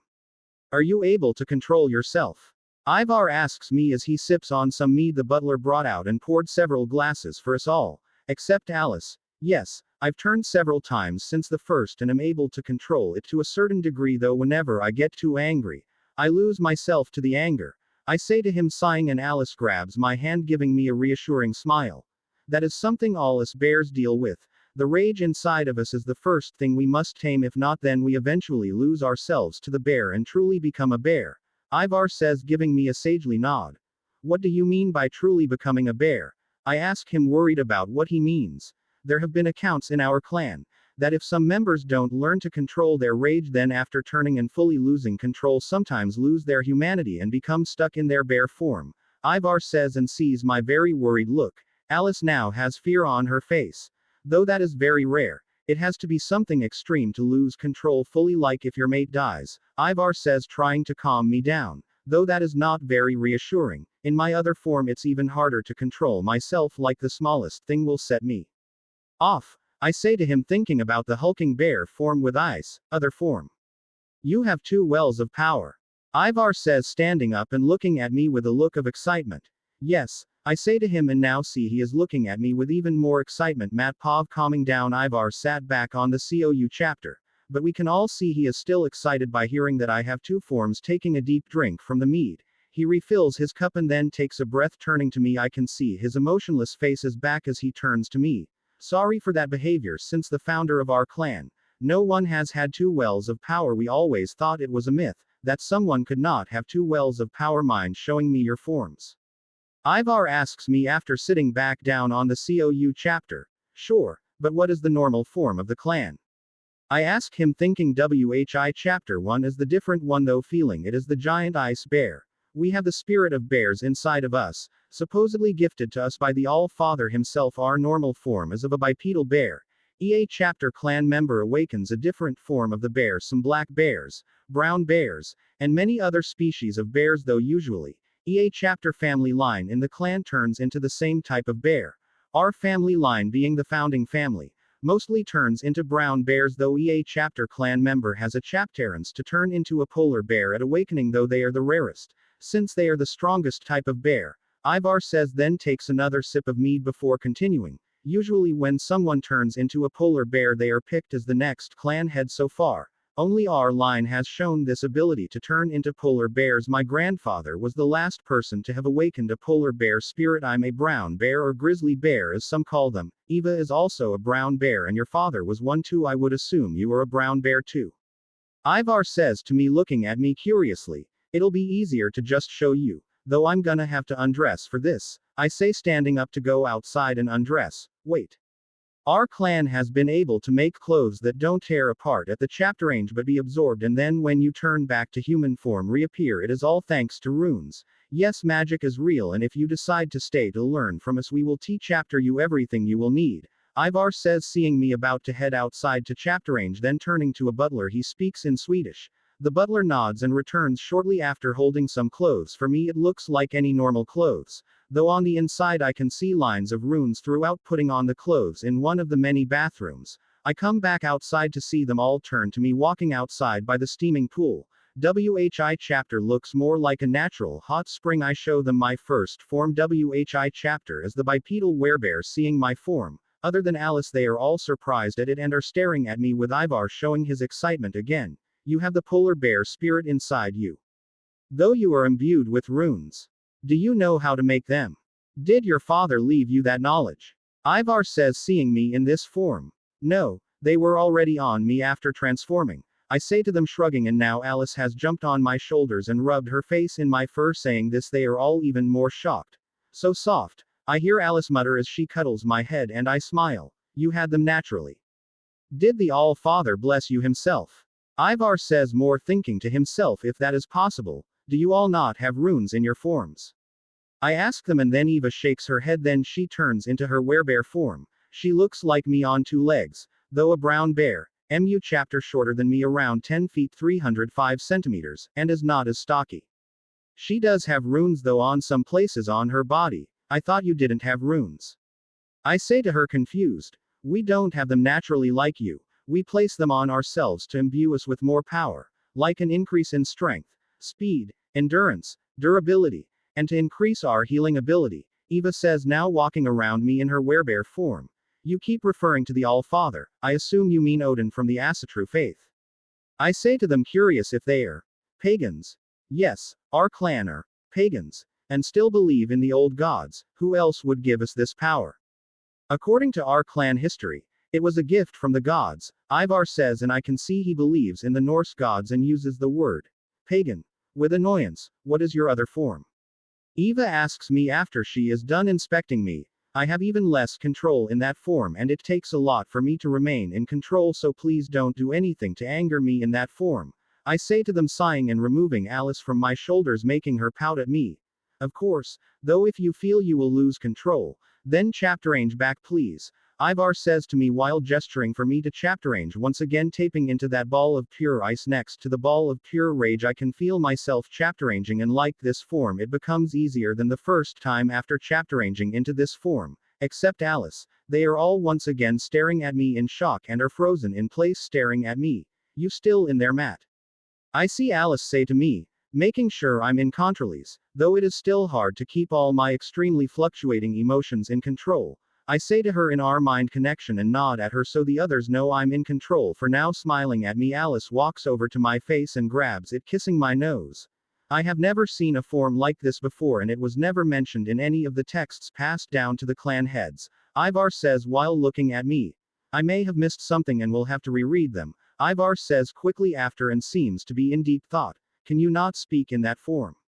Eva asks me curiously, looking at me still in her werebear form. No. I try to say, though a noise of a bear comes out instead, and I shake my head at them, seeing my breath, even though it is cold here, and small ice crystals coming out of my mouth at every breath, has them looking at me even more curiously. I can speak for him though.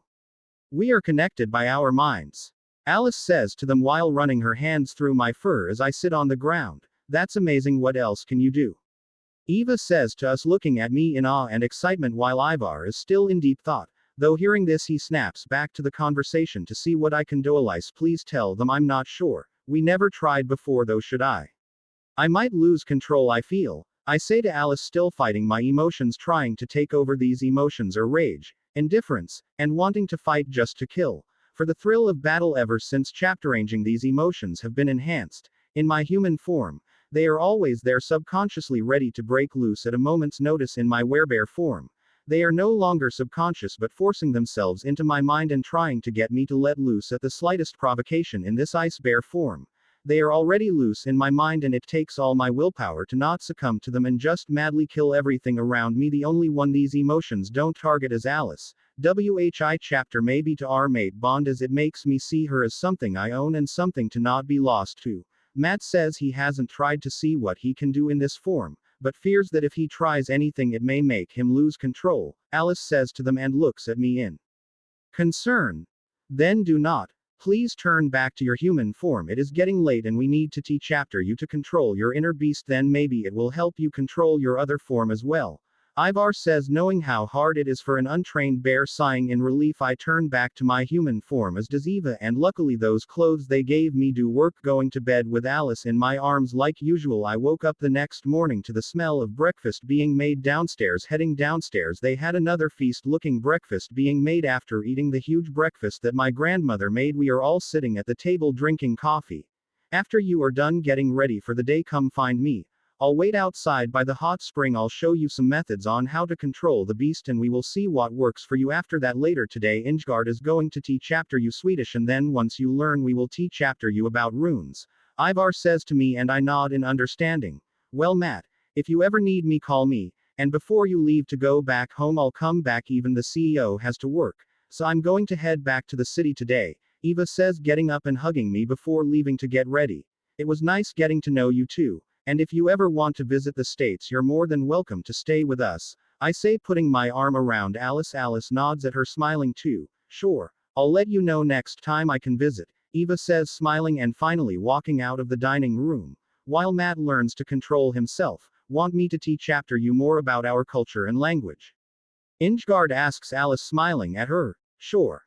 Alice says first looking at Ivar to see his reaction, but seeing him have an indifferent face, smiles at Ingard and gets excited at the idea. Great.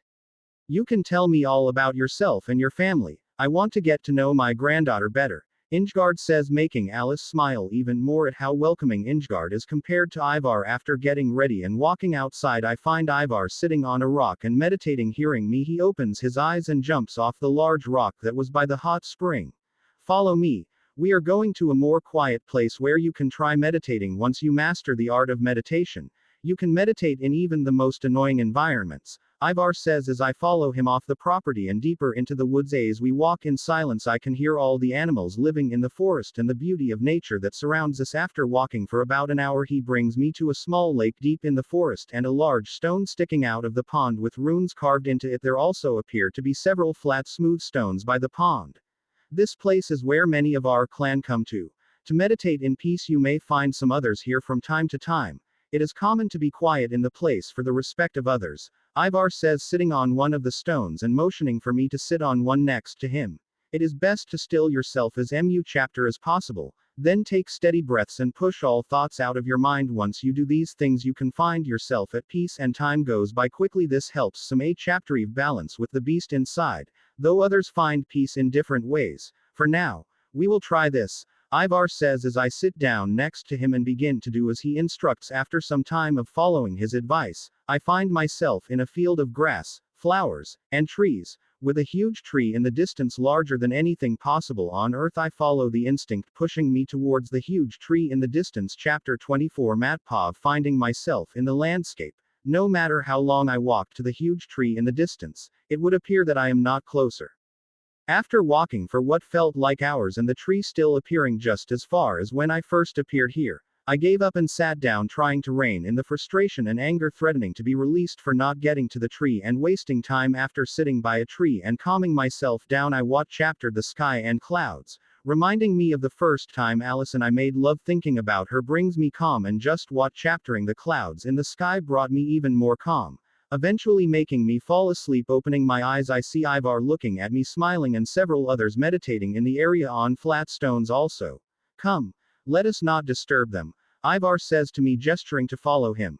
Nodding I get up and follow him back to the house. It would seem from the direction we are going from the looks of it. I was meditating late into the day around 5 or 6 in the afternoon. At first I thought you wouldn't meditate as you had your emotions all over the place. Then when you finally did it seemed it wouldn't work since you started to get angry halfway through. What brought you peace in the end? Ivar says to me after we leave the vicinity of the meditation grounds. I found myself in a field with trees here and there, though there was a huge tree in the distance bigger than anything I've ever seen before. I felt the need to get to it. Though no matter how long I walked I couldn't get closer. Getting annoyed I rested on the ground and watched the clouds. Whi chapter made me fall asleep finally, I say to him while sighing at what that meant in the end. I have no idea. A huge tree.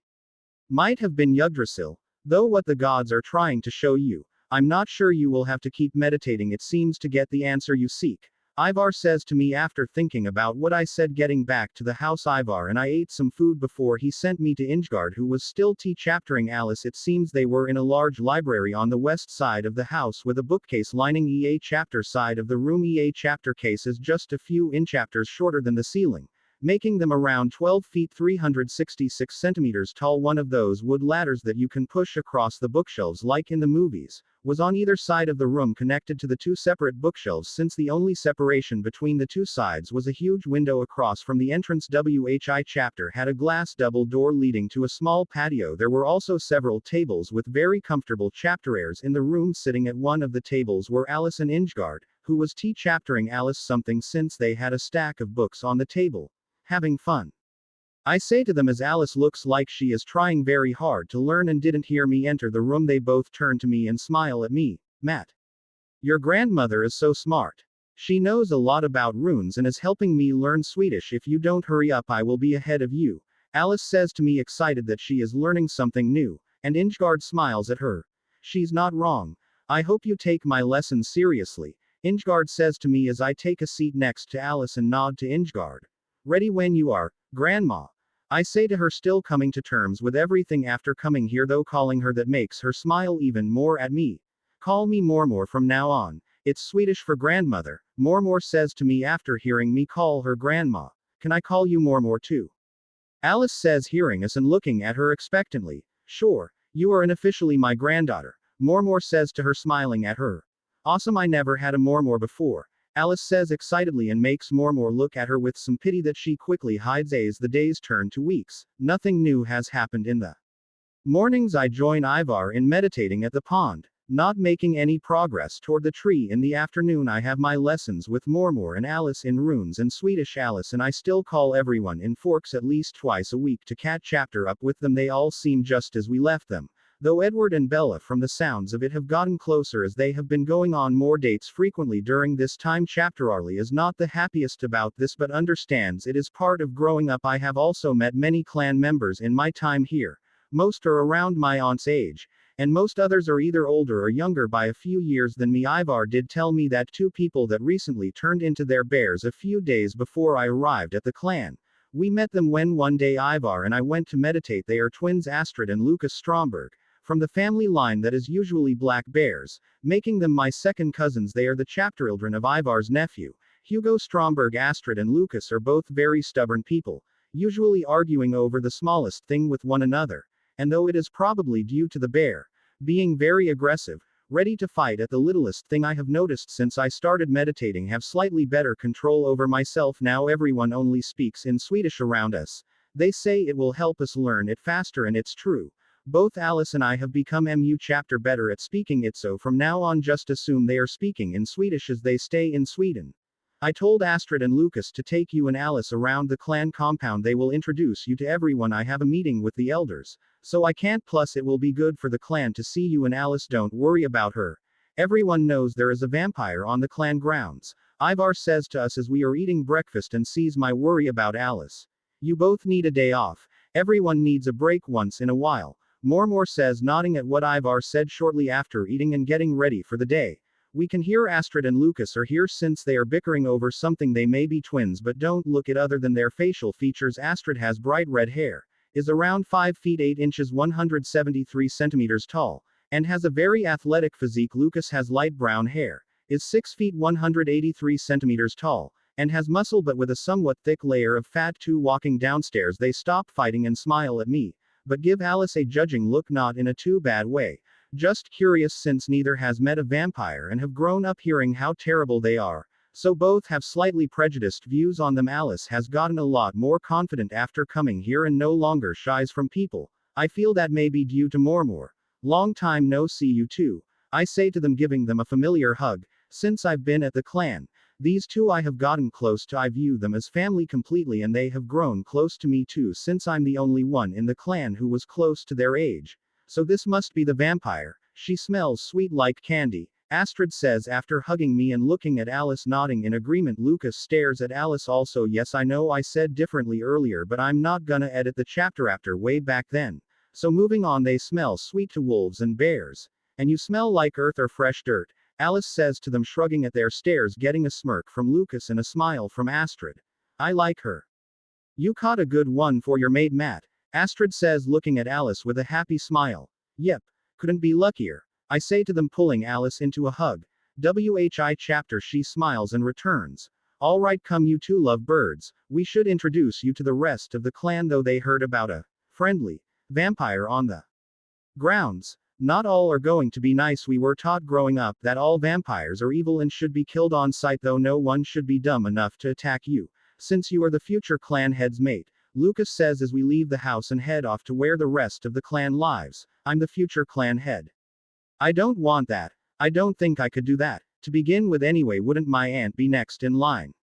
I say to them, shocked. I would think my aunt would be next since they don't discriminate against gender. Before you arrived, yes, your aunt was next in line, though she never seemed that interested in the prospect. Then there is you, the legendary polar bear blessed by Odin himself. At least that is what your aunt told us before leaving back to the city, Astrid says as we are walking down a trail in the forest and smirking at me. What? I say to them, shocked that the clan thinks of me as this demigod. My mat is special, Alice says while holding my hand and skipping beside me. Well, from the sounds of it, it would seem so, though the clan doesn't necessarily believe it. You know, it's easier to believe if seeing it, Lucas says, yawning as we walk and stretch, chaptering his arms above his head. Could show everyone, though I don't feel like turning a bun chapter. I say to them and they nod in understanding. Don't worry, only the oldsters will be asses probably. About Alice or whether you are a polar bear blessed by Odin, the younger people are a lot more accepting and want a chapter range from the old ways anyway. Why follow some rules that were made over 1,000 years ago still? Like updating them already. Astrid says, annoyed about some of the traditions, one of them being men and women can fight. But generally, the men are the warriors and the women are the rune masters or shamans, in some cases even as shifters arriving at a large house. Not as large as my family's house, but a little smaller. A mansion in its own right. It was a very large modern log cabin style house. At the entrance, like our family house, is a wooden carving of a bear. Our house has two. One of a polar bear and one of a brown bear. This house has a carving of a black bear. So by assumption, Lucas and Astrid's family house. Welcome to our family's house, though not as impressive as yours, Lucas says as we walk up to it. Our parents are home. Luckily our Farfar is not home. He's at the elders meeting with your Farfar. He is pretty prejudiced against vampires, always telling us to kill any we meet. When we were growing up, hearing that a vampire was allowed on clan grounds pissed him off beyond belief, Astrid says as she and Lucas enter the house and motions for Alice and me to come inside too. You two are back already. Don't tell me you angered the clan head and he sent you both home.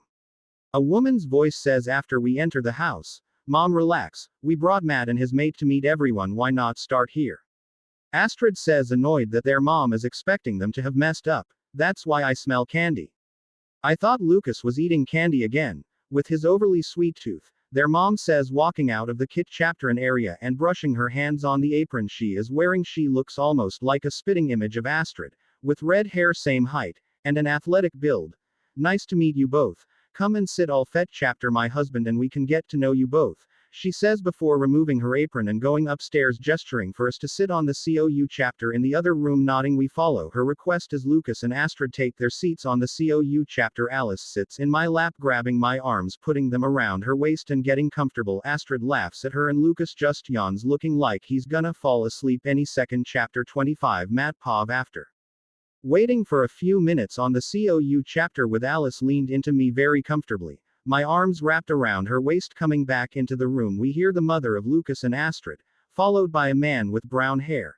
About 5 feet 10 inches 178 centimeters tall, and he has muscle but with a thick layer of fat too. Coming into the room, he seems just tired, like he didn't get any sleep. Seeing Alice, I see a flash of hatred show on his face, before being quickly suppressed. Lucas, Astrid, aren't you going to introduce us?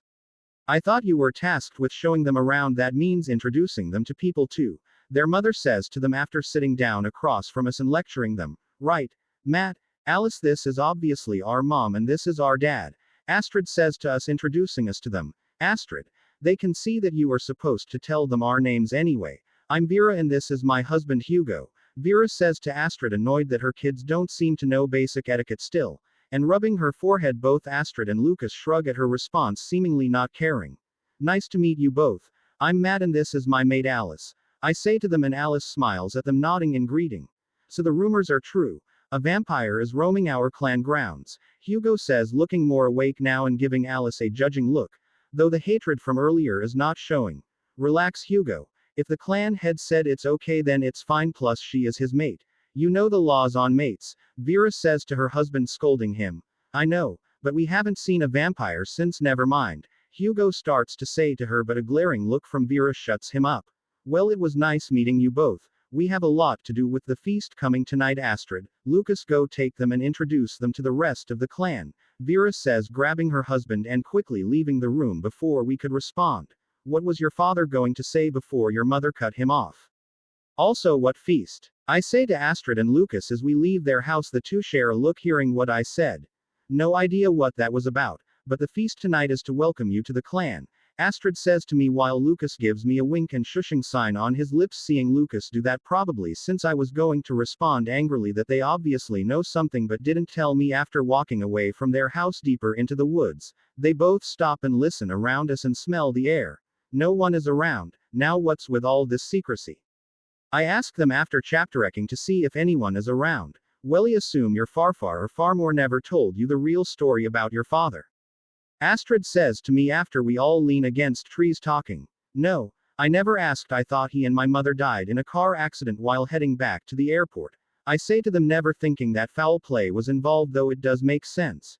You should ask them then. Though let's just say that you will be angry learning the truth, Lucas says, sighing while thinking about it. I mean, can you give some information?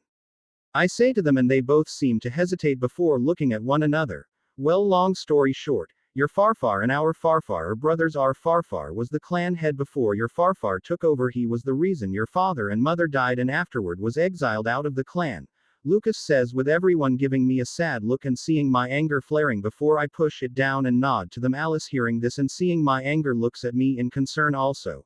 I'm sorry, Matt, Alice says to me, giving me a hug. WHI chapter. I return. Do you want to talk with your Farfaraldrar? Or should we continue to show you around? Astrid says to me, worried for me. As far as I'm aware, Farfaraldrar is Swedish for grandparents. No, I will speak with them later. Let's finish meeting everyone, I say to them, motioning for them to continue. They both nod and start to lead me to the rest of the clan. They begin to explain to me that there are 5 lines in the clan and EA chapter line has a family head. WHI chapter sits on the console of elders. Not everyone in EA chapter line turns into a bear like us. Usually only the ones part of the main family in EA chapter household. Those that don't turn can still live in the town that we passed through to get to my family's house. That town is owned by our clan, and everyone who is part of it usually lives there if they are not shifters. EA chapter family line gets one large house that is near the town, deep in the woods. In the center of the woods between EA chapter house is a large field with a huge oak tree in the center. That is the tree the founder planted and is our spiritual connection to the gods. This place is protected by rune-carved stones, and our families, where most family gatherings take place, and where the feast is being held to welcome meth lines in the clan consist of my family's line, also known as the founding line. WHI chapter is mainly brown bears, and the only line to have polar bears appear on rare occasions. The next is Lucas and Astrid's family's line. WHI chapter is black bears. Vera's father, Gustav, is the family elder. The next family we met, where the line of giant pandas, and Hugo's mother, Inga, is part of this family and the elder of it, making him a panda. The next family line they introduced me to was the sloth bears, whose elder was Aaron. The final clan line was sun bears, whose elder was Alma. After meeting all the main family lines, they brought me into the town of Kiruna, where all the normal clan members lived. Most of the family lines held an aversion to Alice, but never outwardly spoke about it. Most of the normal clan members in the town couldn't care less and treated her just as they treated me. After all meeting dozens of people and exploring the town, it was late afternoon, around 5. The feast was being held later, around 7 at night to 11 at night. Well, it was fun seeing the town and meeting pretty MU chapter everyone, but we should head back to get ready for the feast. I also want to talk with my Farfaraldrar about my parents, I say to Lucas and Astrid as Alice and I start to head back to our family's house. Yeah, Matt, Alice, it was fun. I try to be a little understanding, though I understand if you're very upset, Astrid says to us as we walk away, and Lucas nods in agreement. Walking back to my house, I can smell my Farfaraldrar inside, sitting in the living room area. Walking in, Farmore smiles at me and Alice, while Ivar nods to us, acknowledging our presence. Walking over to them without wasting any more time, wanting to know the truth. I heard that my parents were killed by your brother. I want to learn the whole story, I say to Ivar with a look saying I won't accept any other answer. Farmore, hearing, has a very saddened look on her face, and Ivar sighs, putting down his cup. Sit. It's a long story, Ivar says, looking at me with a regret-filled face and motioning for us to sit down. Nodding, Alice and I sit down on the COU chapter across from them. My father was the last polar bear to appear in our clan for several generations and was conflicted on who to pass the mantle to on his deathbed. Seeing my brother's zealous hatred for vampires, my older brother was the first chapteroist since he was first born, and my brother was stronger in all abilities. He was a silver-tipped brown bear, meaning at a distance he looked like a polar bear. So for us, that meant he was stronger. My father chapteros him as the next clan head and taught us to hate vampires with our every being. He was a great clan head until after you were born to your father and mother. I told you that you and Alice were the first couple in clan history to be mates, as a bear and vampire. That was not true, Ivar says while picking his cup up and taking a sip. Your parents were the first in clan history to be that couple, and when we heard you were born between the two, well, we were beyond surprised, though that may explain why you have two wells of power. Your father met your mother exploring America. She was a normal human in the beginning, however, was turned into a vampire when your father wasn't around. He was lucky enough to save your mother in time and kill the vampire, but too late as she was in the process of turning. Hearing that your father was now married to a vampire, my brother was enraged and told him to leave her or be exiled from the clan. I was a coward and fool, was on the side of my brother in this exchange, Ivar says, sighing with even more regret showing on his face. Your father obviously didn't listen, chapterizing your mother over the clan, taking as mu chapter as he could before cutting all ties with us. I was able to stop my brother from sending some of your members to hunt down your father and mother, though was a fool to see that he truly didn't listen to me. Years went by before your father called me concerned one day, telling me your mother was pregnant with you and how they didn't know this was possible, and if I knew anything. Trying to go through clan texts and stories, not finding any information to help them. Though my brother got wind of this information, Ivar continues to say, though begins to chapter up with sadness. Then when I thought my brother chapteranged inviting your father, my son, and both you and your mother back to the clan, to welcome you all back into the clan, your father finally accepted the invasion after you were already born healthy, seemingly not a vampire, and a few years old, luckily leaving you behind, probably having a bad feeling about the invitation, but ultimately came after visiting everyone and throwing a large feast to welcome him back. Everyone turned in for the night, drunk and happy. My brother made a move to kill them both, and when they went to return to the hotel they were staying at in town, since your father didn't trust us enough, and with good reason too, my brother was able to chapter them off guard with a few other clan members, who quickly killed your mother and subdued your father, who lost himself in a rage. They lost a few members in the fight, but my brother killed my son, Ivar says now with tears coming out of his eyes, and Ingard is crying now too, holding his hand for comfort. After finding out about this betrayal, the rest of the clan was on my side. We were able to chapter all the offenders and exile them from the clan using runes to keep them from ever shifting again, and luckily I was able to learn about some members my brother sent to kill you. I was able to send your Aunt Eva and some others to chapter them or kill them if necessary. Ever since then, the clan has had a big shift in attitude, and I was able to chapterange some of the old laws. Hearing you wanted to visit us, I was ecstatic, and I apologize for my attitude to you. Alice, seeing you with my grandson brought back some old memories, Ivar says, now bowing his head to Alice in apology. Is Alice safe here? You should have told me from the beginning. I stand up and yell at them after learning the truth, and my rage threatens to push me over the edge. You have my word, no one would hurt her here, not after what happened to my son and your father, Ivar says with confidence and anger in his eyes. For what happened to my father? To need some time to think, I say to them, standing up and walking to our room, with Alice right next to me holding my hand in concern for me. Chapter 26. Matt Pov. Heading to our room, I lay down on the bed and try to come to terms with the information I was just told. Alice laid down next to me and cuddled up to me, trying to comfort me. It was working too, pulling her closer to me, and after just holding her for a few minutes, she looks at me wanting to say something. Yes, I say to her, giving her a strained smile, though she can see through it easily. Matt, I'm so sorry. What do you want to do now?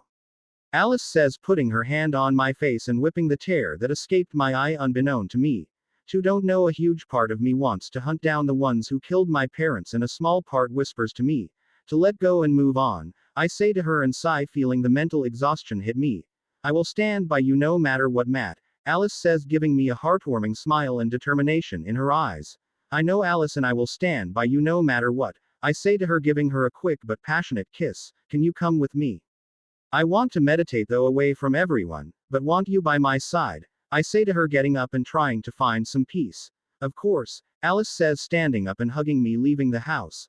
I grab Alice in a Princess Carrie cat, chaptering her off guard again, making her yelp in surprise. Though she quickly relaxes in my arms, running at full speed through the woods away from the clan grounds. North of the clan, deep into the mountains and wilderness. After an hour of running, I stop as we chaptered the top of the tallest mountain in the area, looking from atop it with Alice at my side. I felt at the most peace since I first turned. The view was extremely beautiful, with nothing but the lush green forest below and smaller green mountains surrounding us. We chaptered here just as the sun was setting. Sitting down with Alice sitting across from me, I meditated as the sunsets getting pulled into the field of my mindscape. I lay down, chaptering the clouds like I normally do. After a few minutes, I hear a voice, deep and smooth. Come to the tree, my chapteriled, the voice says, and I feel a pull toward the tree. Walking for an hour, I find that it does seem I am getting closer to the tree, excited that I can see whatever this feeling is pulling me toward the tree. I run as fast as I can to it. It still seemed to take me hours to chapter this tree. Even after running at full speed getting to this tree, I can see how it is larger than I could ever imagine. The tree seems hundreds of thousands of miles tall and wide. After looking in awe at the tree, I see a hooded man with a long beard coming out of the hood and holding a staff, standing at the base of the tree.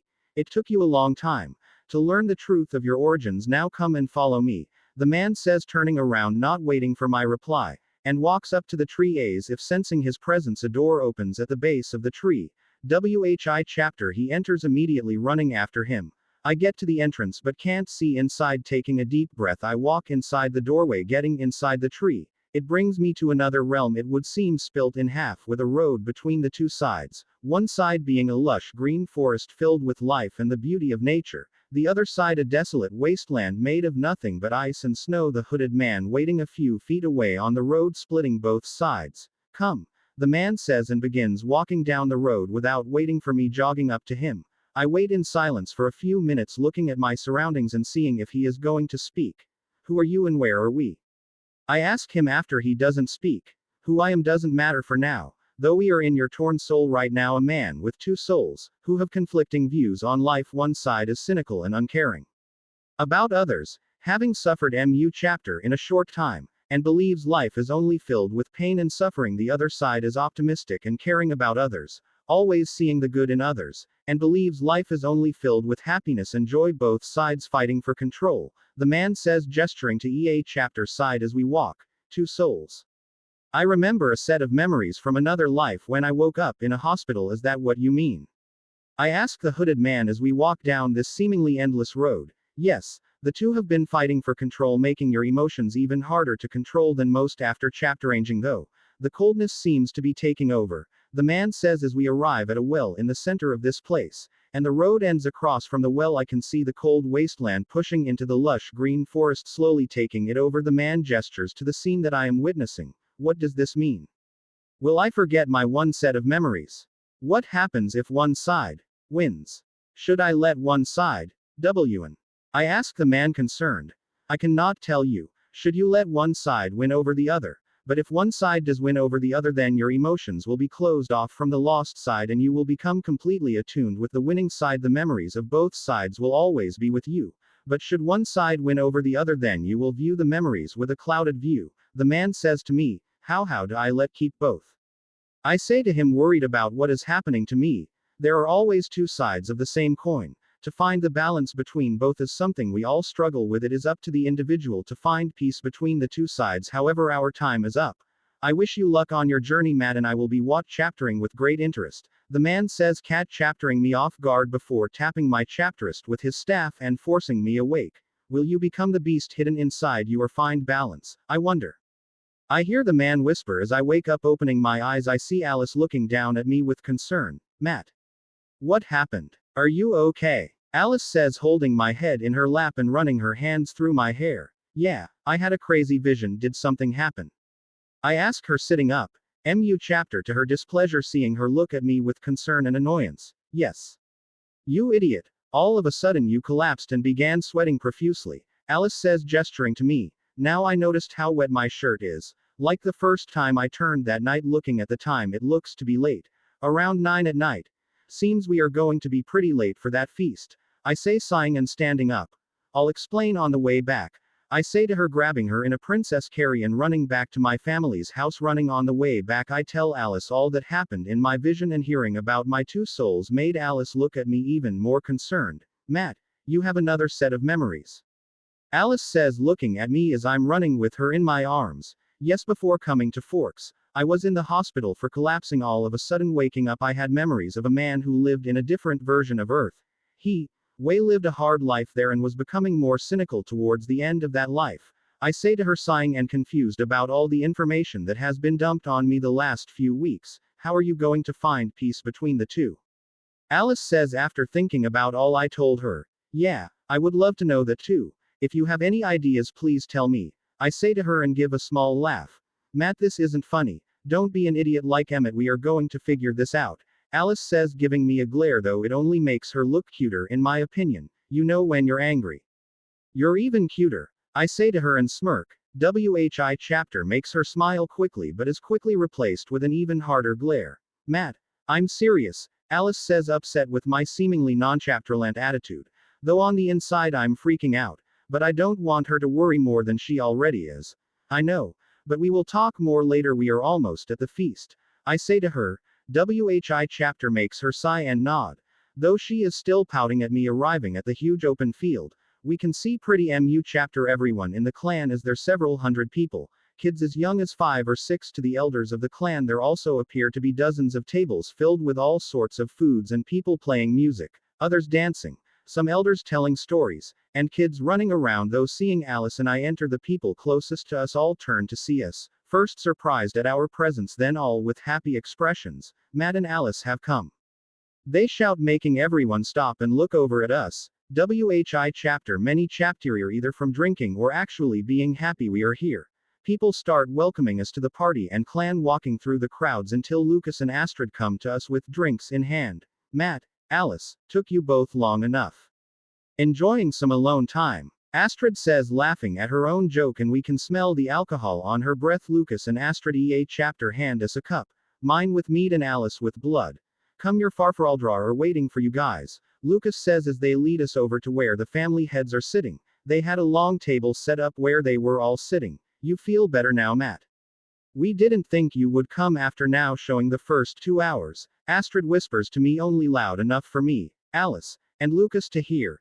Yeah, a little better, I whisper back to them, and they both give me nods of understanding before their chapterful attitude comes back as we approach a chapter the clan head and elders table.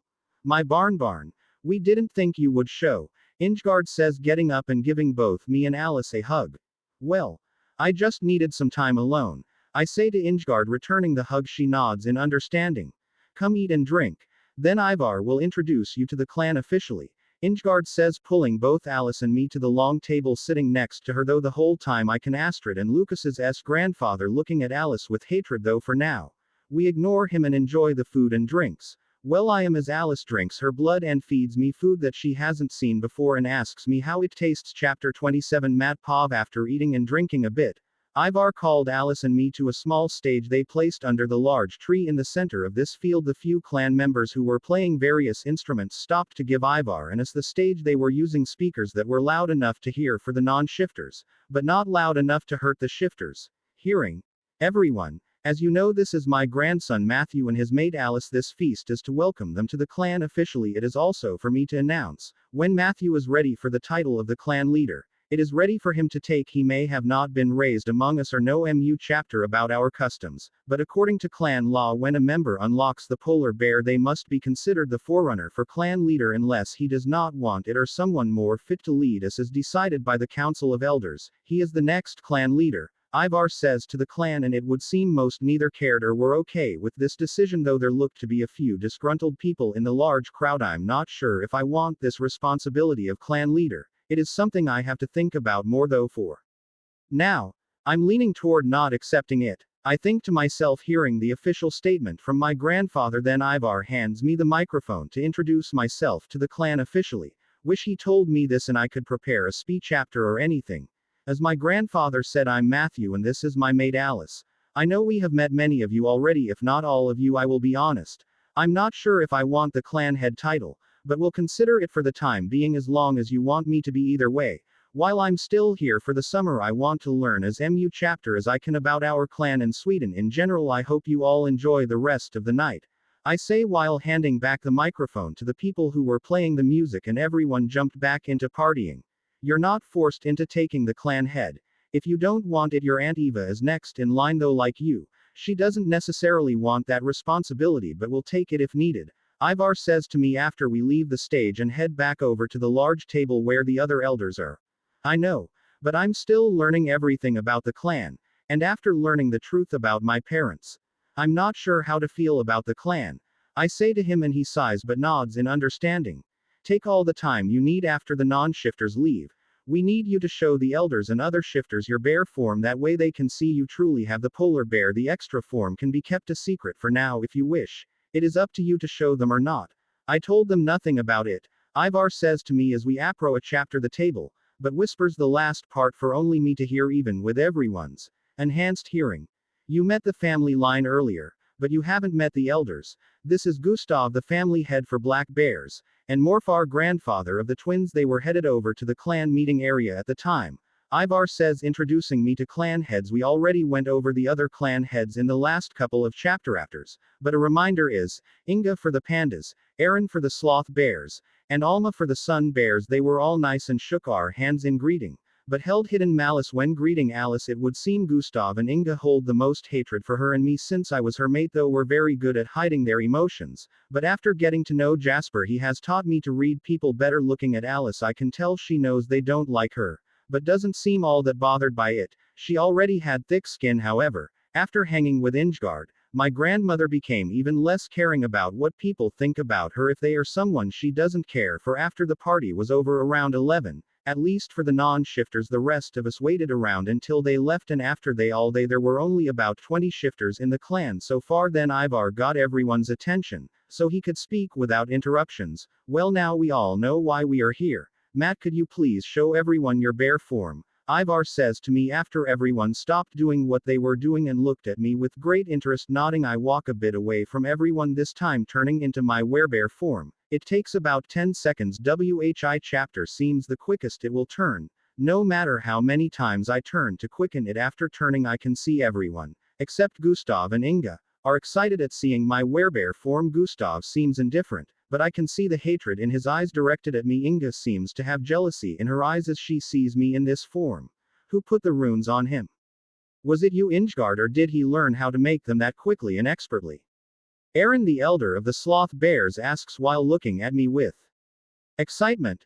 No, they were already on him when he turned. A voice that I recognize now and have not seen in weeks. My Aunt Eva. She comes over walking through the woods to us. Why are you here? I ask her before anyone could follow up, hearing what she said, making everyone who didn't know even more surprised and excited. Not happy to see your aunt. That's hurtful, Eva says, giving me a fake hurt look, though I can tell she knows she is one of the few people in the clan that Alice and I trust. Then let me give you a bear hug, I say to her, rushing over to her and smirking, making her freeze up and her face goes to fear. Matt. I was just kidding. Damn, Eva says, jumping away and dodging me, though with my speed I could have caught her, but didn't. Matt. Knock it off, Alice says, laughing at our interaction and jumping on my shoulders. Now everyone can be seen laughing at our interaction, well, except for the two grumpy elders. Matt, I want to see how strong you are. Let's fight, Astrid says, looking at me with excitement and battle lust. Astrid, you idiot. First of all, we may be the second strongest line after the brown bears, but the polar bears are a whole other level, especially one blessed by the All-Father himself, Vera says, smacking her daughter on the back of the head and sighing at her battle-crazy attitude. Out of the family lines, black bears were the most aggressive and battle-crazy, while also being the most agile. Brown bears are known for their strength. Pandas are known for their healing ability. Sloth bears are known for their endurance, and sun bears are known for their tracking abilities, since their sense of smell and hearing were 3 times as strong as the others, while polar bears are the rarest since they have all the qualities of the lines in one. In MU chapter higher defense. I'm not using actual facts on bears. This is not based on reality, so just remember that. Also, strongest to weakest lines according to the family goes like this. First, polar bears, brown bears, black bears, panda bears, sloth bears, and finally last, sun bears. If you are up for it, was contest your abilities at the clan training field. Ivar says to me as I'm still in my werebear form. Sure. I want to see what they compare to everyone else anyway. I say to them and everyone nods in excitement. Okay everyone. Clan training session tomorrow morning at the training grounds, everyone should try to attend. Other than the elders since we still have MU chapter to discuss, Ivar says to everyone, and they all nod in agreement. Shifting back, we all head to our families' houses to rest for the night. I heard my parents told you the truth about your father. I'm sorry I didn't tell you, but I felt it was their place to tell you, Eva says to me as we are walking back to the house. I understand, though I want to find those who killed them and take revenge. However, after learning some things about myself, well, I'm not sure if that is the wisest thing for me to do. I say to her, sighing at the war going on inside me, and Alice gives me a concerned look as I talk. If you want to know their location, you would have to ask my father or one of the elders. I would tell you as I want revenge also, but only my father and the elders know where they are. They won't tell anyone since they don't want people to hunt them down, as they were given their judgment already, Eva says with some venom in her voice at the end. Is that why you don't live with the clan and are reluctant about the clan head title? I ask her as we walk.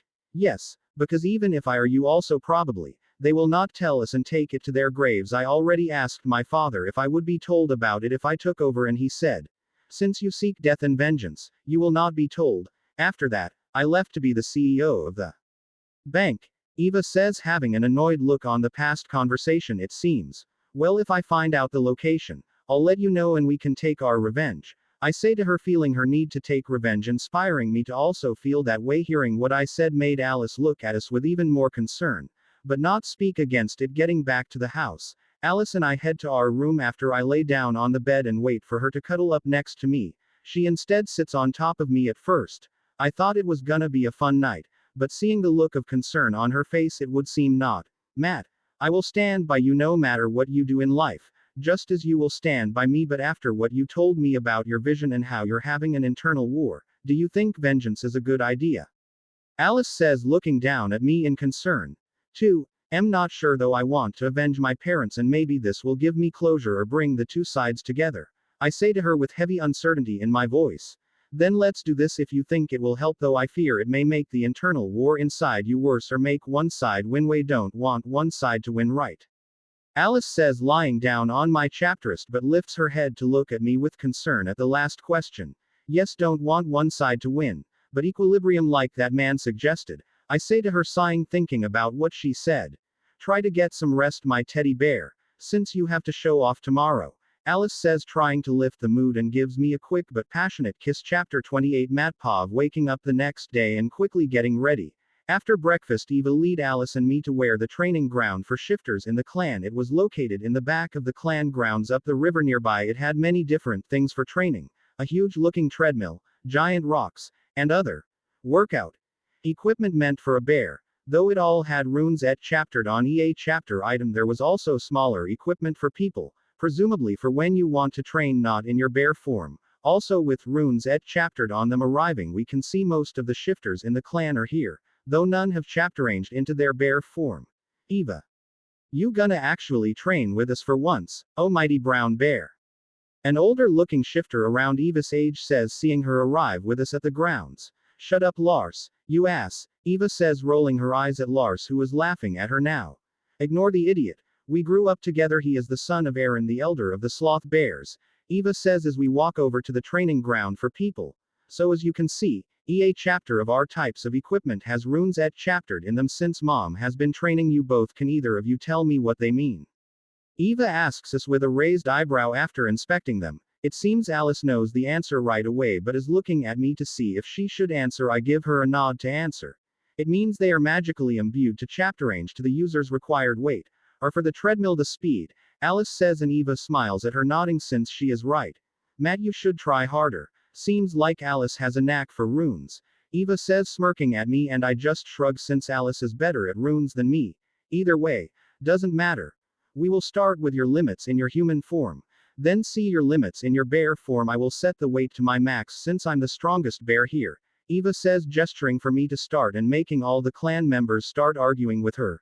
Seeing everyone joke around with one another brings me happiness. Now I see what it's like for the wolves with their pack. I have my own group of family now. Like me, all the clan members who were there are now all looking at me curiously to see my limits. Grabbing a weight meant for bicep curls. I easily lift it and make all the clan members snicker at Eva, who laughs and then keeps adjusting the weight until it becomes hard for me. It finally becomes almost impossible for me to curl as I strain at 6 tons 544 metric tons. Seeing this insane weight that I'm lifting, WHI chapter is 3 times as MU chapter as Eva makes everyone look at me in excitement. Then we move on to squats to test my legs. And once again Eva sets it to her max weight first at 10 tons 907 metric tons. Seeing this is easy for me, she keeps increasing it until I hit my max at 3 times her max once again, so 30 tons 272 metric tons. Then we go to the bench chapter press. Eva sets it to 8 tons 726 metric tons, and once again my max is 3 times her max 24 tons 218 metric tons.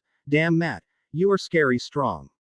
You're even stronger than the last polar bear in the clan according to the records you just set a new impossible record. I don't think anyone can beat, Eva says, seeing the amount I could lift, and the clan members all nod in agreement. Hopefully you aren't crazy fast either. That would be just unfair, Eva says while everyone laughs and Alice smirks at me knowing how fast I can be. Walking over to the treadmill Eva, I start walking as Eva sets it to her max speed. Soon after, the boom of me passing the speed of sound resounds around us. Her max is 1,120 miles per hour, 1,800 kilometers per hour, and this is easy for me, though it becomes difficult at 3,360 miles per hour, 5,400 kilometers per hour for me. However, I can last at my full speed for almost just over 6 hours I feel, but stop at an hour. Y chapter is also 3 times as long as Lars, who is considered the long distance runner of the clan. As I'm running, everyone is trying to lift and see who comes next in line, and Alice joins them. She appears to be stronger than sloth bears, but weaker than panda bears. For reference, the speed of sound is 767 miles per hour or 1,235 kilometers per hour, so the MC is about 4 times the speed of sound. This is so unfair, Astrid says, seeing what I'm capable of and making everyone sigh and nod in agreement. I can't help that, I'm just that MU chapter better than you, I say to them, making everyone immediately start yelling at me, and the joking atmosphere brings a smile to my face. Okay, everyone calm down.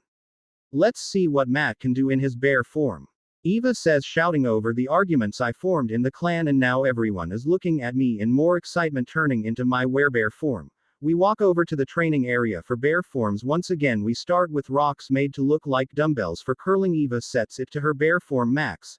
WHI chapter is 15 tons 136 metric tons, and my max is 3 times as MU chapter as her again in all forms of lifting. Again that makes it 45 tons 408 metric tons for curling, 150 tons 136 metric tons for squatting, and 120 tons 109 metric tons for bench chapter press. The speed of this form, like everyone else, is just slightly slower than our human forms, so for me, my max speed is 3,000 miles per hour, 4,800 kilometers per hour. This ice is just insane, Astrid says, and everyone agrees with her. You're lucky mom stopped you from fighting him. He'd crush you immediately, plus you don't even have runes on you yet and he has some already, Lucas says to his sister Astrid, making her glare at him in annoyance. That doesn't mean I can't beat your ass, Lucas, Astrid says, and shifts into her bear form, chapter racing down Lucas, who runs away and quickly shifts to the two quickly begin to brawl and roll around on the ground. Well, while those two morons fight, Matt, I'll teach chapter you some Gleema, the ancient fighting style passed down in our clan, Eva says, gesturing for me to follow her to an open field area of the training ground, where there are several circular places around the area. Half is about 15 feet 46 meters in diameter, and the others are probably for the bear form at 30 feet 91 meters in diameter. Alright, first I'll teach chapter you in your human form, then we can move to bear form, Eva says, getting into one of the circles and taking her shirt off. Now Eva is wearing only a sports bar and short compression shorts. Eva looks a lot more muscular than I thought. She has a very defined six-pack and other very defined muscles. The rest of the clan goes about working out and messing around with one another. Can you teach chapter me too? Alice says as I shift back into my human form and take my shirt off too. Sure, once I beat Matt's ass, I'll show you, Eva says, smiling at Alice, and then smirks at me as I step into the circle. Okay Matt, normally we wear special straps for this to teach chapter you easier, but with your freakish strength, I don't think it is required. The whole point is to grab your opponent's waist, pants, or anything they are wearing in that area, then lifting them and slamming them into the ground. After that, well, it's ground and pound time, Eva says before gesturing for me to come at her. Rushing her, I grab her waist. Though somehow she is able to outmaneuver me and get behind me. Grabbing my shorts, she lifts me up and slams me on the ground. Stunned that she beat me, she quickly gets on top of me and puts her fist in my face. It's not all about speed and strength, Matt. Though usually, it may work for you in most cases, though I want you to learn the Tay chapterniques, okay? Eva says to me, still sitting on top of me and giving me a serious look, and I nod in understanding to her. Then she has a devious smile on her face. Here I thought little Matt would have woken up. I may be your aunt, but most men find me attractive. Guess age is finally getting to me, Eva says, laughing and pushing herself off of me. I have a stunned look on my face and don't even know how to respond to that. Maybe if Alice comes into the ring and climbs on top of you, then Mini Matt will wake up, Eva says, laughing at my shocked face and disbelief at what she is saying. What the fuck is wrong with you? I say to her, getting up and looking at her in disgust. Oh, relax, Matt. I was just messing with you. Lars, when we were younger, popped a boner after I beat him like you and was on top of him, Eva says, making Lars, who heard her, yell in anger, and everyone laughs at the situation. Fuck you, Eva. That was years ago. At least I found my mate, you pervert. Lars says, making Eva have a quick depressed look, but she quickly hides and laughs off the whole situation. Then the rest of the day was Eva T chaptering Alice and me. Glima at some point also see how I do in my bear form. WHI chapter, I can do MU chapter better only since I can ground myself better in that form. Returning to the family house, beaten and tired, just wanting to eat and sleep. Seems Eva put you through the ringer, huh? Ingegard says as we enter the house and sees my state. Yeah. Eva is very strong in the ring, I say, walking past her to get a shower. With Alice skipping behind me, Eva went so MU chapter easier on Alice after getting in the shower and Alice getting one with me. It would seem I have enough energy still to enjoy ourselves before going down to eat dinner. Matt, I can keep chaptering you, Glima, until you leave if you want. I took the rest of summer off from my job, Eva says to me as we are eating dinner. Sure. That would be cool, I say to her, and she smiles at me, nodding. So in the early morning I will meditate, then do Glima with Eva and Alice the rest of the day until rune practice with Ingegard in the afternoon. I think to myself on the daily chapter schedule I will have for the rest of the summer. It seems chapter 29 Matt Pav. The days turned to weeks and eventually my last week in Sweden arrived. The whole time I've been learning runes and Glima. Becoming proficient in EA chapter, but not enough to be considered mastered, though Ingegard gave me clan texts to continue my learning for runes, and Eva just said you and Alice could practice with one another to fine tune our fighting. Ivar wanted to know by the end of this week if he should nominate me as the official heir to the clan head title, since I have yet to give him an official answer. So, do you want to be the next clan head? No matter what you chapterus, I'm never gonna leave your side, Alice says to me as we are lying in the bed. Today is the last full day for us in the clan, as I promised Alice we would explore other places in Sweden before leaving. We would be leaving early the next morning. I'm still not 100% sure about what I want. Every major chapteroise I make now feels like it will affect WHI chapter side wins inside me. I don't want to lose either side, as I feel it would chapterange me into a completely different person. I say to Alice, sighing in uncertainty about everything. Try not to think about it like that. Plus, it sounds like the sides will only be affected if you decide to lose yourself to one side temporarily, though I'm not sure either. That's just my thought about what you told me, Alice says, looking at me concerned for my well-being.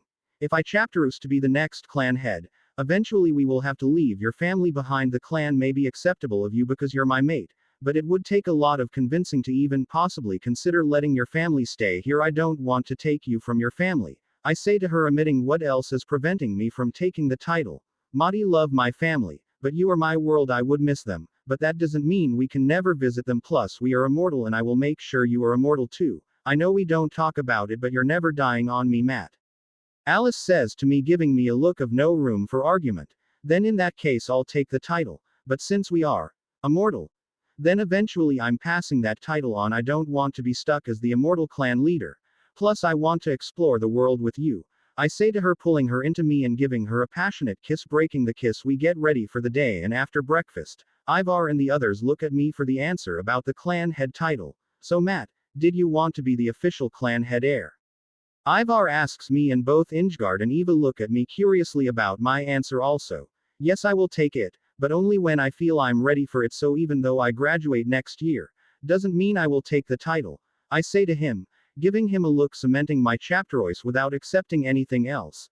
That is fine. You're far more and I have some more decades left in us. Just come take the title when you are ready. Ivar says to me and smiles at my decision.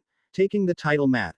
That's good. All father knows I sure as hell don't want it. Eva says, slapping my back and laughing, happy with my decision it seems. Eva language. Matt, you will make a wonderful clan head, Ingard says to me and glaring at Eva for cursing, making Eva clamp up. Later that day Ivar and the rest of the clan held a goodbye feast for Alice and me. Everyone was there. Though I could tell both Gustav and Inga were here reluctantly. I knew both hated me for whatever reason, but as long as they leave me and Alice alone, I couldn't care less about them. Everyone was once again drinking and partying, while also coming up to me and Alice telling us goodbye and to a safe journey. They would also congratulate me on becoming the next official clan head. Matt. Make sure you keep in 2 chapter. Lucas and I might come to visit soon to see America, Astrid says to me while slightly drunk. The Bears have a MU chapter. Higher tolerance for alcohol, but the mead made for shifters is very strong. Little Matt, I will come also, Eva says, putting her arm around my shoulder and also a little drunk. Great. You should come next chapter. Ul break. I can show you around and introduce you to my family. Alice says, excited at the idea. As both Astrid and Eva have become very close with Alice, both seem to see Alice as a younger sister. We will hold you to that. Eva says as I pull her off me, making her frown at me. Matt, please call once in a while. You too, Alice. I don't want to lose 2 chapter with my only grandson. Plus when you two decide to tie the knot, make sure to invite us. Ingard says to us, seeing both Eva and Astrid by us. True, Matt. When are you going to propose to Alice? Don't keep her waiting too long now. Eva says, slurring her words, and Astrid nods in agreement. Now Alice is looking at me with a smile and a small smirk. Yeah, Matt, don't keep me waiting too long. Alice says, giggling at my annoyed face at this topic. First of all, I still need to graduate high chapter Ulthienthan, you know. I say, getting knowing looks from all the women surrounding me. Matt, come here. I need to talk with you. Ivar says, putting a hand on my shoulder and leading me away from the women. Looked like you needed to escape, Ivar says to me as we walk away from them, leaving them to talk about whatever. Thanks, I say to him as he gives me a mug of mead meant for shifters and takes a bottle with him. Though I do want to talk with you. One-on-one, let's get away from everyone. The meditation area should be quiet, Ivar says as he motions for me to follow him. After silently drinking the mead as we walk to the meditation area, getting to the quiet meditation area, he sits down facing the small pond on one of the flat stones and motions for me to sit next to him. After sitting, he pours more mead into our mugs from the bottle he brought with us. I know you are conflicted on the inside. You have been hiding it well, but I'm very old and can see that you're hurting inside. All I'm saying is, if you want to talk about it before you leave, we can just sit here and enjoy nature with mead, Ivar says to me while looking over the pond as the stars glitter on the water. After sitting in comfortable silence for 10 minutes or so, I'm debating on whether to talk or not. It's not that I don't trust him, but I'm scared that maybe my only family outside of Forks may leave me. The day I left with Alice before the feast welcoming us, I ran us to a mountaintop hundred of miles away from the clan. What chaptering the sunset, I decided to meditate. Normally when I meditate, it brings me to a field with some trees and a huge tree in the distance, as I've told you before. Though that time I heard a voice calling me to the tree, and I could actually get to the tree that time instead of the distance never closing like usual. I say to Ivar, glancing over at him, and he has his eyes closed listening to me. Getting to the tree. It was bigger than I could even imagine, hundred of miles tall and thick. The voice belonged to a hooded man with a long white beard standing below the tree, telling me to follow him as he entered a doorway that appeared on the tree. I say before taking a breath to continue. Entering the tree, there were 2 sides separated by a stone road leading to an empty well. One cold and desolate, filled with snow and ice. The other side beautifully filled with trees, flowers, and nature in general. The hooded man told me that I have 2 sides fighting for control inside me. Though currently, the cold one was winning, that I should seek a balance between the two, but told me we all have different ways of finding balance. He also said if one side wins, then the other side will be forgotten by me. Like the emotions add a chapter to it will no longer exist, and I will become fully like the side that won. I say to Ivar, now seeing he is looking at me in concern. Seeing his look, I feel anxiety taking over me. but I was able to quickly quell it. Matt, the man you met, was he walking with a staff or spear? Ivar asks me, and thinking about it, he was. Now I see the connection. You think that was Odin? I say, nodding to him and thinking, are gods real? Sounds like it was, though that only means you truly were a gift from Odin himself, as vampires like your mother are usually infertile. As for finding balance, I'm sorry I cannot be of more help. For me, the balance was leading the clan to a new light and forgiving my brother for the heinous act he committed. Ivar says after sighing and trying to think about what I said. Every time I meditate now, I can chapter the tree and enter it, though the man, Odin, is nowhere to be found. I say to him, sighing also at the mess going on inside me, what are chapter side telling you to do? Ivar asks me as he pours us another glass, almost emptying the bottle, and though it is still not affecting us, the cold side wants nothing but vengeance and death, while the warm side wants forgiveness and peace. Whenever I get angry, the cold side takes over, pushing me to kill everything around me. Only Alice is not seen as a threat or more like prey. I say to him, thinking about the two sides inside me, if that is all you really feel from both sides, then it would seem a balance may be impossible, though all I can suggest is to explore both sides more, and if they have any form of similar connection to your feelings, then that would be the only way for balance. Ivar says to me, thinking about a way to help me. I will try that. I say to him and position myself to meditate. I will leave you here and tell the others not to disturb you, Ivar says, getting up, but leaving the almost empty mead bottle for me and returning to the party, closing my eyes and eventually finding myself in the field once again. I turn to the huge tree in the distance, running over to the tree and walking up to the doorway that leads to my split existence. I enter, walking over to the well. I look inside to see any chapter ranges, and it is still the same empty bottomless well. Looking at both sides and seeing that the coldness is still winning just slightly, I walk to the warmer nature-filled side first. Stepping into that side, I can feel a sense of peace and warmth enter my body. Walking further in, I begin to explore it. Chapter 30. Matt Pov, walking through the forest and looking about, the quiet and peace invading my senses, making me feel very at ease and wanting to spend eternity here. However, I push through these feelings and head further into this forest. The closer I get to the center of it, I can see a well. It has a glowing warm light coming out of it. Walking over to it and looking inside, I covered my eyes as it hurt but quickly adjusted, and looking down, it was like a small sun was at the end emitting the light. As I'm looking down the well, I hear a person a chaptering behind me. I quickly turn around to them. Matt, you have finally come to see me. You have a knack for taking your time, though that matters not. A very smooth and kind sounding voice spoke as I turned around. The voice belongs to a man with medium length golden hair, not blonde but looking like actual gold, with eyes looking like they were made of pure gold also, and a medium bushy beard, golden just like his hair. He was wearing a simple but beautiful blue tunic with gold lining. Who are you? I ask him, still tense at his appearance from nowhere, though his presence in itself brings a calming feeling to me. I am known as Balder, the firstborn son of Odin and his wife Frigg, the god of light, mainly among others. However, some consider me to be very forgiving also. Balder says to Meshit, are gods real, or is this just all in my head? I think to myself after hearing who he is, yes, gods are real, though I'm not going to get into that whole mess of WHI chapter. Who, or whatever other questions you will want to ask, just know that you truly were a blessing to your parents from Odin, and he took pity on your other set of memories, giving your other side a second chapterance at life. Though even gods make mistakes, my father has made many also, thinking you capable of finding the balance between the two sides inside a being who you really are meant to be.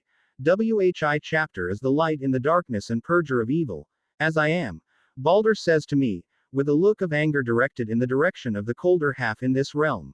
You have been letting the other side take you over, and you need to stop letting it control you. The best way to control it is to go there and suppress the idiot brother of mine. He protects the well of power on that side. As I protect this one, the fool believes you should be the darkness that swallows the light. I know you are better than that, Balder says to me before I can say anything after learning all that he told me. So you are saying balance is not possible?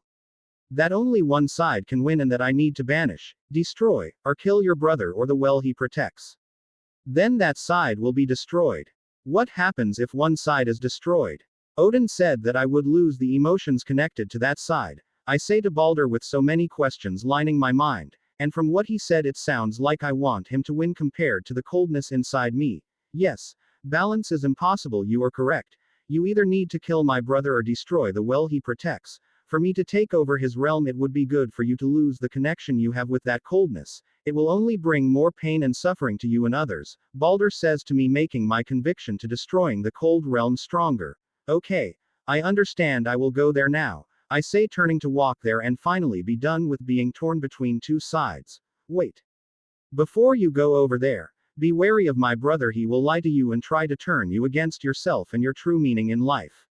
Balder says to me as I walk away, and I nod to him, making him give me a warm smile and wave me off, walking to the coldness that is overtaking the warmness inside me, where they connect by the empty well inside me. Entering the coldness, I feel the peace and calmness I once felt, now being replaced with bitterness and distrustfulness. Being here makes me feel as if every shadow holds an enemy, and the only sound is the howling and freezing wind. Walking through this desolate wasteland filled with sharp ice pillars and no signs of life anywhere, I finally come across another well, one filled with a deep blue glow, and I rush to destroy it as Balder suggested, though as I approach the well, an arrow of ice hits the ground right in front of me and explodes, sending me flying away from the well.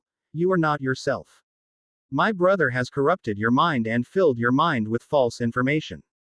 A deep guttural voice says, coming from a man with pitch black hair, dark as the night itself, eyes that were pure white, and wearing furs, with a bow made from ice in his hands. As soon as the ice arrow exploded in front of me, the feeling of wanting to destroy him and the well disappeared, though in its place a sense of distrust of everything and wariness of the man in front of me. Getting into a defensive position, I stare at him, waiting for his next move and ready to counterattack. Calm down, Matt. I am your true side and I just saved you from making a major mistake. The man says, standing in front of the well and putting his hand up in a gesture to calm down. Why should I trust you? You attacked me and Balder said you were trying to make me a champion of darkness. I say to him angrily, for being attacked, you fool. My brother may seem kind and caring, but like all gods has ulterior motives. He wants to claim your mind for himself and make you his champion, the man says, now leaning against the wall, indifferent to my defensive stance. Why should I trust anything you say? Just as you said, gods have ulterior motives. What is yours? I say to him, narrowing my eyes at him, and hearing me, the man smiles. Good, that is the Matt I know, distrusting and vengeful one, willing to make those who hurt him suffer and die. The man says with a very cold voice at the end, I'm also the son of Odin and Frigg, known as Hor like you. I was tricked by those I once loved and made into what I am today. Out of fear they cast me out of Asgard and hunt me down like a dog. Hor says to me with venom in his voice and deep anger directed towards the warm side I just came from. My brother probably lied to you. I do want you to accept this side of yourself. This is your true side, the one meant for you to be. Not some idiot who just forgives anyone who betrays him or hurts him. You are supposed to find those who hurt you and kill them. This world has too many people who are let off easy after doing heinous crimes and get to live. You are meant to be true justice and kill those who bring nothing but chapters to the world.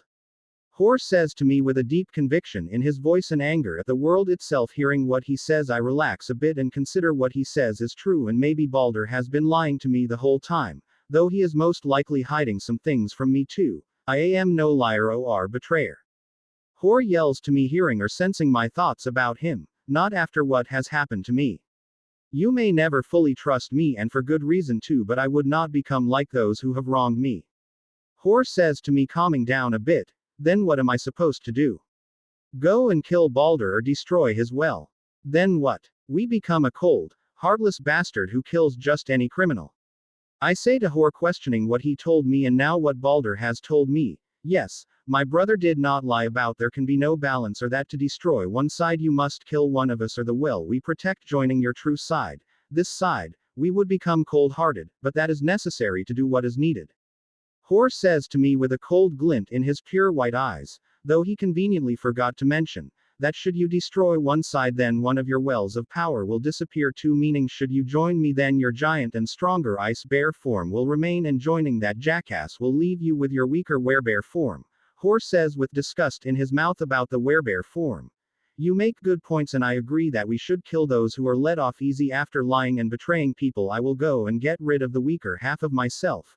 I say to Hor, feeling that he made more sense between the two. I start to walk to the warm half with the intent of killing Balder for lying to me. As I leave, I can see Hor smile and nod to me as I leave, walking past the empty well in the center of this realm. I was about to enter the warm side to put this all to an end before I step over that side. In the corner of my eye I see a spark of light in the empty well. Curious, I step onto the stone path that the well resides on. As soon as I step on the stone path, I stumble to the well, cat chaptering myself on it, as both overwhelming emotions inside me fighting for control, vengeance and peace disappear, then clarity enters my mind and both sides of myself find the unstable balance that I had before entering this place. It would seem entering either side influences me to join that side, and talking with the gods only reaffirmed that belief in the side.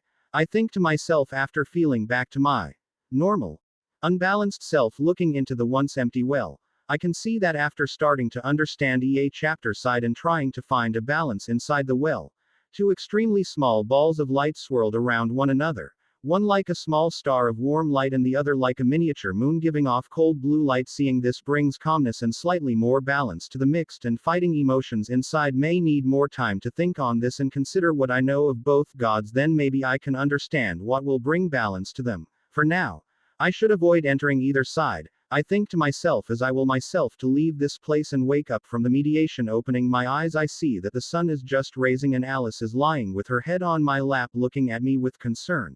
Matt, you finally woke up. You have to stop scaring me like that, Alice says, sitting up, positioning herself in my lap facing me and with a concerned and pouting look. Let's go get ready to leave, and when we drive back to the city, I'll explain what I learned. I'm gonna need your help, I say to her, standing up as she still has her legs wrapped around my waist and arms around my neck. Fine, but you better tell me later, Alice says, still pouting, but then kisses me quickly, taking herself off me. She grabs my hand and leads me back to my family's house to grab our things before leaving. Chapter 31. Matt Pov. After saying our final goodbyes to my grandparents and grabbing our things, Alice, Eva, and I all go into the car she first took us here, making the long drive back to the city of Stockholm. We eventually arrived. Eva brought us to the townhouse she owned in the city, saying we are more than welcome to stay with her while we explore what we missed last time. Taking her up on that offer, we brought our things inside and put them in the guest room in her house. Since it was still midday, Alice wanted to go sightseeing and then dance at a nightclub later that we haven't been to yet. Eva, are you tired? Did you want to walk around the city with us? We were thinking of going to a nightclub later, Alice asked Eva, being the nice person she was, though I just wanted to have some alone time with her. Sure, I've got nothing else to do. I also know a club that I'm a VIP at. It's a pretty fun one too, though I would suggest wearing something nice. Especially you, Matt, Eva says after Alice invited her. Well, I didn't pack any suits, so now what?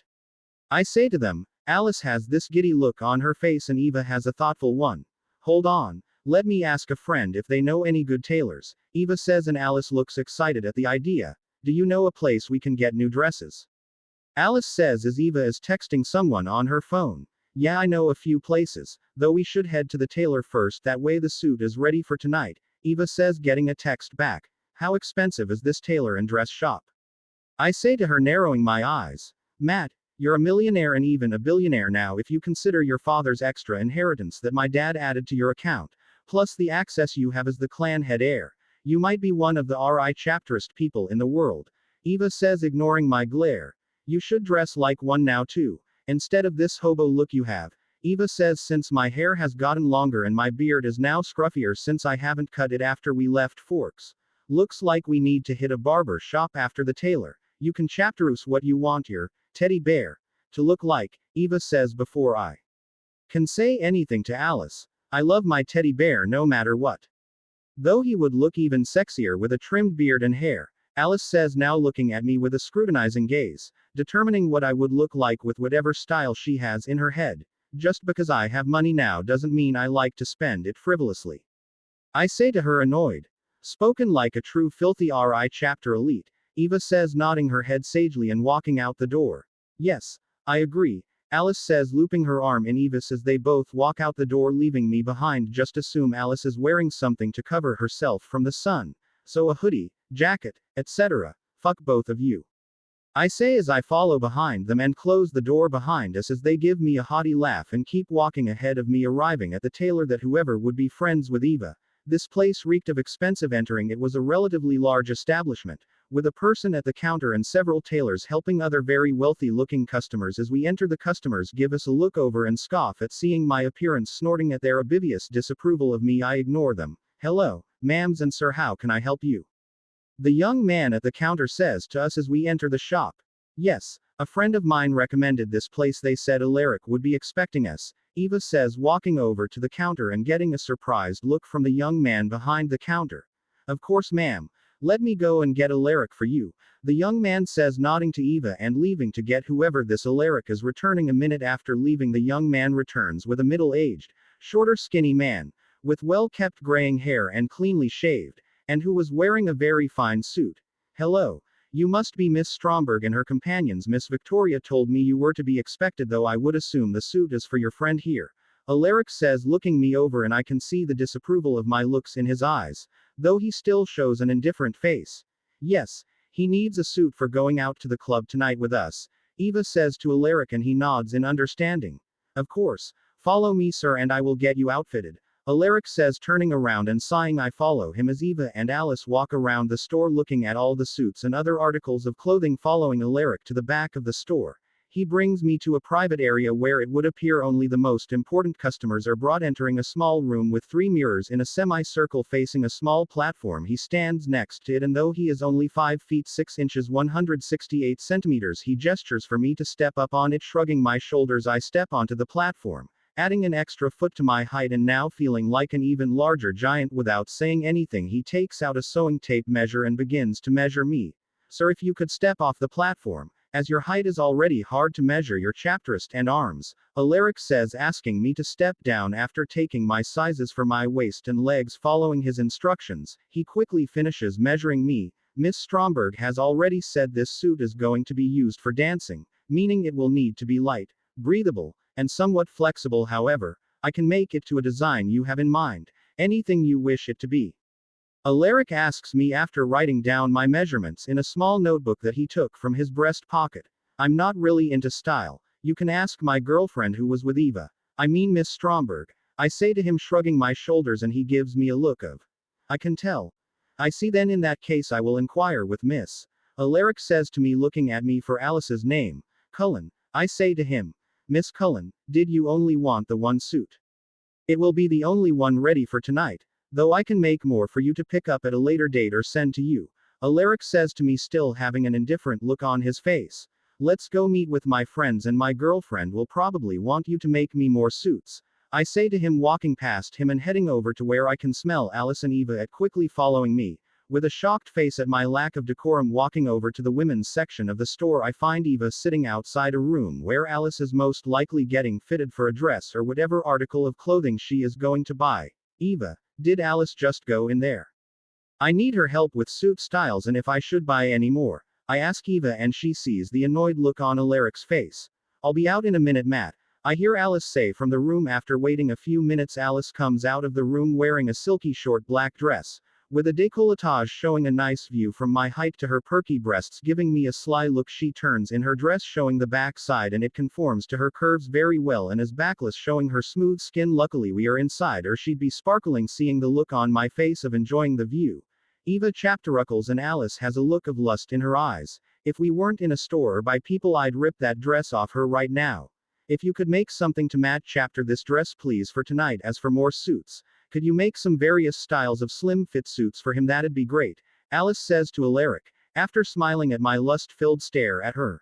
No problem, Miss Cullen. I'm glad one of you has a good fashion sense. That dress also looks fabulous on you, Alaric says, nodding his head to Alice and turning around to start working on the suits. Matt likes what he sees. You know that now you have the money, you can buy her a lot of things that will make the both of you happy, Eva says as Alice returns to the room to finish up. Eva walks over to me, whispering the last part and giving me a knowing look. What are you saying?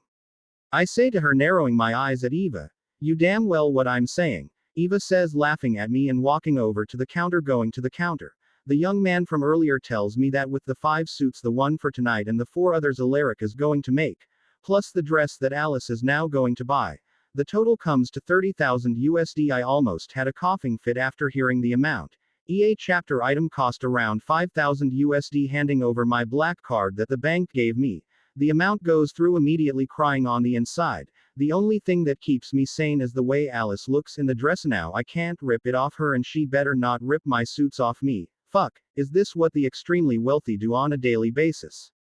I think to myself after Alice comes over and we leave the store to head to a barber. Entering another high-end barber shop in the area, it would seem Eva is determined about me spending the endless Money I now have. As we enter we can see many old-styled barber chapteraires and the barbers seem to be dressed in butler-like suits. The man at the counter seeing us asks how he can help. Alice tells him that I need a cut. After waiting for a few minutes one of the chapteraires becomes available and the man at the counter tells me to go take a seat. You have an interesting style, the barber says to me seeing my caveman beard and long hair. What are you looking to get today? He says seeing me not respond to his statement. Cut his hair short, but leave the top slightly longer than the sides. You shave the beard shorter too please, Alice says. Hearing the barber's question the barber looks at her and nods but gives me a look of questioning if I agree. Giving him a nod, he begins to cut my hair. Seeing my hair cut saddens me. Things we do for love, I think to myself seeing my hair fall to the floor. Now looks like Chapteris Hemsworth from Thor, but with the short hair and beard. After he was done cutting and trimming, I pay the shop and tip him $100, as I saw the other men tipping their barbers. Since this was a high-end one I figured $100 was a good tip and he was happy with the tip and told me to have a good rest of the day. I think you look better, Eva says after we leave the shop and looks at me with a critical eye. Yes, you are MU chapter sexier. My sexy teddy bear, Alice says and hugs me from the side as we walk down the street. I am not sure a teddy bear can be sexy, I say sighing as Eva is laughing. Having heard Alice. Chapter 32 Mat Pav. We still had some time to burn before the suit was done and the club opened. Going to a local restaurant we sat down and ordered for Eva and me. Alice just got a glass of water. Not drinking it but just to order something. After relaxing a bit in the restaurant and paying the bill, we had some time still. I just remembered there is something I have to pick up today, I say to them as we are walking, since I wanted to surprise Alice with something. We can go with you. Where and what is it you need to pick up? Alice says to me curious. No, I'll go by myself. It's gonna be boring and you guys should explore and have more fun. It won't take me that long, I say trying to convince Alice. As I said Matt, I'll go with you anywhere, even the boring parts, Alice says still holding my hand and walking down the street with me. Alice, I wanted to show you the dress store, remember? Let's go there and Matt can run his errand while we shop, Eva says to Alice. Cat chaptering on that. I want to be alone, I guess, but I wanted to show Matt the dresses and see what he thinks, Alice says thinking about it. You can surprise him with the dresses you buy and I'm sure he knows you look good in anything, Eva says doing her best to help me. She's right Alice, surprise me and you do make anything you wear look good, I say smiling at Alice and giving a small grateful nod to Eva. Okay, yeah, let's get some dresses and surprise Matt. Alice lets go of my hand and loping arms with Eva again as they walked away. You have a card to Matt's account, right?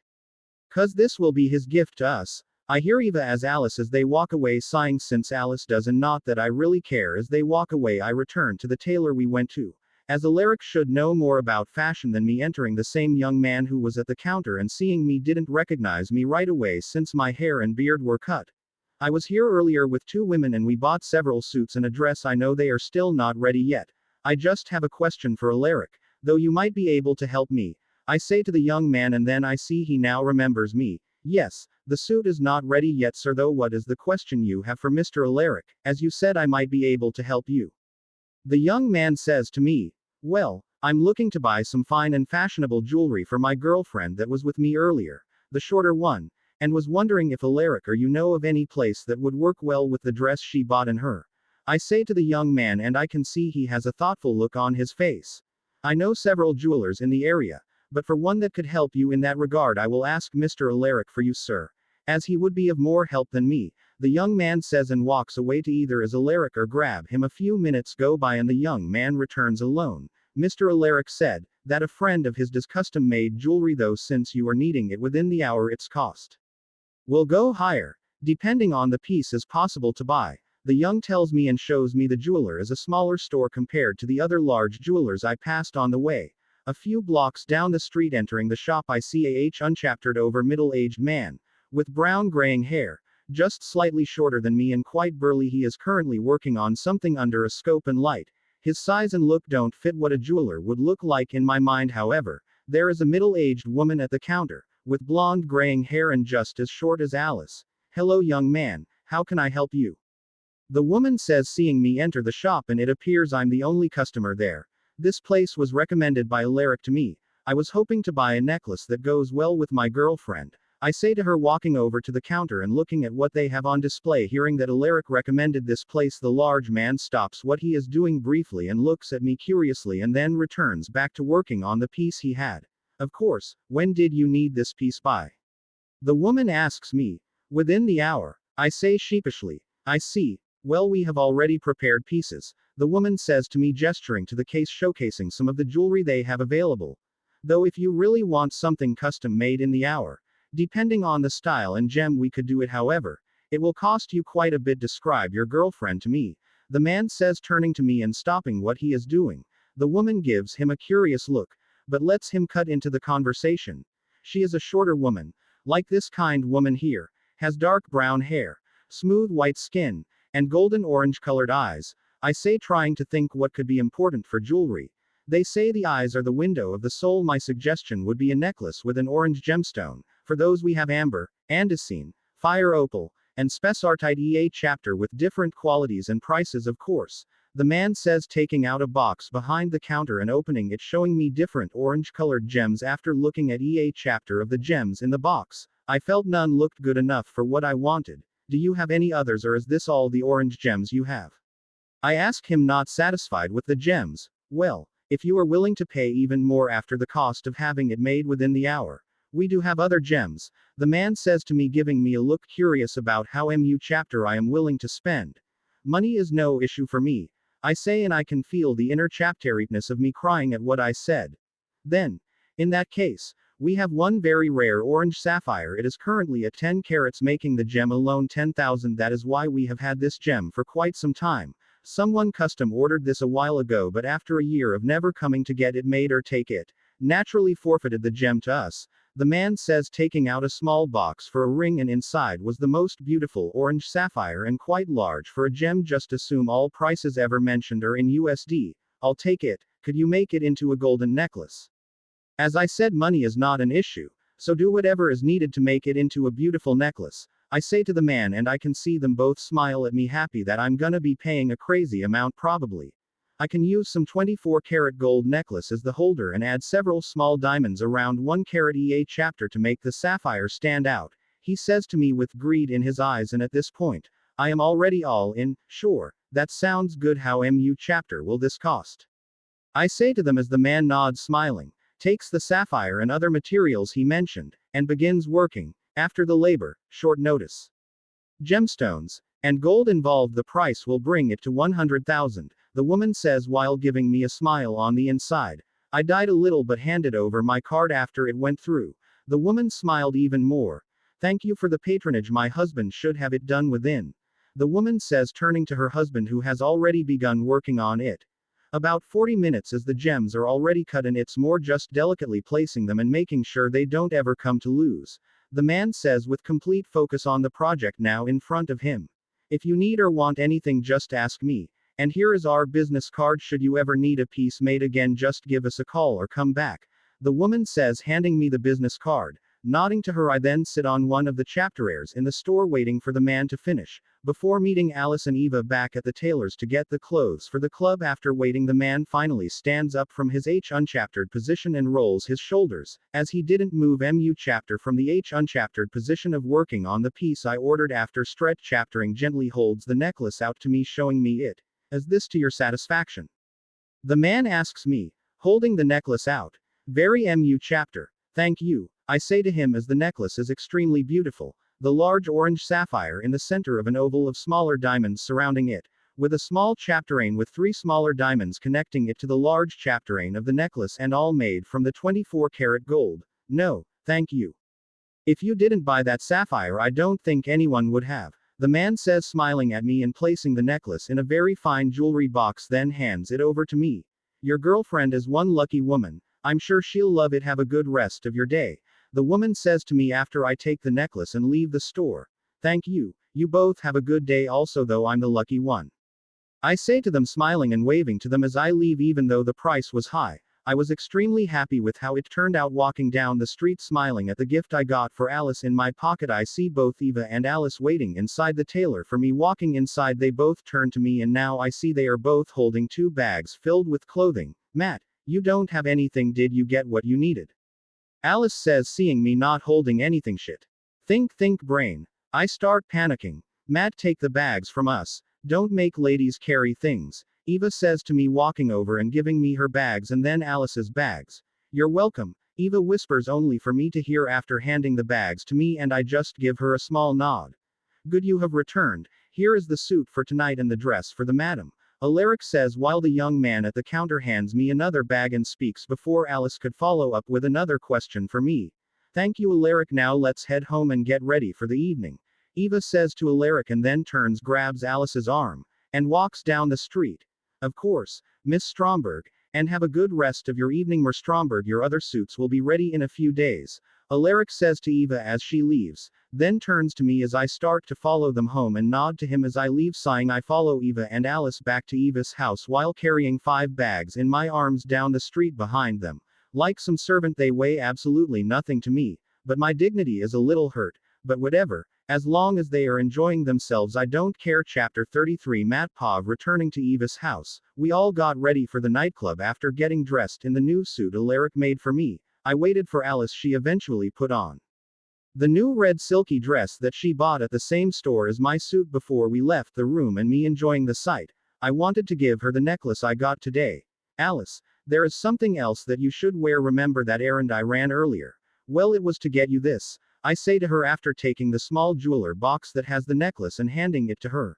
Matt, this is so beautiful. Thank you so much. Chapter. Alice first looked at it curiously and then opened it, took it out, and looked at it. Help me put it on, Alice says, giving me a quick kiss, handing me the necklace, and turning around for me. Put it on her. How do I look? Alice says, posing for me in various positions, some more seductive than the others. Hot as hell. Gonna probably have to beat some asses tonight to keep them away from you, I say to her. I just want to say fuck the club and get to it with her right now. Well, maybe if you're good tonight, then you can slap some ass later, Alice says, walking over to me and whispering into my ear, then walking past me, swaying her hips. You are playing with fire, I say, turning to her. Maybe I want to get burnt, Alice says seductively, winking at me and biting her lower lip. Okay, you horny animals, we should head over to the club now. You can hump like rabbits later. I'll just place some runes on the door so no noise comes out. We hear Eva yell to us before I could respond to Alice. Hey, fuck it, if you are gonna place some runes for noise, then don't take your words back, I say to Eva as Alice and I walk down to her. As Alice is laughing at the situation. Whatever, you perv. Let's just go already, Eva says, rolling her eyes at me and noticing the necklace on Alice. Well, it seems Matt had a good reason to ditch Chapter us. Looks good on you, Eva says to Alice, seeing the necklace on her. Smiling at her, Alice nods, before loping her arm in mine as we get into the car that will take us to the club. Arriving at the club, its name seemed to be just V, though from the line outside it appeared to be one of the most popular in the city. Following Eva as she walked to the bouncers in front. Upon seeing her, they didn't even hesitate to let her through. Seeing us close behind her, they looked at us briefly but let us through, as we seemed to be with Eva entering the club as apparently a high-end one, as everyone here is wearing very expensive looking suits and dresses. Now I understand why Eva made us get these clothes. Many turned to us to see who entered the club, though none paid us Chapter mind and went about their business. To the left was a large dance floor, and many people were dancing to the current popular song sung by a live band. There was a large bar in the center of the club with 3 bartenders wearing butler-looking suits. To the right, there were many different tables and booths where people are sitting and talking. Following Eva to the other side of the bar, we saw a set of stairs blocked by 2 security guards. Eva walked over to them. Seeing Eva, and since we are with her, they let us through without any trouble. Going up the stairs, there are several private booths on either side of the room and a dance area in the center of the room with a beautiful chandelier above it. Some of the private booths had the curtains closed and others were currently empty. In the back of this room was a huge private area that had 2 more security guards, but appeared different than the ones downstairs. Like these 2 here are government personnel. Eva once again led us confidently to the large private room, where the professional government-looking security guards were guarding. Walking up to them, they watched us approach a chapter and put out their hands, stopping us from going further. Can I help you? This area is off limits, the one guard says, and I can see now they have earpieces in one ear. Chapter and have guns that are well hidden, but they're. I'm Victoria's friend. She is expecting me and my friends. Eva says to them, and they look us over before one goes into the large private area and returns shortly after. May I see your IDs to verify you all? The guard who returned asked us. Nodding, Eva prompts us to give them our IDs. Seeing Alice and me are Americans, the guard raises his eyebrow, but hands them back to us and opens the curtain for us to enter the area. Walking inside this large private room, we see three women who are somewhat familiar to me. I can see a woman slightly younger than Eva sitting on an expensive leather COU chapter with two others on different SU chapters in the room. EA chapter facing a small coffee table. EA chapter has dark brown hair, around 5 feet 5 inches 165 centimeters, and EA chapter wears extremely expensive dresses with just as expensive looking jewelry. Around the room are four other security guards, who look the same as the two outside the room, and EA chapter has a gun hidden on them. Seeing us enter, they EA chapter seem to recognize Eva, but only the one in the middle, who appears to be the oldest, gets up and walks over to Eva, smiling. Who the fuck are these people? What did Eva get us into? I think to myself, seeing the armed guards and three women in the large private room wearing extremely expensive clothing. Alice doesn't seem all that concerned, just looking at the women in the room with a scrutinizing gaze, as now I notice the other two who didn't get up are eyeing me with a lust-filled look. Eva, you finally decided to hang out with me again. I was worried I lost my only real friend. The woman who came over to us says to Eva and gives her a familiar hug. WHI chapter. Eva returns. Sorry, my nephew, Matt, here came to finally visit his family in Sweden this summer, so I was a little busy showing him and his girlfriend, Alice, around. Eva says, breaking the hug and introducing us in a way to them. The woman, who is probably Victoria, looks us over and smiles at us. Any family of Eva's is family of mine. Nice to meet you both. I'm Victoria and these two are my sisters. The one on the left is Sophia and the one on the right is Madeline. Victoria says to Alice and me, turning to point at the women still on the SU chapters in the room, and EA chapter smile at us but are still looking at me with a lustful gaze, making Alice pull my arms around her waist, making it more obvious that I'm taken. Nice to meet you all as well. I wish my aunt here told us we were meeting important people. I knew she had important friends, but you all seem very important, I say to them, smiling at them all and ignoring the lust-filled looks of the other women. Oh. You don't recognize us. You are Americans, but, well, I thought we were somewhat well known, Victoria says with some fake sadness on her face. Matt is not really well informed of Sweden. We probably should have gone over the royal family with him, but we had other things to show him, Eva says to Victoria, and now I recognize them all. They are the three princesses of Sweden.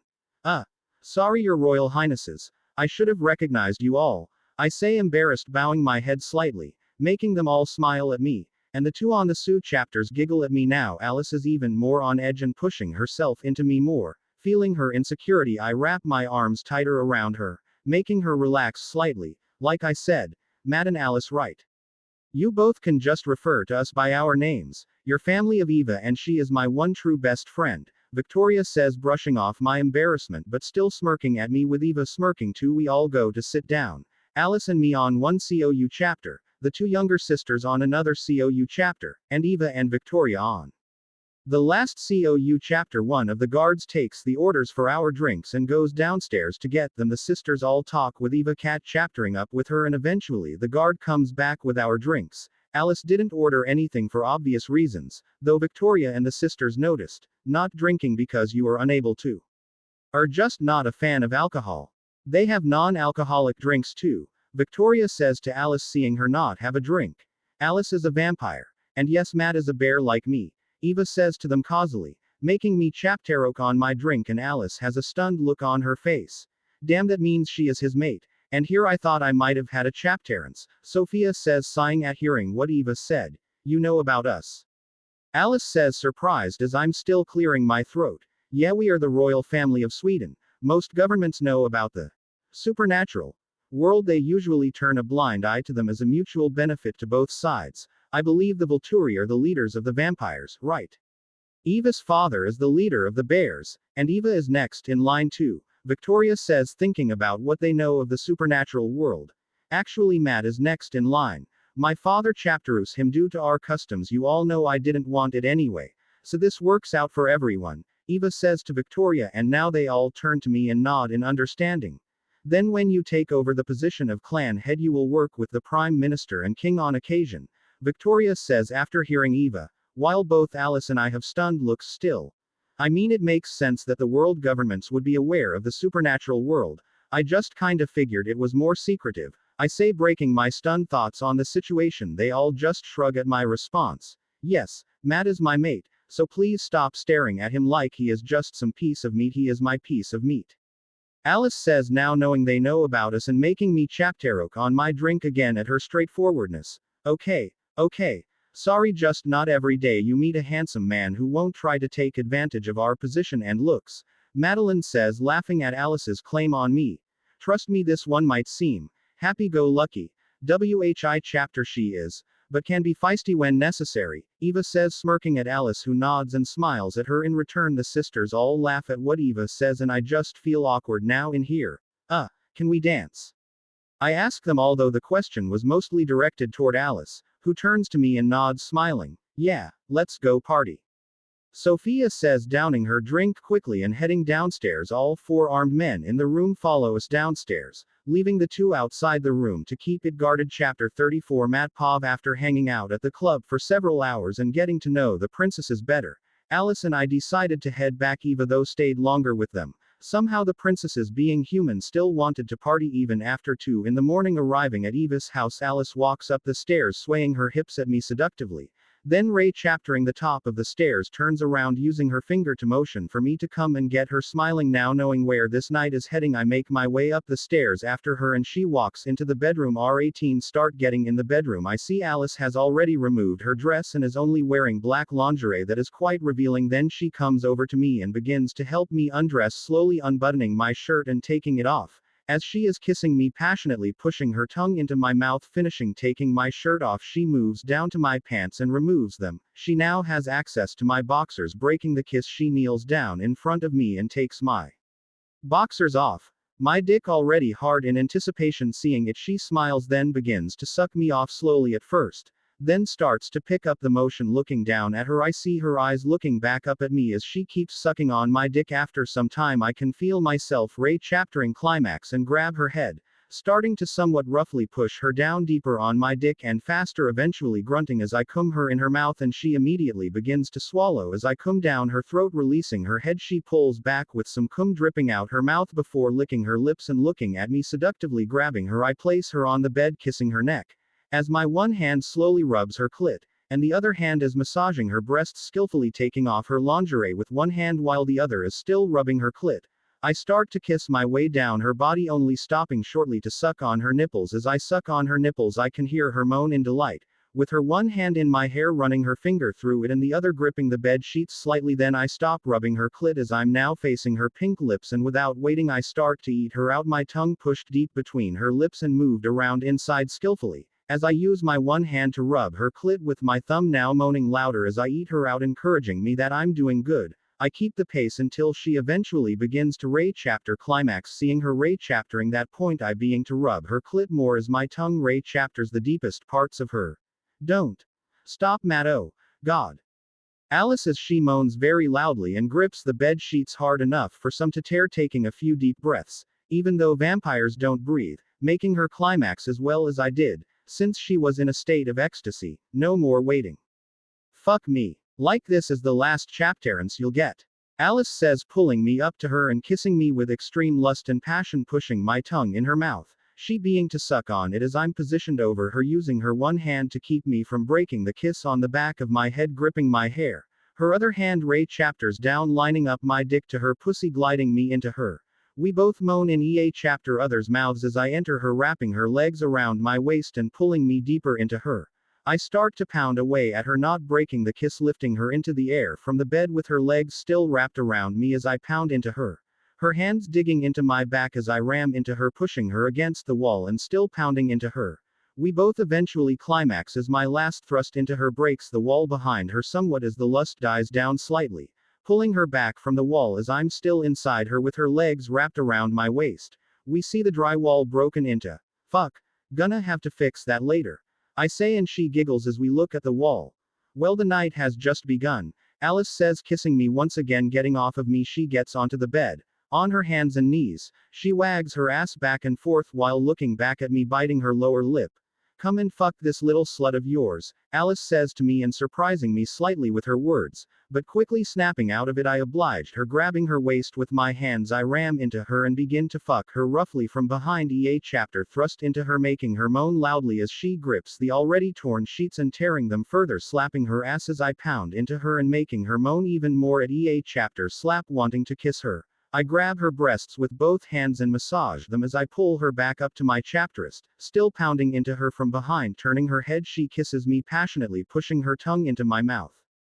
Chapter I suck on and her hands chapter behind her gripping my hair. Not long after we both come in this position and slightly tired I lie down on the bed. However, pulling my back to what's happening, Alice climbs on top of me and quickly I'm ready once again, guiding me into her. We both moan as she starts to quickly ride me. Leaning backward she begins to ride me faster.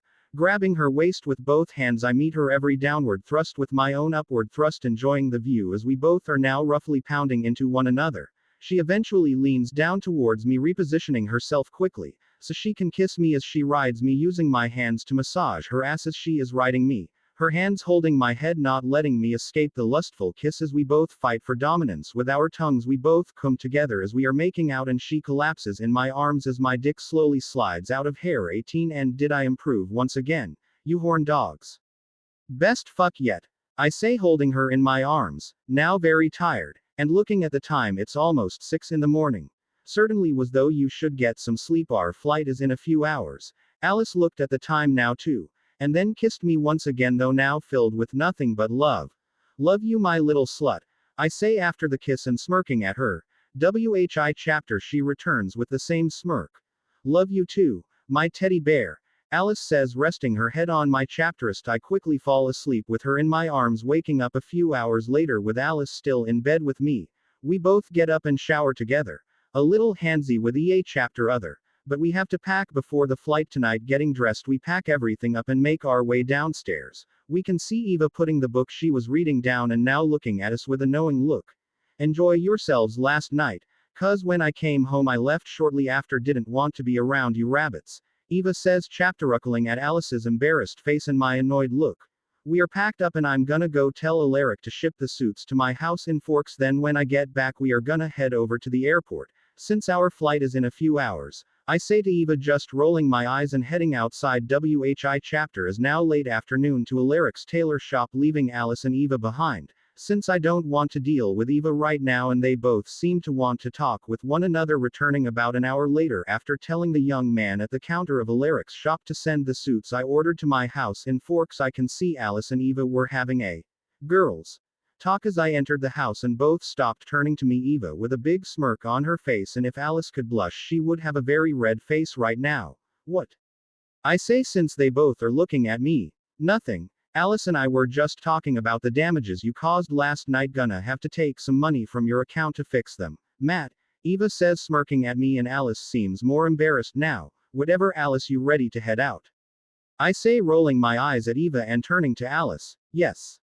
Let's go, Alice says, quickly grabbing her things and trying to leave the house before Eva can say anything else. Shrugging my shoulders, I grab my things and bring them to the car that Eva called to take us to the airport. Outside, quickly putting our things into the car, Alice then grabs my hand, pulling me inside the car. Have a safe trip, you two. Don't forget to keep in chapter with your family. Oh, and Matt, try not to destroy the plane if you both happen to join the Mile High Club, Eva says as we get into the car, laughing at the embarrassed look on Alice's and my shocked face, waving at us as the car pulls away. What the hell did you two talk about? I ask Alice, who is refusing to look at Eva, waving goodbye to us. Nothing, Alice says, nervously, narrowing my eyes at her and making her slightly more nervous. I just shrug and pull her close to me, hugging her. She immediately relaxes and hugs me back. Getting to the airport, we wait another 2 hours before our flight is ready and board the plane in the first group. Since we are first class, the flight was long and uneventful. I find myself falling asleep, eventually waking up to Alice shaking my shoulder slightly. I look at her confused. We are landing soon, Alice says to me, and I nod, chaptering my arms. Thought there was gonna be a sex scene on the plane, didn't you, you pervs?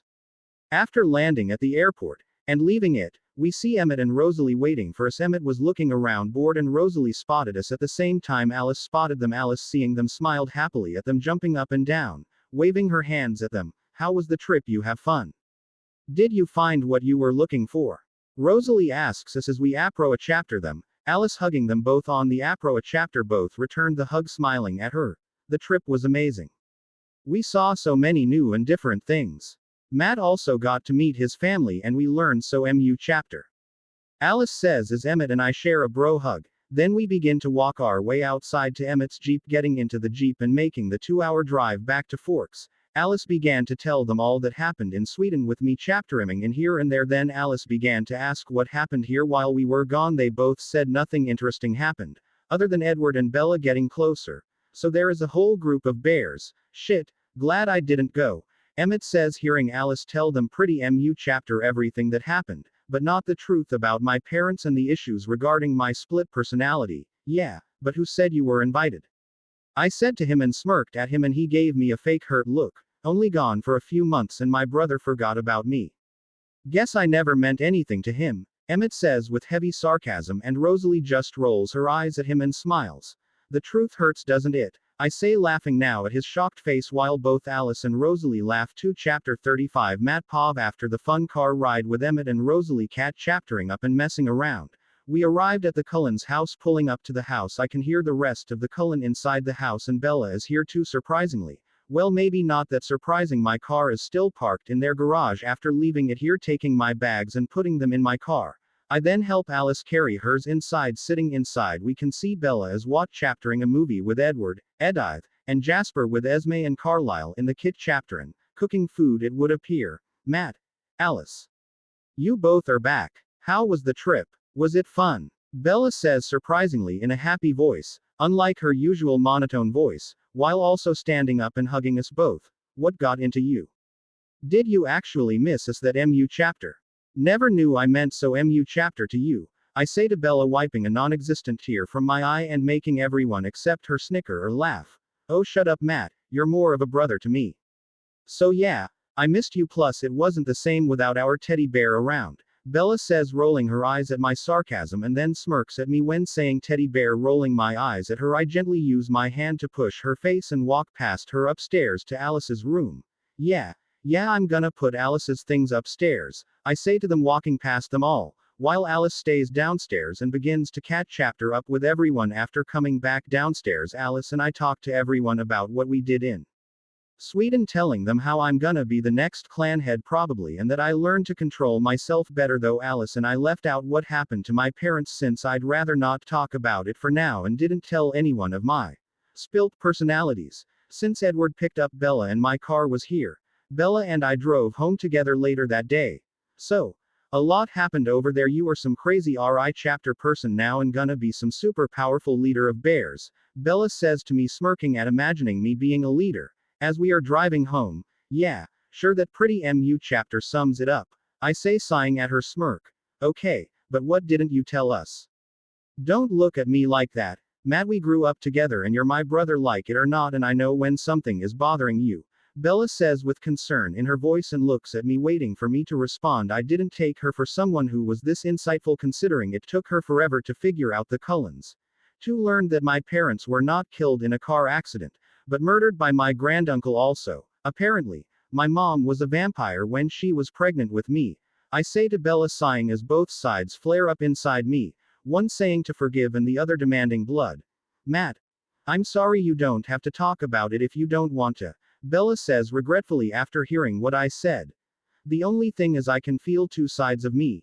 EA chapter wanting different things. One side wants me to find and kill those that killed my parents, the other side is telling me to forgive them and move on. So, I kind of felt torn in half and not sure how to deal with it. I say to her after a few minutes of silence and contemplating on if I want to talk about it.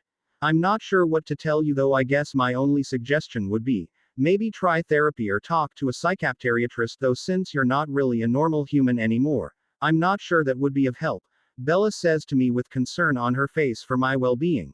Maybe Carlisle could help you. He's been alive for a long time now and is a doctor, maybe not a psychiatrist, but I'm sure it wouldn't hurt to talk to a professional, Bella says after a few more minutes of silence, and we are chaptering our house. We'll see, I say as I pull up outside our house and can see Chapterarlie is home. Walking inside, I can see Chapterarlie is chaptering some TV, but quickly turns it off seeing us enter the house. Matt, Welcome back, how was the trip? Chapter Arlie says to me and comes over to give me a handshake, but I pull him into a hug instead, surprised at first, but then hugs me back quickly. Ah. If only I had a camera. Bella says, seeing us hug, but then I pull her into the hug with us. She tries to resist but quickly gives in after realizing she can leave the now family hug. It was informative. I learned a lot about my dad's side and enjoyed the city life with Alice. I say to him after breaking the hug, chapter to Bella's happiness, as she runs up the stairs to her room. Am I gonna be a granduncle now? Chapter Arlie says to me laughing as he sits back down on the chapter and motions for me to sit next to him. Not if I can help it. I say laughing with him as I sit on the chapter. That's good. I'm glad you had fun. Was quiet around here with you and Bella not bickering. I guess I got used to the family life again. Chapter Arlie says with some emotion in his voice at having Bella and me living with him again. Uncle Chapter Arlie, Dad, is it all right to call you that? I ask him after I had a lot of time to think about my relationship with him, and he is my only real father figure in both lives. I have come to see him as my father, and I can only hope he sees me as a son. I know we talked about it on my birthday for a bit, but never brought it back up since. Sure, Matt, you are the son I always wanted and now have. Chapter Arlie says to me with a little tear coming out of his eyes, but quickly hides it and gives me a hug, feeling my emotions well up. Some tears escape my eyes as I hug him after we both cried a bit in the hug silently. We broke the hug before we both cleared our throats and put that emotional hug behind us. So Dad, I guess I should also tell you that some of my cousins and aunt may want to visit sometime soon, not sure when. But they told me they wanted to come to visit me here. I say to him after we both get control over our emotions again. Sure thing, son. Just let me know when they want to visit. Chapter Arlie says to me with slightly red eyes from crying a little earlier after going to my room and staring at the ceiling, not being able to fall asleep after tossing and turning for a few hours. I realize that I got used to sleeping in the same bed as Alice and have trouble sleeping without her. Giving her a quick text to come over, but she didn't respond. After a couple of minutes, as I'm about to call her, I can hear her jump onto my side of the house by my window. Chapter Uckling, I let her into my room. You okay, Matt? Alice says, coming into my room. But I don't respond to her. I just pick her up and bring her to my bed and cuddle next to her. She was surprised at first but went with the flow quickly. Yeah, sorry. Just got used to you next to me in the same bed. Was having trouble sleeping without you next to me. I say now, feeling the tiredness take over and yawning. As Alice is in my arms, though she quickly takes off her clothes to get comfortable. Only wearing her underwear. Guess since you're my teddy bear, I'm your, Alice says to me. You're my little pixie. I say, finishing it for her, and she smiles, cuddling into me more. Waking up the next day, Alice is still in my arms and has her eyes closed, seemingly comfortable and relaxed in my arms. Though feeling me wake up, she opens her eyes and smiles at me, brushing my short hair with her hands. Morning, I say to her, kissing her, and she smiles, nodding back to me. I was thinking, now that we have the money and am chapter Nickley a legal adult, we should buy our own house because I got used to living with you, and I say to her before Alice cuts me off with an excited look and a very passionate kiss, that would have turned into something more if she didn't break it off. Yes. I'll start looking immediately. Alice says to me with pure excitement and somewhat loudly. Matt, are you on the phone with Alice? Chapter Arlie says, opening my door and seeing Alice in my arms in my bed with the sheets covering us, since she looked to be wearing nothing beneath the sheets and I usually sleep with just my boxers. It seems like we didn't hear him coming to my room and we got caught up in chapter other again. I think to myself as he is staring at us surprised, but then quickly closes the door. Alice, if she could blush, would be red as a tomato. Now that she is hiding behind me and has the most embarrassed look on her face. Husori Thaha breakfast will be ready soon. Alice can join us if she wants. Chapter Arlie says through the door, unsure how to go about what he thinks he saw. Whi chapter, I mean, he's not entirely wrong. After Alice and I got quickly dressed, Alice wearing one of my hoodies and yoga pants. Whi chapter, she knows I have a thing for with me throwing on just sweatpants and a sweatshirt, and we head downstairs. Chapter Arlie is trying to not look us in the eye, reading the newspaper he still gets delivered every morning. Bella smirked at us while cooking some pancakes and eggs. Have a fun night, Matt. Bella says, smirking evilly at us, and Chapter Arlie chapteroked on the coffee he was taking a sip of. More fun than you will ever have, I say to her, annoyed, and now she has this surprised look on her face. Chapter Arlie now chapteroking even more and coughing, hitting his chapterist, trying to stop coughing. Alice is giving me an annoyed look now too, embarrassed of the whole situation. Matt. Alice says, annoyed at me and punchaptering my arm. I'm too old for this, maybe I should head to work early. Chapter Arlie says, still coughing slightly. I'm just saying, now that Bella is dating Edward, you know. I say, sitting down at the table with Bella's eye twit chaptering at me, and Chapter Arlie has a horrified look on his face. Turning to Bella, Alice is still mad at me, but can't help but giggle slightly. Bella, should we talk about safe? Chapter Arlie starts to say to Bella, processing that what I said could be true. Dad. Just stop. And Matt. Fuck you. Bella screams at us, utterly pissed at how this whole situation turned on her. I'm just saying, Chapter Arlie tries to say again. No. Just no. I know. Okay. Why don't you talk to Matt about it, huh? He and Alice are obviously fucking. Bella yells at him and tries to turn it on us, with Alice now completely embarrassed, and I just shrug in indifference.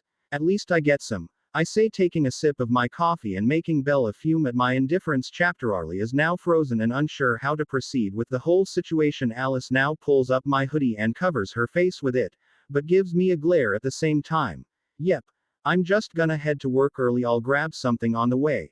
Chapter Arlie says, quickly getting up and leaving. Chapter 36. Matt Pov. The last few days of summer vacation passed by and nothing mu chapter happened other than the Cullens asking Chapter Arlie and me to help with throwing a surprise party for Bella at their house. This weekend, while helping them get supplies, Alice and I went to get Bella a gift and decided, since we are out, Alice was showing me some places we could buy, then renovate, going to get our gift for Bella. I thought of a perfect gift for her. Not the real one from Alice and me, but for petty revenge. Matt, is that really necessary? Don't you think it's kinda mean? Alice asks me after buying the gift for Bella. Alice, as her older brother, it is my duty to embarrass her and mess with her, plus we got her a nice gift. These are just my way of getting revenge for my birthday. I say to Alice, who just giggles and rolls her eyes at me. Fine. Just make sure you only put your name on it, I'm not ruining my friendship with her. Alice says, while we walk to my car and go to the largest realtor in town for houses. Entering the office, we had a meeting with the best realtor in town. So after confirming our appointment with the receptionist, we met the realtor, who was a middle-aged black-haired woman and seemed to have an air of pompousness about her. Nice to meet you, Mr. and Mrs. Stromberg. I'm Sarah Smith. Before I can show you some houses, I just need to ask you a few questions, Sarah says, shaking our hands in greeting, then gesturing to take a seat at the two chapteraires facing her desk. Chapteruckling to myself, since Alice made this meeting, probably told them we were married and I intend to marry her one day, so I don't mind. Nice to meet you too, Ms. Smith. Ask away, I say to her after taking a seat and after Alice greets her too. For starters, what is your budget? Then after that, what style of house are you looking for? This will help me narrow down the many different opinions we have available in town, Sarah says, looking at us curiously. As for our budget, we don't necessarily have a limit on the amount we are willing to spend, though I'm sure you have nothing more than a few million in town. As for the style, I leave that up to my wife, I say, while having a small smirk at Alice at calling her my wife. Now I feel like a young master, saying money's not an issue, but I guess it really isn't anymore, so to speak. I think to myself at seeing the greedy look in Sarah's eyes at hearing our budget is limitless. I'm more of a fan of modern designs, though depending on the older design I may be interested in it, Alice says after thinking about it. Well, that will certainly help me narrow down the options for you. Would you prefer to look at the higher end options first? We have a few mansions for sale, ranging from just under $1 million to just under $20 million, Sarah says to us with the greed in her eyes showing fully now. Sure, let's start with them, I say, and Alice nods her head in agreement. Now Sarah has this excitement about her, knowing she might make a huge commission soon after looking at EA chapter mansions, some with modern designs, and some with older designs. SU chapter is classical mansions and Victorian mansions, seeing none that Alice really likes, since I don't care too MU chapter about the design of the house and just want to live with Alice alone, seeing how we are not happy even after the last house in the area. Sarah has a slightly aggravated look but is professional enough to not show it openly to us. Sorry, they just all don't have that spark that I'm looking for. There are no others in the area. It doesn't necessarily have to be a mansion, Alice says, though I can see the disappointment on Sarah's face. She starts to think. If you would excuse me, I'm going to make a phone call, Sarah says before walking to another room in the house we are looking at, though we can hear her just fine. She seems to ask someone on the phone if a certain house is still available, and hearing that it is, She thinks maybe we might buy it. I just called a colleague of mine, he has a mansion. Though with the price and size I would call it a mini castle, we have had trouble selling it. Due to that, though it has a modern design to it and might be to your taste, however, the price is close to 40 million. Would you still want to view it? Sarah asks us curiously, and I just shrug in indifference and defer it to Alice, who sees me look at her. Sure. Let's go see it, Alice says excitedly and grabs my hand to lead me back to my car to drive. Damn, the greed in this woman's eyes is like she is Lucifer herself. Wait. If the gods are real, does that mean so are heaven and hell? Is she Lucifer? I think to myself and have a small existential crisis. You okay, Matt? Alice says as we are driving behind Sarah to the house, seeing my horrified facial expression. Yeah, I say, shaking the thoughts from my head. If you don't want to spend so mu chapter money, we don't have to, Alice says, thinking that I'm worried about that. Not to sound like a snooty asshole, but Alice, we have more money than I could possibly know what to spend on. Though I guess chapter rarities, now that I think about it, either way, this is a drop in the bucket. I was just thinking about something else, I say to her, and she nods and smiles at me. Okay. If you're sure, though, I know something that can help you relax more, Alice says to me in a seductive tone, and before I can respond, she immediately unbuckles my jeans, bringing her head down. Alice. What are? Fuck yes. I was confused about what she was going to do, but after looking down, seeing and feeling it, I tried my best to focus on the road and hoped to God that the drive was somewhat long enough. Luckily, the drive was about 40 minutes out from town and on the opposite side of the Quileute Reserve, making it deep into the forest, and just as I pulled onto this side path into the woods wide enough for 2 cars to drive down side by side behind Sarah, we finished up the drive down this side road. Took another 10 minutes before we re-chaptered the mansion. Best car ride ever, I say to Alice, who was licking her lips at me seductively, and park the car in this huge semicircle driveway. Stepping out of the car, Alice and I can see that this mansion, WHI chapter, does seem like a mini castle now, standing by it with a modern design. Though made out of stone brick, the house was 2 stories and made in an L shape. Walking around the house, it was at least twice the size of the Cullens house and had 10 bedrooms total. 2 master bedrooms with added chaptered master bathrooms, chapter 10 full bathrooms including the 2 master bathrooms and 2 half bathrooms. Many large windows lined the sides of the house, giving the view of the beautiful forest surrounding it, and a large walkway balcony led into the forest, viewing the mountain range in the distance. Outside, a huge patio with a large, almost bonfire-sized fire pit. The basement had everything you could want: a bar, pool table, laundry room, game room, and sauna. Fuck it. I want this house. You like it, Alice? I ask her as Sarah is showing us around. Though hearing what I said, Sarah is now looking at Alice in excitement. I love it.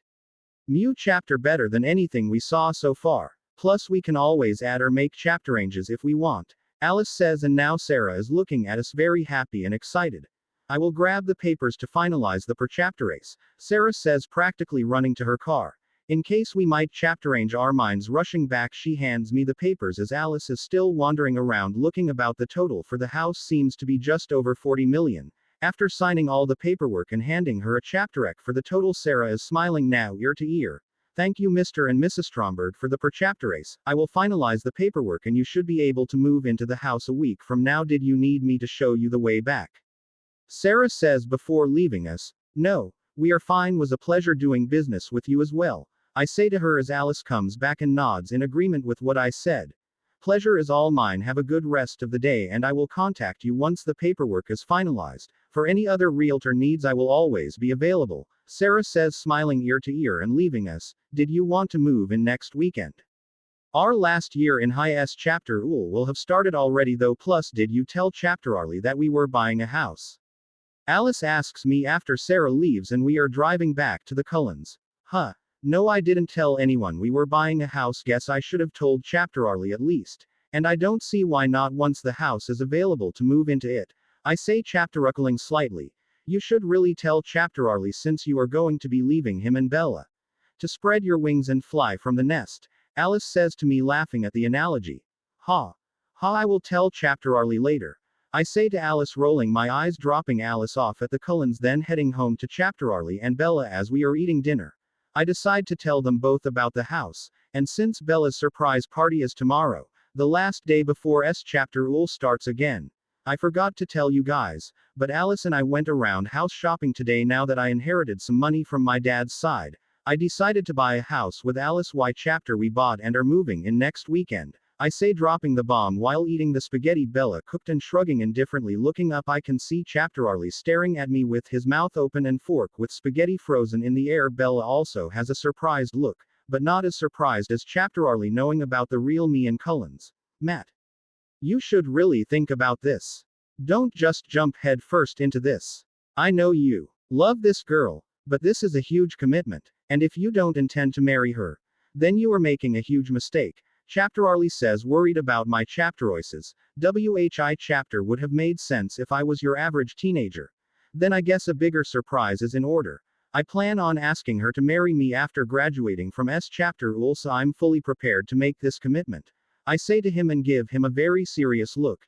You remind me so mu chapter of your father. Chapter Arlie says with a sigh, but quickly responds before I can. Though I'm happy for you, and if this is what you want as your dad, I support you. Chapter Arlie says, smiling at me. Bella is surprised hearing him say that. Forgot she doesn't know I consider chapter Arlie like my father. Thanks, Dad. I say, smiling at him, and he nods to me, smiling too. Wait. Did you officially adopt Matt? Bella asks, confused about this conversation. No, he didn't legally adopt me. I just told him that I always viewed him as my real dad. I say to Bella, shrugging and going back to eating. And they both smile at me. Bella, you're my one and only daughter. Matt is my one and only son. I love you both equally as my kids. Chapter Arlie says, smiling at us both. Love you too, Dad. Bella says somewhat quietly and embarrassed, though chapter Arlie heard her and just smiled at her. As far as I'm aware, this is the first time she told her father she loved him since we were kids. Why chapter explains why chapter Arlie seems about to tear up. Chapter 37 Matt Pav. As the next day came, Edward came and picked up Bella to go out on a date for the day, then would return to the Cullens later when the party was ready. Though both chapter Arlie and I wished Bella a happy birthday before she left with Edward and told her we'd give her the gifts when she got back home after she left, and chapter Arlie went to work. Really headed over to the Cullens to help us set up the party, arriving at the Cullens with chapter Arlie in my car. Since it was easier to head over together, as we enter the house I see Emmett looking at me with a smirk. So the little bird decided to leave the nest and build his own with his mate. Guess the house is never gonna be quiet the first couple weeks, Emmett says, laughing and putting his arm around my shoulder, though now notices chapter Arlie is right behind me. Hello, Emmett, I'm gonna go set up the party with your parents, chapter Arlie says awkwardly after hearing Emmett and walking past us. That man needs to get laid. He walks around so stiffly, we should set him up with some woman or women, Emmett says after chapter Arlie goes to the kit chapter and where Esme and Carlisle are at. Oh. And what woman or women do you know? Some that I don't, Rosalie says, raising her eyebrow at Emmett. With the rest of the Cullens behind her, Alice and Edith are giggling, as Jasper looks like he wants to laugh but is restraining himself. Emmett freezes up at hearing her question and looks to me for help. Nope. You get what's coming to you, I say, laughing and removing his arm from my shoulder, as everyone is now laughing. Maybe we should talk about your alone time now, Rosalie says as Emmett is nervously laughing as Rosalie is dragging him away. Hey Pixie, I say to Alice as she skips over to me, hugging and kissing me. Edith, Jasper, how's life? Haven't seen you all in a while though. From what Emmett said, Alice told you we bought our own house, though you're more than welcome to stay over or live there with us too, I say to Jasper and Edith, who both smile at me hearing what I said. See, I told you, you could live with us, plus it would give Mom and Dad some time away from us, like their kids have actually grown up, Alice says to them, smiling, and they both seem thoughtful. Just think about it, no need to answer right away.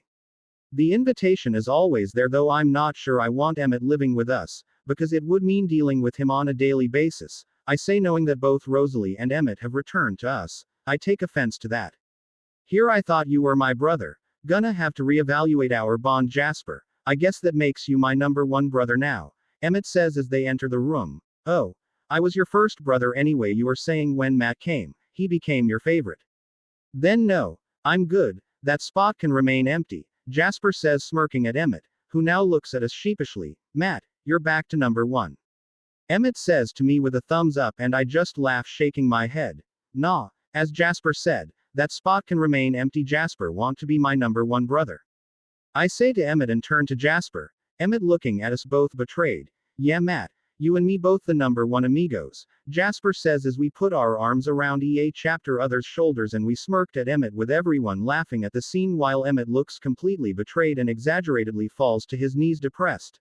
This is why I'm always lecturing you to think before you speak and not just spout whatever is in that head of yours, Rosalie says sighing at Emmett, who is fake crying at our betrayal after messing around with everyone for a bit more. We all finish setting up the party now that everything is ready except for the food since Esme wants to wait until it gets closer for Bella to come here as there is time to burn. We all decide to play some Smash Bros. Even Esme, Carlisle, and Chapter Arlie join us though after a tournament I decided to talk with Carlisle since he is a doctor and maybe can help me with my messed up head. I've been ignoring it since the last time I meditated and instead of keeping procrastinating I'll see what he says. Carlisle, can I talk to you in private?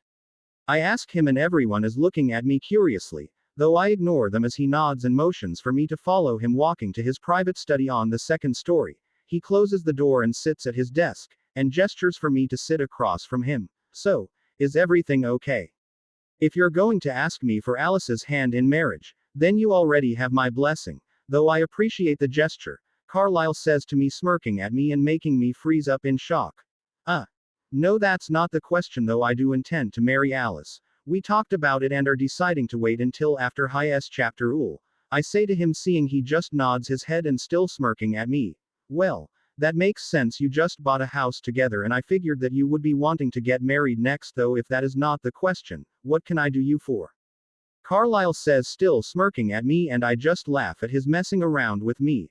I don't know if Emmett rubbed off on you or you rubbed off on Emmett though. In Sweden I learned I have these two conflicting sides in me, both trying to convince me to join them should I chapterus one side, I'll lose the other and I want to keep both once the side wanting revenge against those who wronged me and the other wanting to forgive and move on. I say to him smiling in the beginning, but turning serious as I think about my issue after hearing what I said his smile fades and turns serious, with a thoughtful look about what I said. Well, I did study physiology, I wouldn't say I'm an expert in the area. Are you saying it is like split personalities you have inside you? Both trying to control you and the person you are now is the one in control. Carlisle says to me with complete seriousness on his face. I shake my head and explain what exactly happened in Sweden, from the truth about my parents and the gods I saw while meditating. I even told him I have two sets of memories. After listening to me in silence he sits back and sighs trying to think on what I said. That is a lot to take in. First, vampires in all rights should be sterile and the fact you are the first known chapterhild of a vampire is a huge unknown. Also that you have another life's memories in you, both your current memories and another older one fighting for control of you. Honestly Matt, I'm not sure how to help you. To me, it sounds like your personalities or memories have manifested inside your head as gods, and are trying to manipulate you into forgetting the other one. I can't say gods are real or not. I was never really religious, though since the supernatural world is real, I guess so too could be gods, Carlisle says leaning back into his chapter air and sighing to me, after thinking on it for a few minutes. I could try to research chapter this subject more, though I'm not sure if it will lead anywhere useful. In the meantime, you have two options. The first one I suggest is to avoid shifting or situations that make either side surface. I know that seems impossible, but until we know more that is what I suggest. The other option and possibly more dangerous is to force yourself to either shift and get into a situation where one side surfaces and confront it, then try to subdue it and make it under your control. Once you have both under your control, you can force them to make peace, Carlisle says to me with a concerned but serious face. Then I'll wait until we might learn more, I say sighing and thinking about what he said for a few minutes. Well, we should return to the others. Edward and Bella should be here soon though. I appreciate you trusting me with this, and you have my word I won't tell anyone without your permission, Carlisle says to me after we both stand up and make our way back to the others. Walking downstairs we all waited for Edward and Bella to get here. After another 10 minutes, we hear them pull up outside and everyone got ready for Bella to enter the house. Once she enters we all jump out and shout surprise at her and caught her off guard, with Edward smiling at her surprised look. Wow. I thought something was off today but wasn't expecting this. Thanks everyone, Bella says to us after calming down a bit. Come sit Bella, you should open the gifts we got you, Esme says to her and motions for her to sit on the COU chapter, between Alice and Edith who are patting the seat between them. After Bella sits down, Alice in excitement hands our gift to her and my personal one to her. First, I want to say that this gift is from me, Matt and Edward, the other one is just from Matt and I didn't have anything to do with it, Alice says to Bella, handing her the two gifts. Bella is now looking at me suspiciously and I just shrug her look off. What's on it? Bella asks us to open a small package with a CD in it. I videotaped Edward playing the piano for you and Matt edited it while also burning the CD. Alice says to her, smiling at her happily. That's so thoughtful. Thank you. Bella says to us and hugging Alice, who immediately returns the hug. Then Bella opens the gift I got her. Really, Matt, you're an ass. Bella says, opening the gift I got her and sighing, taking it out for everyone to see, holding the book titled Communication Skills for Dummies. Emmett laughs seeing the gift and fist bumps me. While both Jasper and Edward snicker a bit, everyone else was trying to not laugh like Edward and Jasper. Why are you laughing, Dad? Edward, you both could use this too. Bella says, her eye twitch, chaptering at everyone laughing at her. Edward immediately shuts up and looks away embarrassed. When you're done reading it, I'll give it a try too. Chapter Arlie says, making everyone laugh even more, and Bella sighs in annoyance. Everyone else gives their gifts to Bella, and then I remembered the scene when Esme and Carlisle. Bella cuts herself, making Jasper lose control and Edward injuring her further. Now that Chapter Arlie is here, I cannot let that happen even more. Now seeing that Esme and Carlisle gave their gift to her and she is struggling to open it, I quickly grab it from her. Here, let me. Maybe I should have gotten you a gym membership too, I say, playing off the reason I grabbed it from her and making her look at me in more annoyance. Har. Matt, give it back now.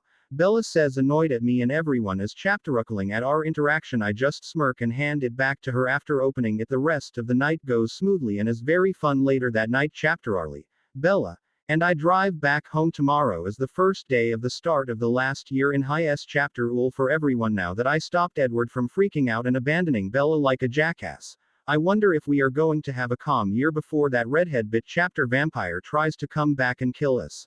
I think to myself as Alice sneaks into my room once again, and I fall asleep with her in my arms. Chapter 38. Matt Pov. The first week went by fairly quickly, with nothing of interest happening. Eventually, the weekend came with Alice and me officially moving into the house we bought together. After bringing our few belongings to the house, Alice decided to take me shopping for furnishing the house. After several tens of thousands of dollars, we bought enough things to furnish the house. After several days with many shipments, we finally got all the furniture for the house inside. Of course, the first few weeks of living alone, Alice and I had spent a lot of alone time together, kinda like a small honeymoon if we were married though. After the first 2 months, Alice and I found ourselves always visiting everyone else.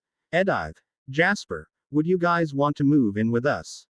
The house is big enough, Alice asks them since it was already on the table. It would be nice to not live with Esme and Carlisle, like actual young adults. I'm in. What about you, Jasper? Edith asks him after thinking about the offer. Sure, should be fun, Jasper says, smiling at us. You gonna invite our jealous brother though? Jasper asks me, as we both can see Emmett looking at us from a window in the house like a lost dog. I say while holding a thinking pose, purposely making Emmett look at us with hope. After an even longer pause, now making him look like he is about to cry, and Rosalie looking out the window now too to see what Emmett is doing. Knock it off, Matt. We both know you want Emmett to move in too, Alice says, rolling her eyes at the situation. Alice. He's not supposed to know that, I say, pointing to Emmett, who now is celebrating like he won the lottery and smirking at me from hearing Alice. Everyone is laughing at the situation like that. Almost all the Cullens moved into our house, other than Edward, Esme, and Carlisle. Our kids have all grown up and are leaving the nest, Esme says, giving them all a hug and kiss on the head before we leave. Well, almost all your kids, Emmett says, laughing, since Edward is still living with them. True, but how long did it take for you all to move out? A few decades, Carlisle says, smirking at them and causing them all to roll their eyes. Arriving at Alice and my house, everyone takes their things inside, claiming the rooms they claimed.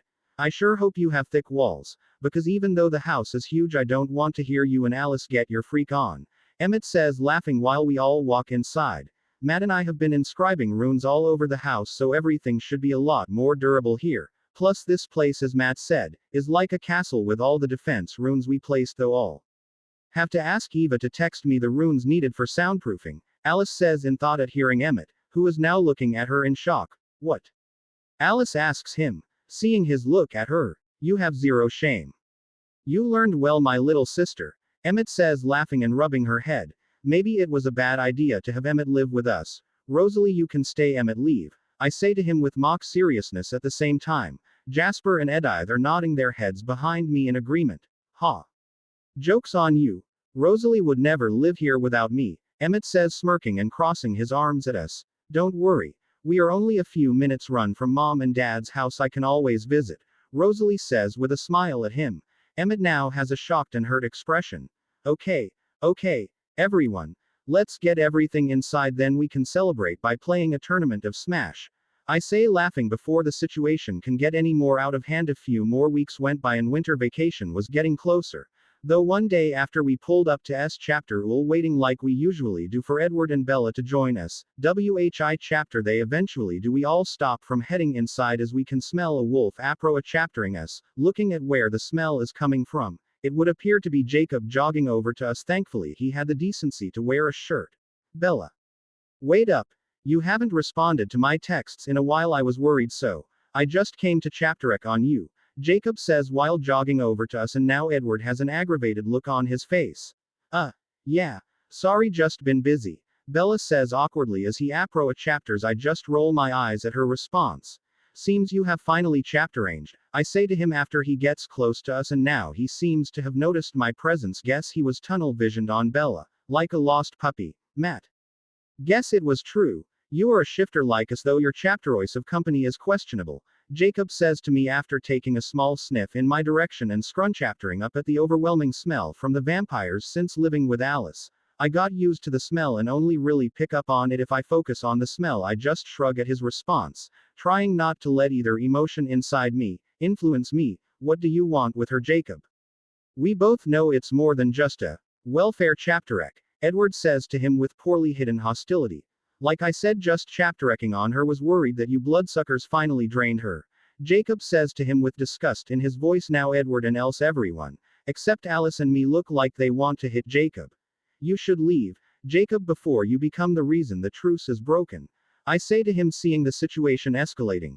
Matt, you have no room to talk, especially since you are fucking a corpse, Jacob says to me with venom in his voice. And now my anger spikes, so does everyone else in the group. Hearing what he said before he or anyone else could react, I close the 10 feet between us and grab him by his neck, lifting him off the ground, squeezing his neck to the point of snapping it, as he is struggling to break my grip and breathe, too shocked and scared to try to shift. It would seem this fool has no idea what he speaks of.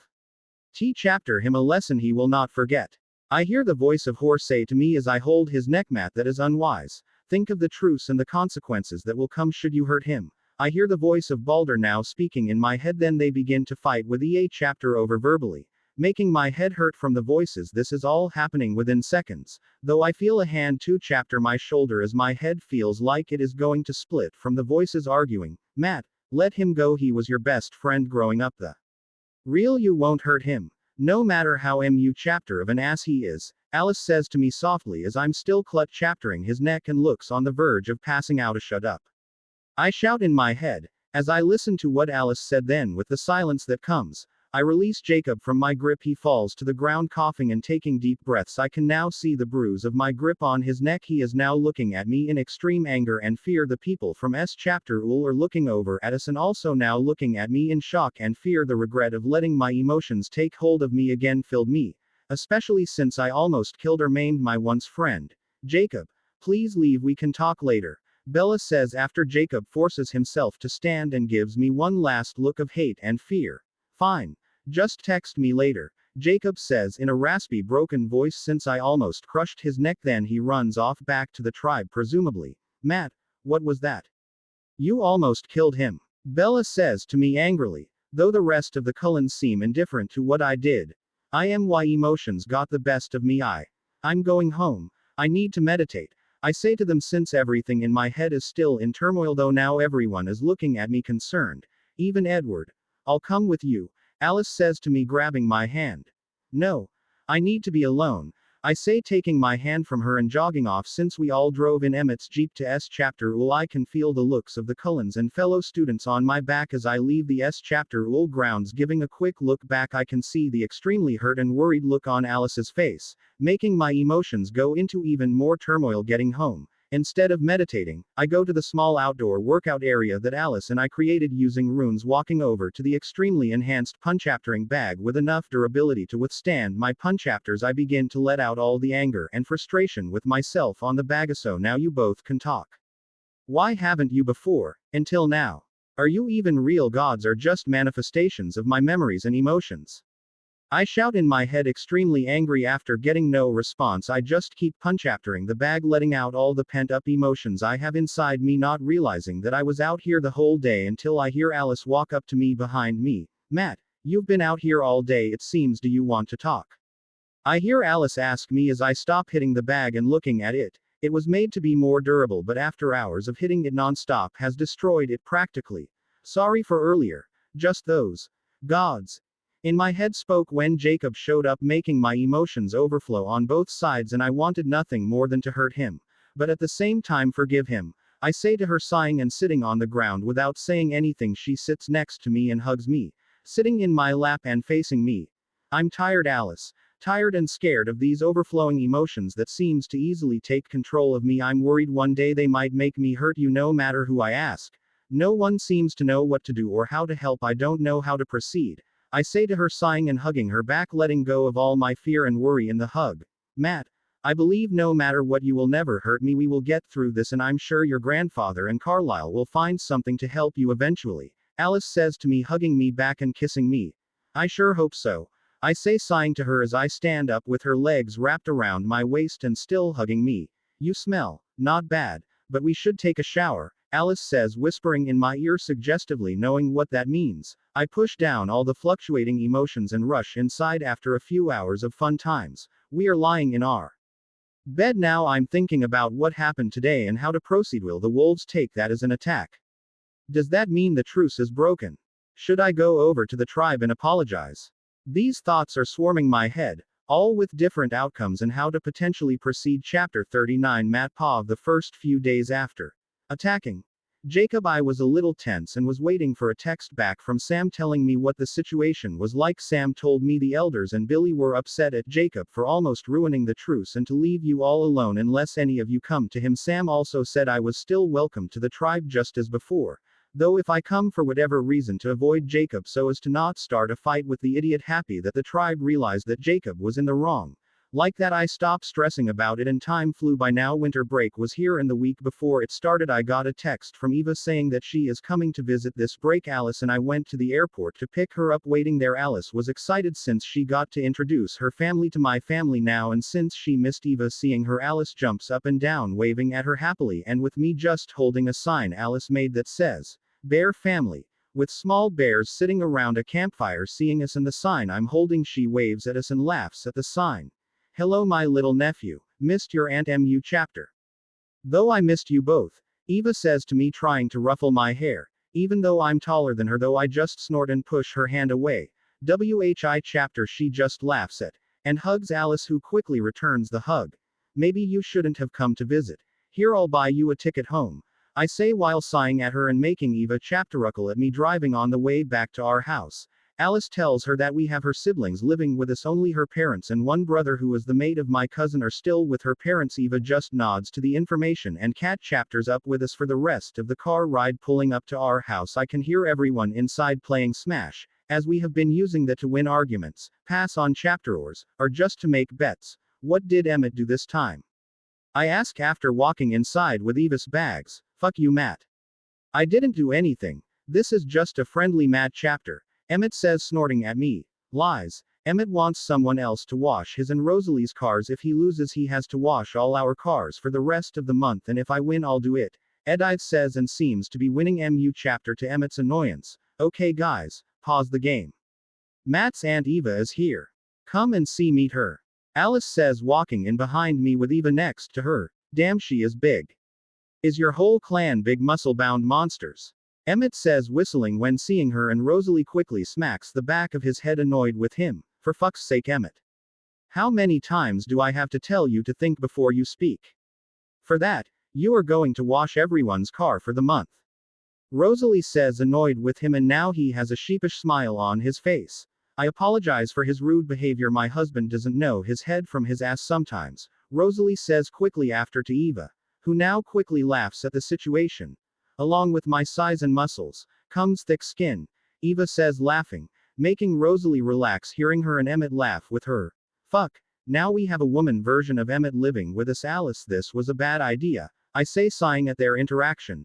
Oh shut, teddy bear, Eva says, and now I'm glaring at her. As Emmett is laughing even more, with everyone else joining in laughing at me after getting to meet everyone who is living with us, Eva joins a new tournament of Smash we started as usual. Edith is the ultimate winner. Though we all are improving slightly EA chapter time we play later that day, we decide to introduce Eva to the rest of the Cullens, by inviting them over for dinner.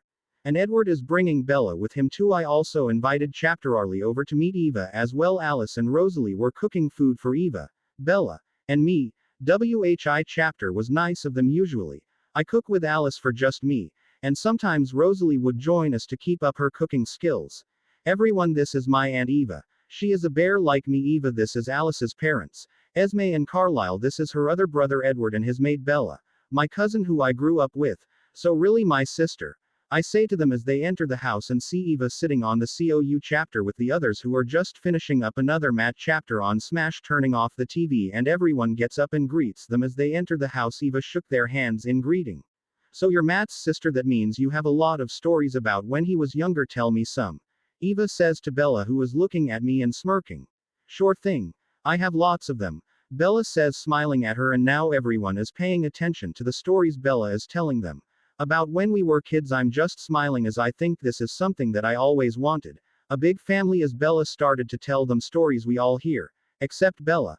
That chapter Arlie pulled up outside finally, then like all of Alice's visions, they hit randomly. Seems she has one just as chapter Arlie pulled up rushing to her side. I hold her steady, and once her vision is over, she just smiles at Eva, who is looking confused about what happened along with everyone else. Though before anyone could ask, chapter Arlie is knocking on the door. It's gonna be an interesting night for you, Alice says to me, whispering in my ear only for me to hear, and before I can respond, Bella opens the door for Chapter Arlie. Chapter Arlie gives Bella a hug, greeting her. WHI chapter. She returns, and then when he walks into the room, both he and Eva freeze at seeing one another looking into EA chapter other's eyes, and now we all know what just happened, though like her usual self, Bella has no clue. Fuck, I say out loud and snap everyone out of their shock. Along with Eva and Chapter Arlie, seeing everyone's shocked faces and my annoyed face, Bella looks around confused. Eva is now looking at Chapter Arlie excited, and Chapter Arlie seems to be embarrassed with the situation as she looks at him.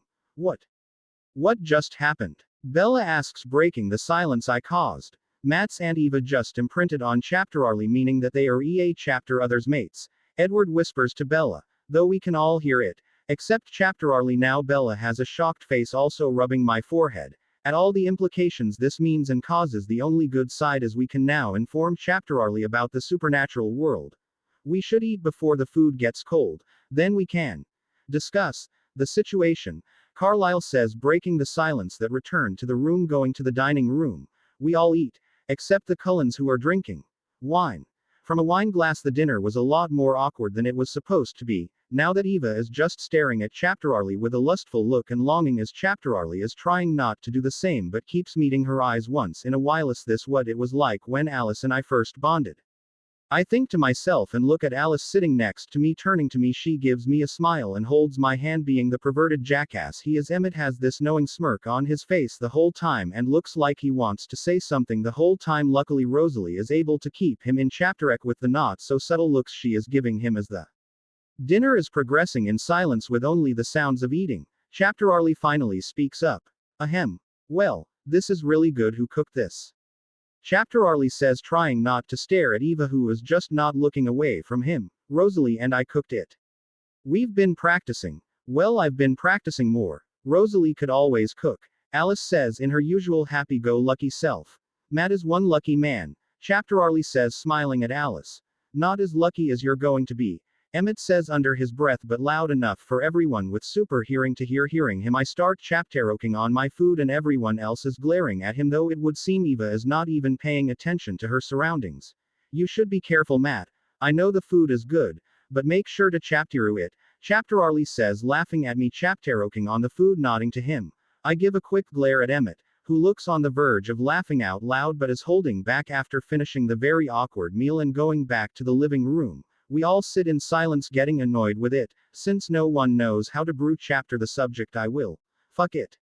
Chapter Arlie. You and my Aunt Eva have a lot to talk about. We all know you both have this attraction to one another. Don't look at me like that. You'll understand after talking with her. Just go talk with her outside. You're adults and just please go talk outside. I say to them as Chapter Arlie is looking at me shocked at what I just said after looking at Eva and then back to me. I can see he is conflicted on what is going on, but ultimately nods to me and they both go outside to talk. Matt, was that the best way to go about that?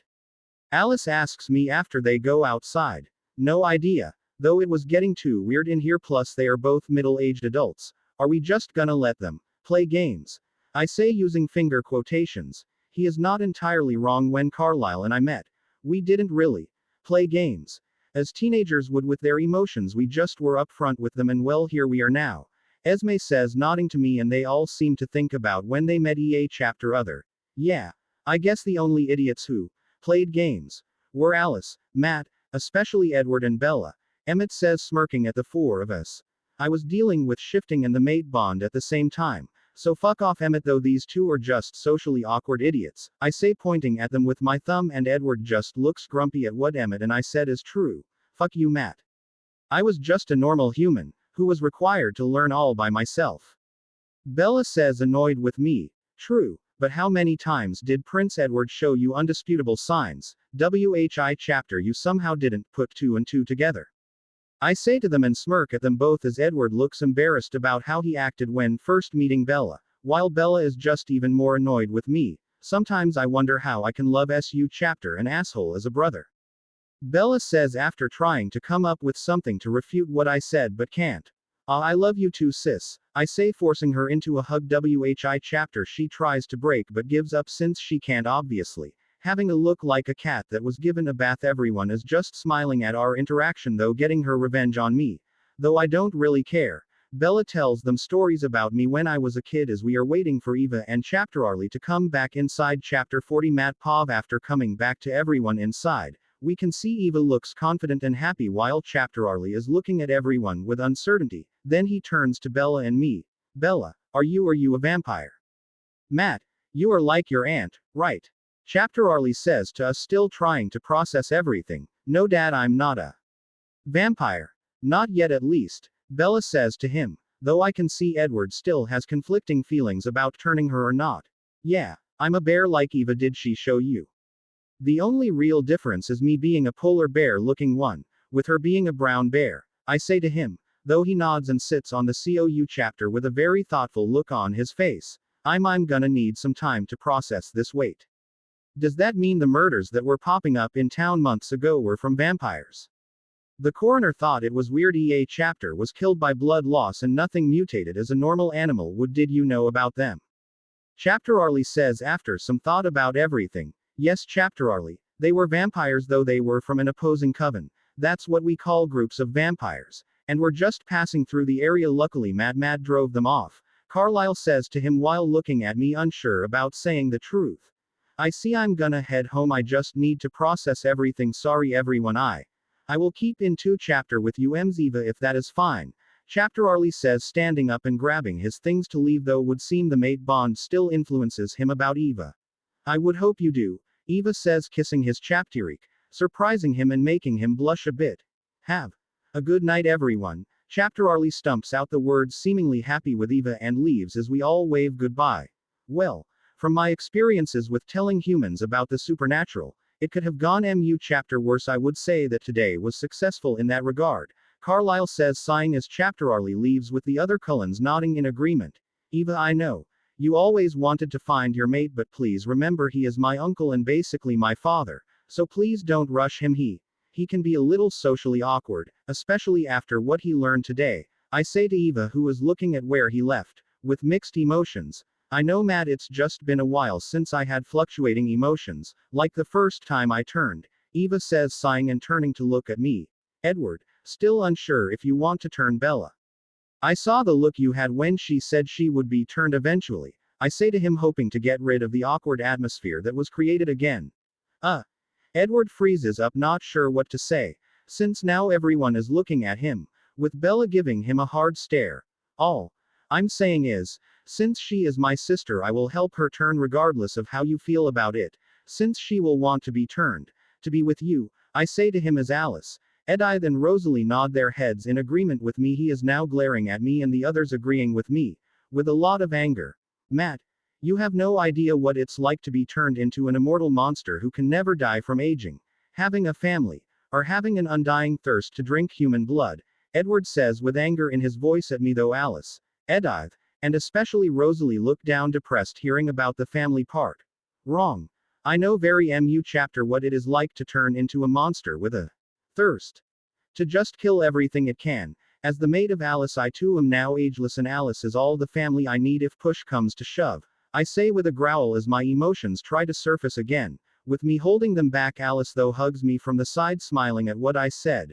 Okay, everyone, let's just take a breath and relax. It is getting late. We should head back home, Carlisle says, trying to stop the conversation from escalating after they left, leaving the rest of here. I went to sleep the next morning. Eva asked me where Chapterarlie lived as she wanted to talk with him in a few days, telling her she went to go see him a couple of days later. Just like that, days passed by until Chapterismas arrived, and Chapterarlie came to terms with what he learned. Eva and he seemed to be dating, as they have been going out together quite often. Everyone came over to celebrate Chapterismas at our Hussein the morning. Alice, Edith, Rosalie, Eva, even Esme, and surprisingly Bella, who for some reason were here as well, were all cooking in the kit chapter. And for today, Carlisle, being a doctor, was working until later this afternoon, and the same with Chapterarlie. Edward was in the living room with Jasper and Emmett. What the hell is going on? I say after getting out of the shower and seeing basically everyone here. The ladies wanted to cook a bun chapter of food for today. Eva said you and her would eat most of it, considering your metabolism and hunger. Jasper says to me, shrugging while reading a book with Emmett and Edward playing one of the Mario Brothers games. Well, we have time to burn. When was the last time we had a guy's time out? Emmett says, throwing the controller away, annoyed that he died to Bowser again. What did you have in mind? I say, curious. Now Jasper and Edward are looking at him, curious too. Nothing really, but I mean we could go on a hike. Fish, UHC, a movie. I don't know, really was just a thought. Emmett says, shrugging as thinking as we all start to think on what to do too. Maybe we could EA chapter pick something to do. And we spend some time doing what we EA chapter pick. I suggest, and they EA chapter seem to agree with what I said. Last one to the Jeep, has to tell them we are leaving. Emmett says, jumping up and running outside, stunning us, but we quickly follow. Sorry, Jasper, I say as he was the last one out, though Emmett has a smug look on his face, as Jasper shrugs and goes back inside to tell them we are heading out. The ladies said that it is fine, though we are doing the dishes later tonight, Jasper says as he comes back outside and makes Emmett sigh. So who has something first? Emmett says as we climb into the Jeep. A new Barnes & Noble opened up in town. I wouldn't mind chapterecking it out, Jasper says to us. Sure, why not? Edward says, and I nod my head in agreement. Fine.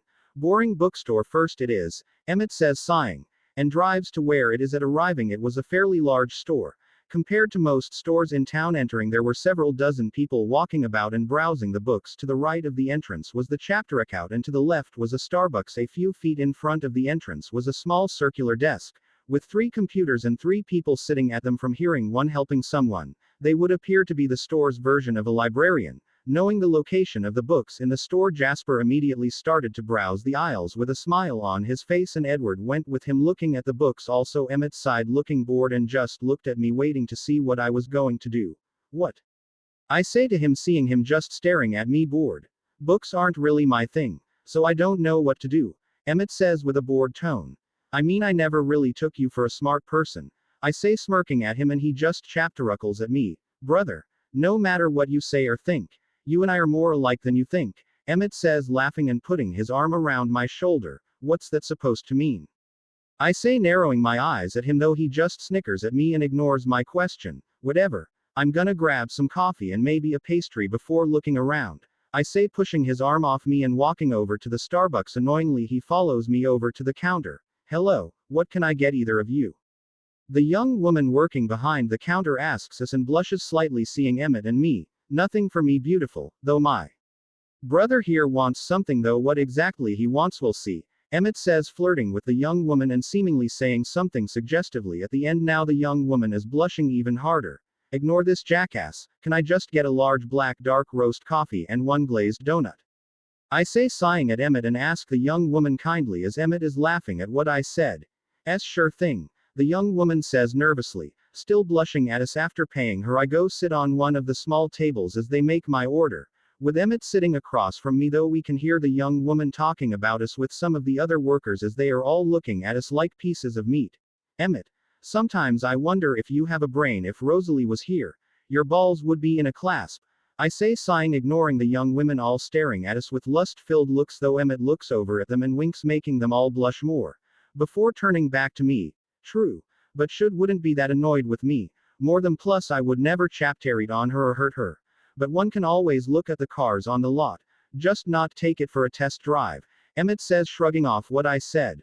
Plus it is just harmless flirting. Worst case they try to get my number or give me their number. Either way, I will turn them down, Emmett says to me before I can respond. Sure, I guess. As long as no one is hurt. I say, sighing as the young woman approaches chapters us and nervously hands me the items I ordered, while still blushing at us. I wrote my number on the cup.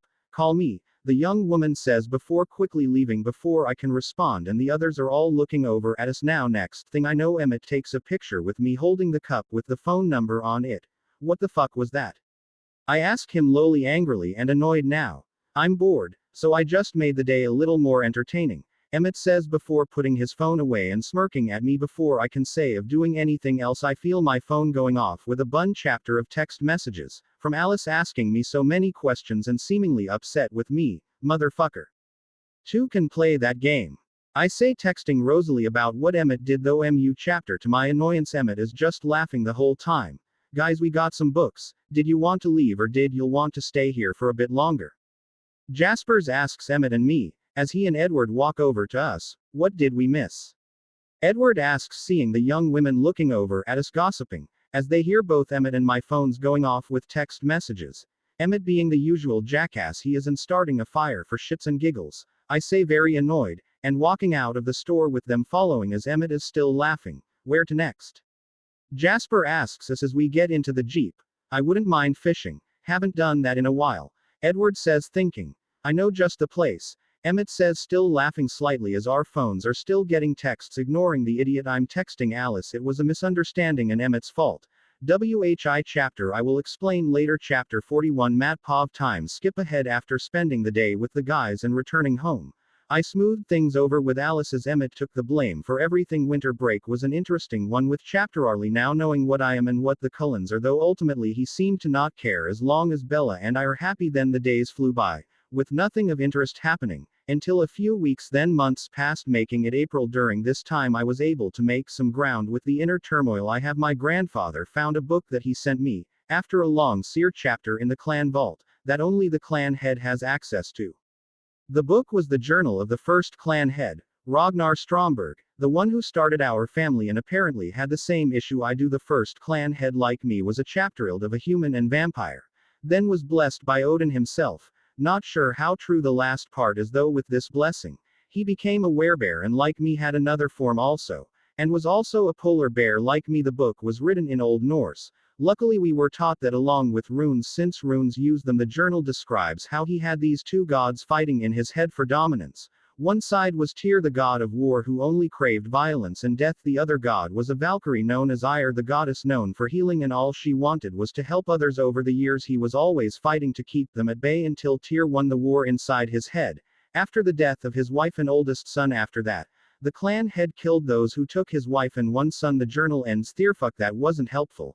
I think to myself, sighing, but an instinct tells me there is more. Tearing the extremely old leather binding of the book, I find a small letter. Opening the letter, it was written in the same handwriting as the book, meaning this letter is from Ragnar himself. It stated, whoever finds this journal and letter, please know it was a mistake to let one god win. After winning I lost myself to the god, getting trapped in the well in the mindscape and what chaptering as he would run around in my bear form killing as he pleased. After a long time, I'm not sure how long as I lost track of time, I was able to get out of the well and kill the god, reclaiming control, though after shifting back to my human form, All the time spent as a bear caught up with me, quickly aging me, knowing I have but a few moments left. I write this with my blood. If you suffer the same fate as I did, kill both gods or make them submit to your will.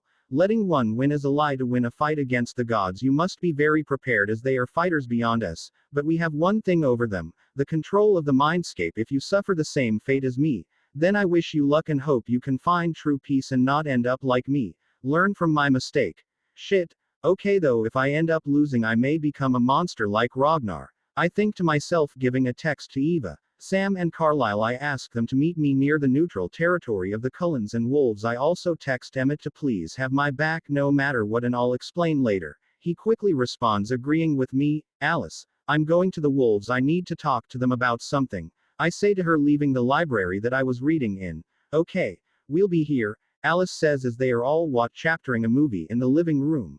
But sensing the saddened look I give her, she stops the movie. Matt, don't lie to me. What's wrong? Alice says, and now everyone is looking at me worried. Nothing. I have to go, I say before I can leave. She rushes to me and grabs my shoulder. Matt, I said, don't lie. I know something is bothering you, Alice says, and what I'm about to do I know she wouldn't allow, so I can't tell her. Alice, please, just please let me do this. I can't tell you.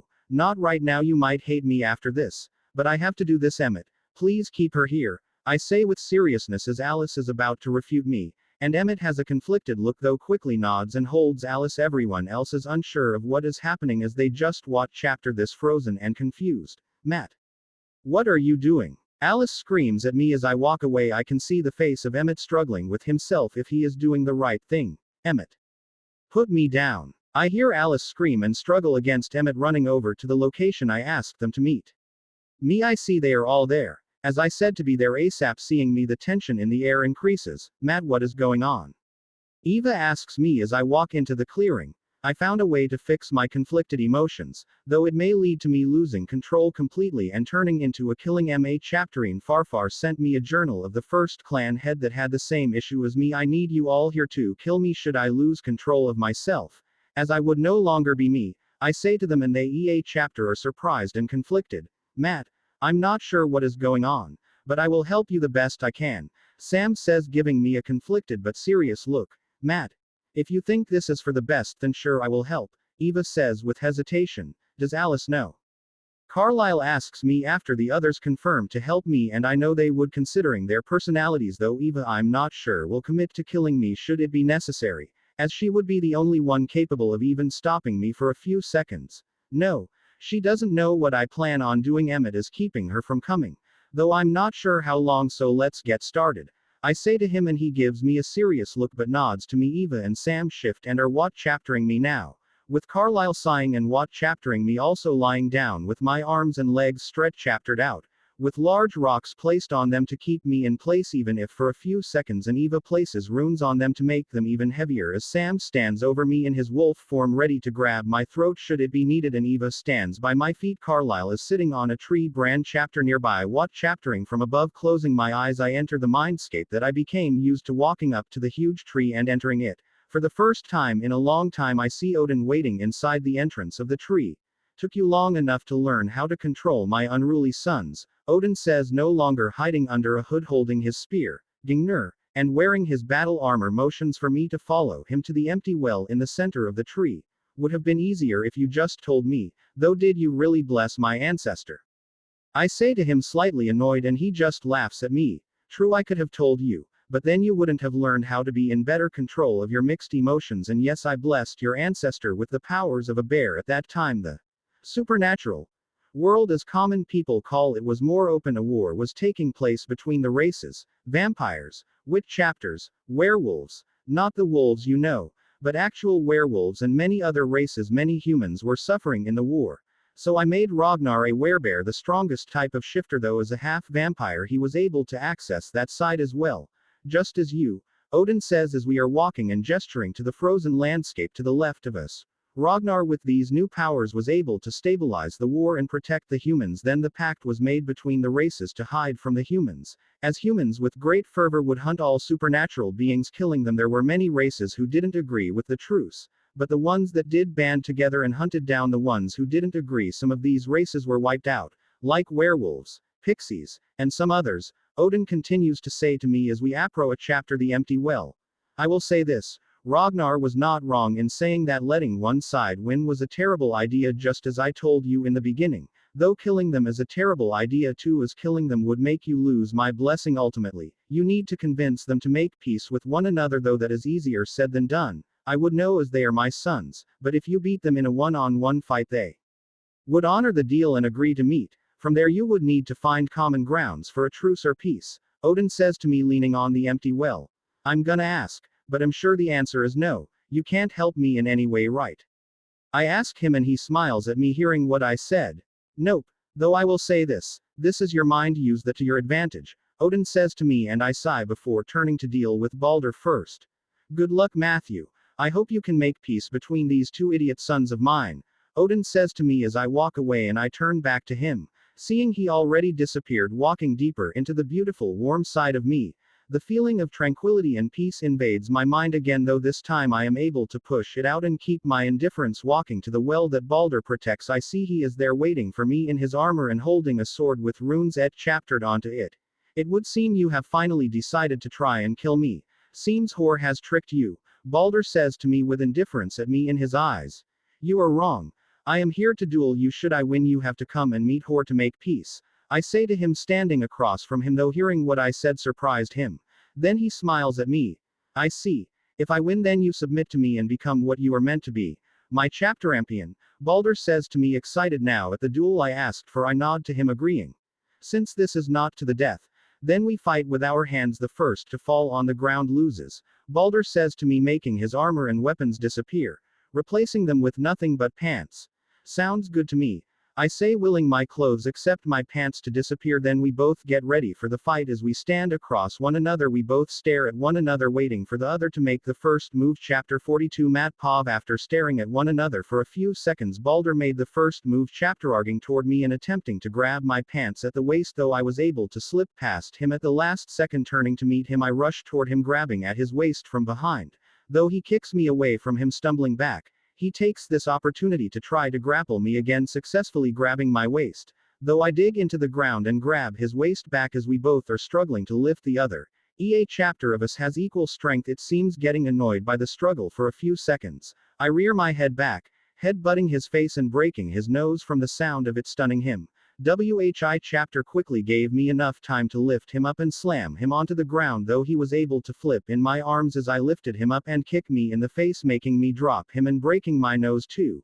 Guess we are playing dirty. Balder says, smirking at me with blood running down his face from his nose, grunting in pain at my broken nose. We arge at one another again. This time it turned into an MMA fighting match. Chapter though is Ray chaptering chapter other. He is throwing chapters my way, trying to knock me out or stun me enough to slam me onto the ground. He has me on the defensive as he keeps aggressively throwing chapter after dodging his chapters for minutes. I decided to tank a few hits to get my own in. His chapters landed on me.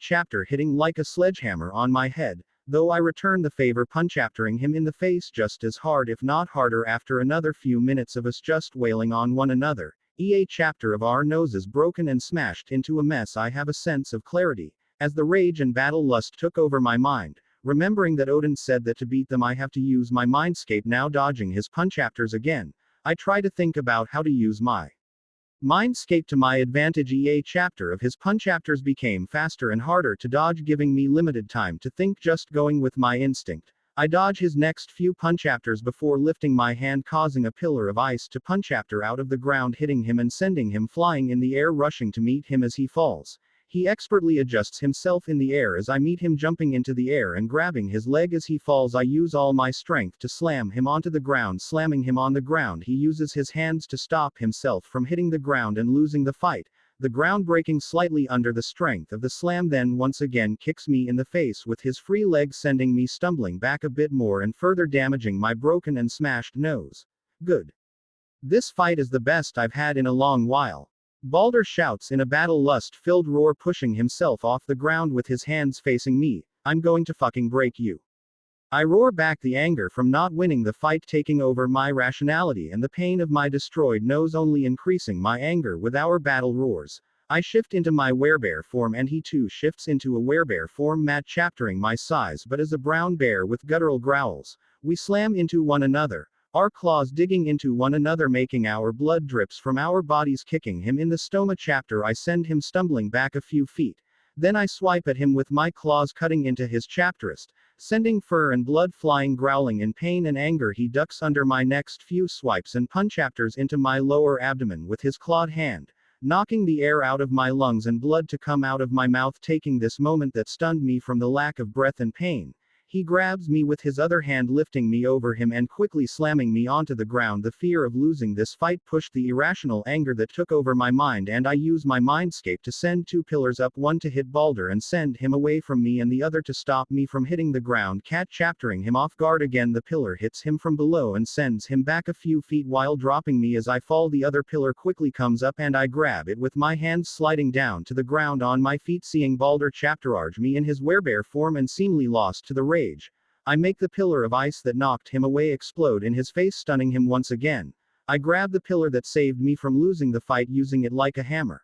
I begin to beat Balder with the giant ice pillar in my arms. Seeing the pillar coming down on him, he brings his arms up to block it, though the strength of the pillar and myself is enough to break through his defenses, hitting him on the head and stunning him. He stumbles back just in time for my next swing to miss him by a few millimeters. Jumping back away from my next swing, he grabs a nearby tree from the ground and swings it at me as I chapterarge at him with my ice pillar in my arms, my eyes widening at seeing this. I throw my ice pillar at him and duck below the swing of the tree at the last second, though a few brand chapters are able to hit me and cut me up a bit from the strength behind the swing. My ice pillar was successful in hitting him as it slams into his face and knocked him back a few feet. It stunned him quite a bit as he falls to one knee. WHI chapter is not enough to lose the fight according to our original rules, that is if they still matter. Not letting this chapterance slip by, I rush towards him, and I send another ice pillar to hit him from behind. Seeing me chapterarging him has struggled to shake the dizziness from his head and stand up.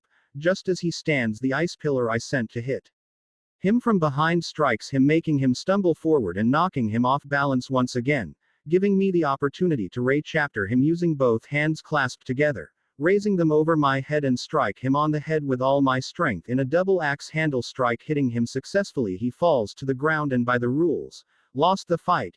You lost, I say in my guttural werebear voice while stepping on his back in case this turned into a death match chapter.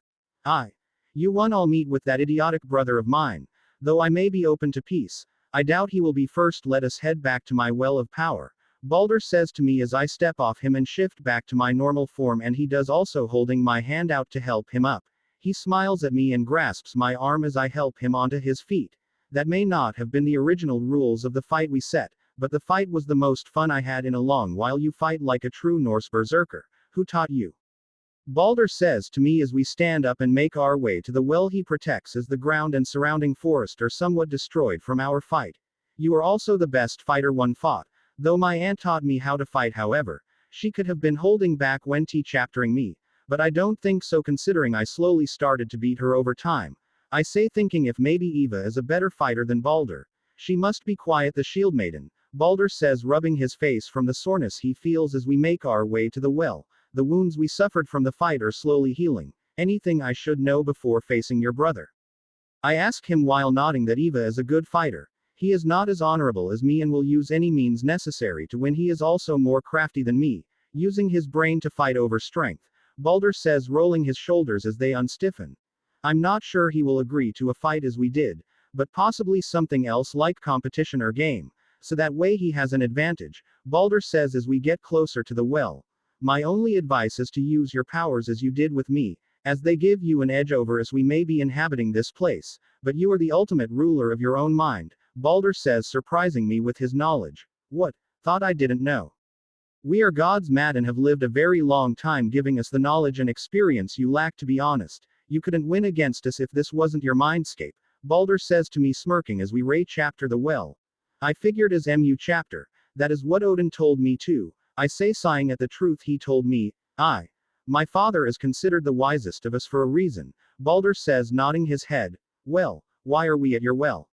I say as we stand next to it. You have beaten me and therefore claim full ownership of this well. Claim the power and move it to your well in the center. Once you do that, the power of your werebear form will become natural for you and no longer an as foreign feeling as it once gave you, Balder says to me.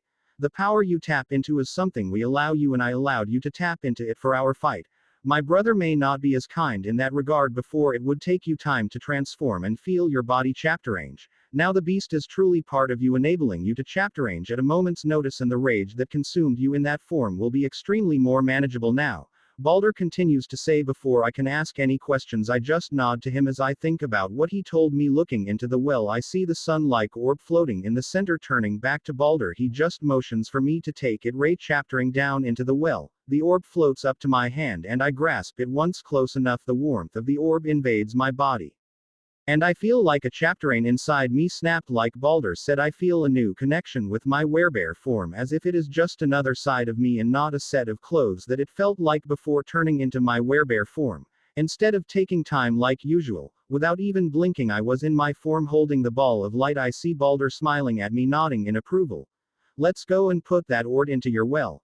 Then you just need to get my brother to submit. After that, we can try to make peace, but we'll see what happens, Balder says with a shrug and walks to where the center empty well is. I shift back to my human form, instantly following behind him. The rest of the walk is in silence and we Ray chapter the empty well. Eventually looking at the empty well, I walk over to it and hold the sun-like orb inside it, before releasing it from my grasp. As soon as I release it inside the well, it floats down a few feet before slowly rotating around the well in a circle. Standing straight, I turn to the freezing wasteland that Hor is in and begin to walk to the next chapterlange. Good luck, Matt. I hear Balder shout at me as I walk away. I turn and give him a quick nod before returning to my journey. Chapter 43. Matt Pav. Walking into the icy wasteland that was where Hor resided with my other well. As I walked further into the wasteland, the feeling of unease and hate filled me. Pushing those feelings away, I walked further on, eventually arriving at the well in this place and not seeing Hor anywhere. Warily walking towards the well and keeping a look at my surroundings, until I feel something rapidly chaptering me from behind, jumping to the side as an ice-like arrow flew past me and exploded into ice shards a few feet in front of me. At the same time, my surroundings became filled with a snowstorm, making everything difficult to see. Knowing this is my landscape, I stop the snowstorm and see Hor standing by the well with his arms crossed, looking at me with indifference. So you defeated my brother? I'm hoping that means you are going to embrace this side of you, though I suppose you are here to defeat me too and claim this power as yours, Hor says to me, still standing by the well with his indifferent look. Yes, I would ask you to surrender, but assume that you won't. If that is the case, then are we going to fight for this prize? I ask him and he just has a small smirk on his face. We can fight for the prize, though you will have to use your ice bear form. Then you must defeat a chapter creature that appears before defeating me in combat. If you can do that, then I will submit this power to you, and if I win, then you embrace this side of you, Hor says to me with a cruel look on his face, and for a split second, I see a playful look on his face, giving him a hard look. I nod and shift into my ice bear form. Since I haven't used this form as MU chapter as my werebear form, the emotions are more pronounced, but I can now somewhat control them easier. After turning, Hor disappears and the icy snowstorm reappears, though this time no matter how MU chapter I try to dissipate it, it remains, making me wary. After a few seconds of chaptering my surroundings with extreme tension, a dozen giant white wolves twice the size of the wolves of the Quileute tribe appear through the storm like me with EA chapter breath. Ice shards come out of their mouth even in this icy snowstorm. Rearing up on my hind legs, I let out a roar, stopping the wolves in their tracks after surrounding me, making EA chapter hesitate for a few seconds. Using that hesitation, I chapterarge the one in front of me, Ray chaptering the wolf before it or the others can react in time. I swipe my one paw at it and cut through it like butter, beheading the wolf as its body slumps to the ground and turns to ice. Now the other wolves chapterarge me and jump, biting into my back and hind legs. As some others try to distract me from the front, the others jumping towards me trying to bite me from the front,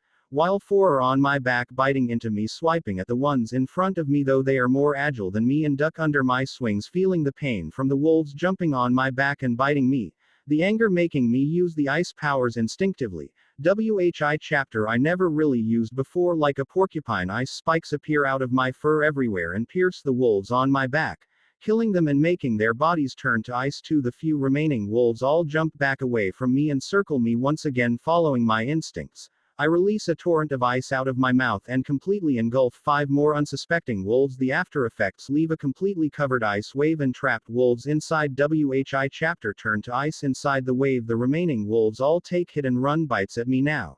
dodging all my swipes at them and breathing torrents after what feels like an hour of chapter racing them around in this snowstorm and getting annoyed. I try to use my mindscape again. I still can't control the storm, but after letting the wolves get close to me, I create a wall 3 times my size in height, so more than 100 feet tall, surrounding us, trapping them inside it with me, and with each chapter second the wall gets smaller in diameter, forcing them closer to me. Seeing the inevitable, they all try attacking me at once, with 2 biting my ankles, and the last one trying to jump and bite my neck, slamming the one jumping at me and sending ice spikes through my ankles, killing the wolves biting me. Stepping on the wolf, I slammed down, shattering it into thousands of ice shards, breaking apart my wall and roaring in victory. I wait for the next beasts, or whatever horde decides to send. Not waiting more than a few seconds does 5 Jotun ice giants coming running through the storm.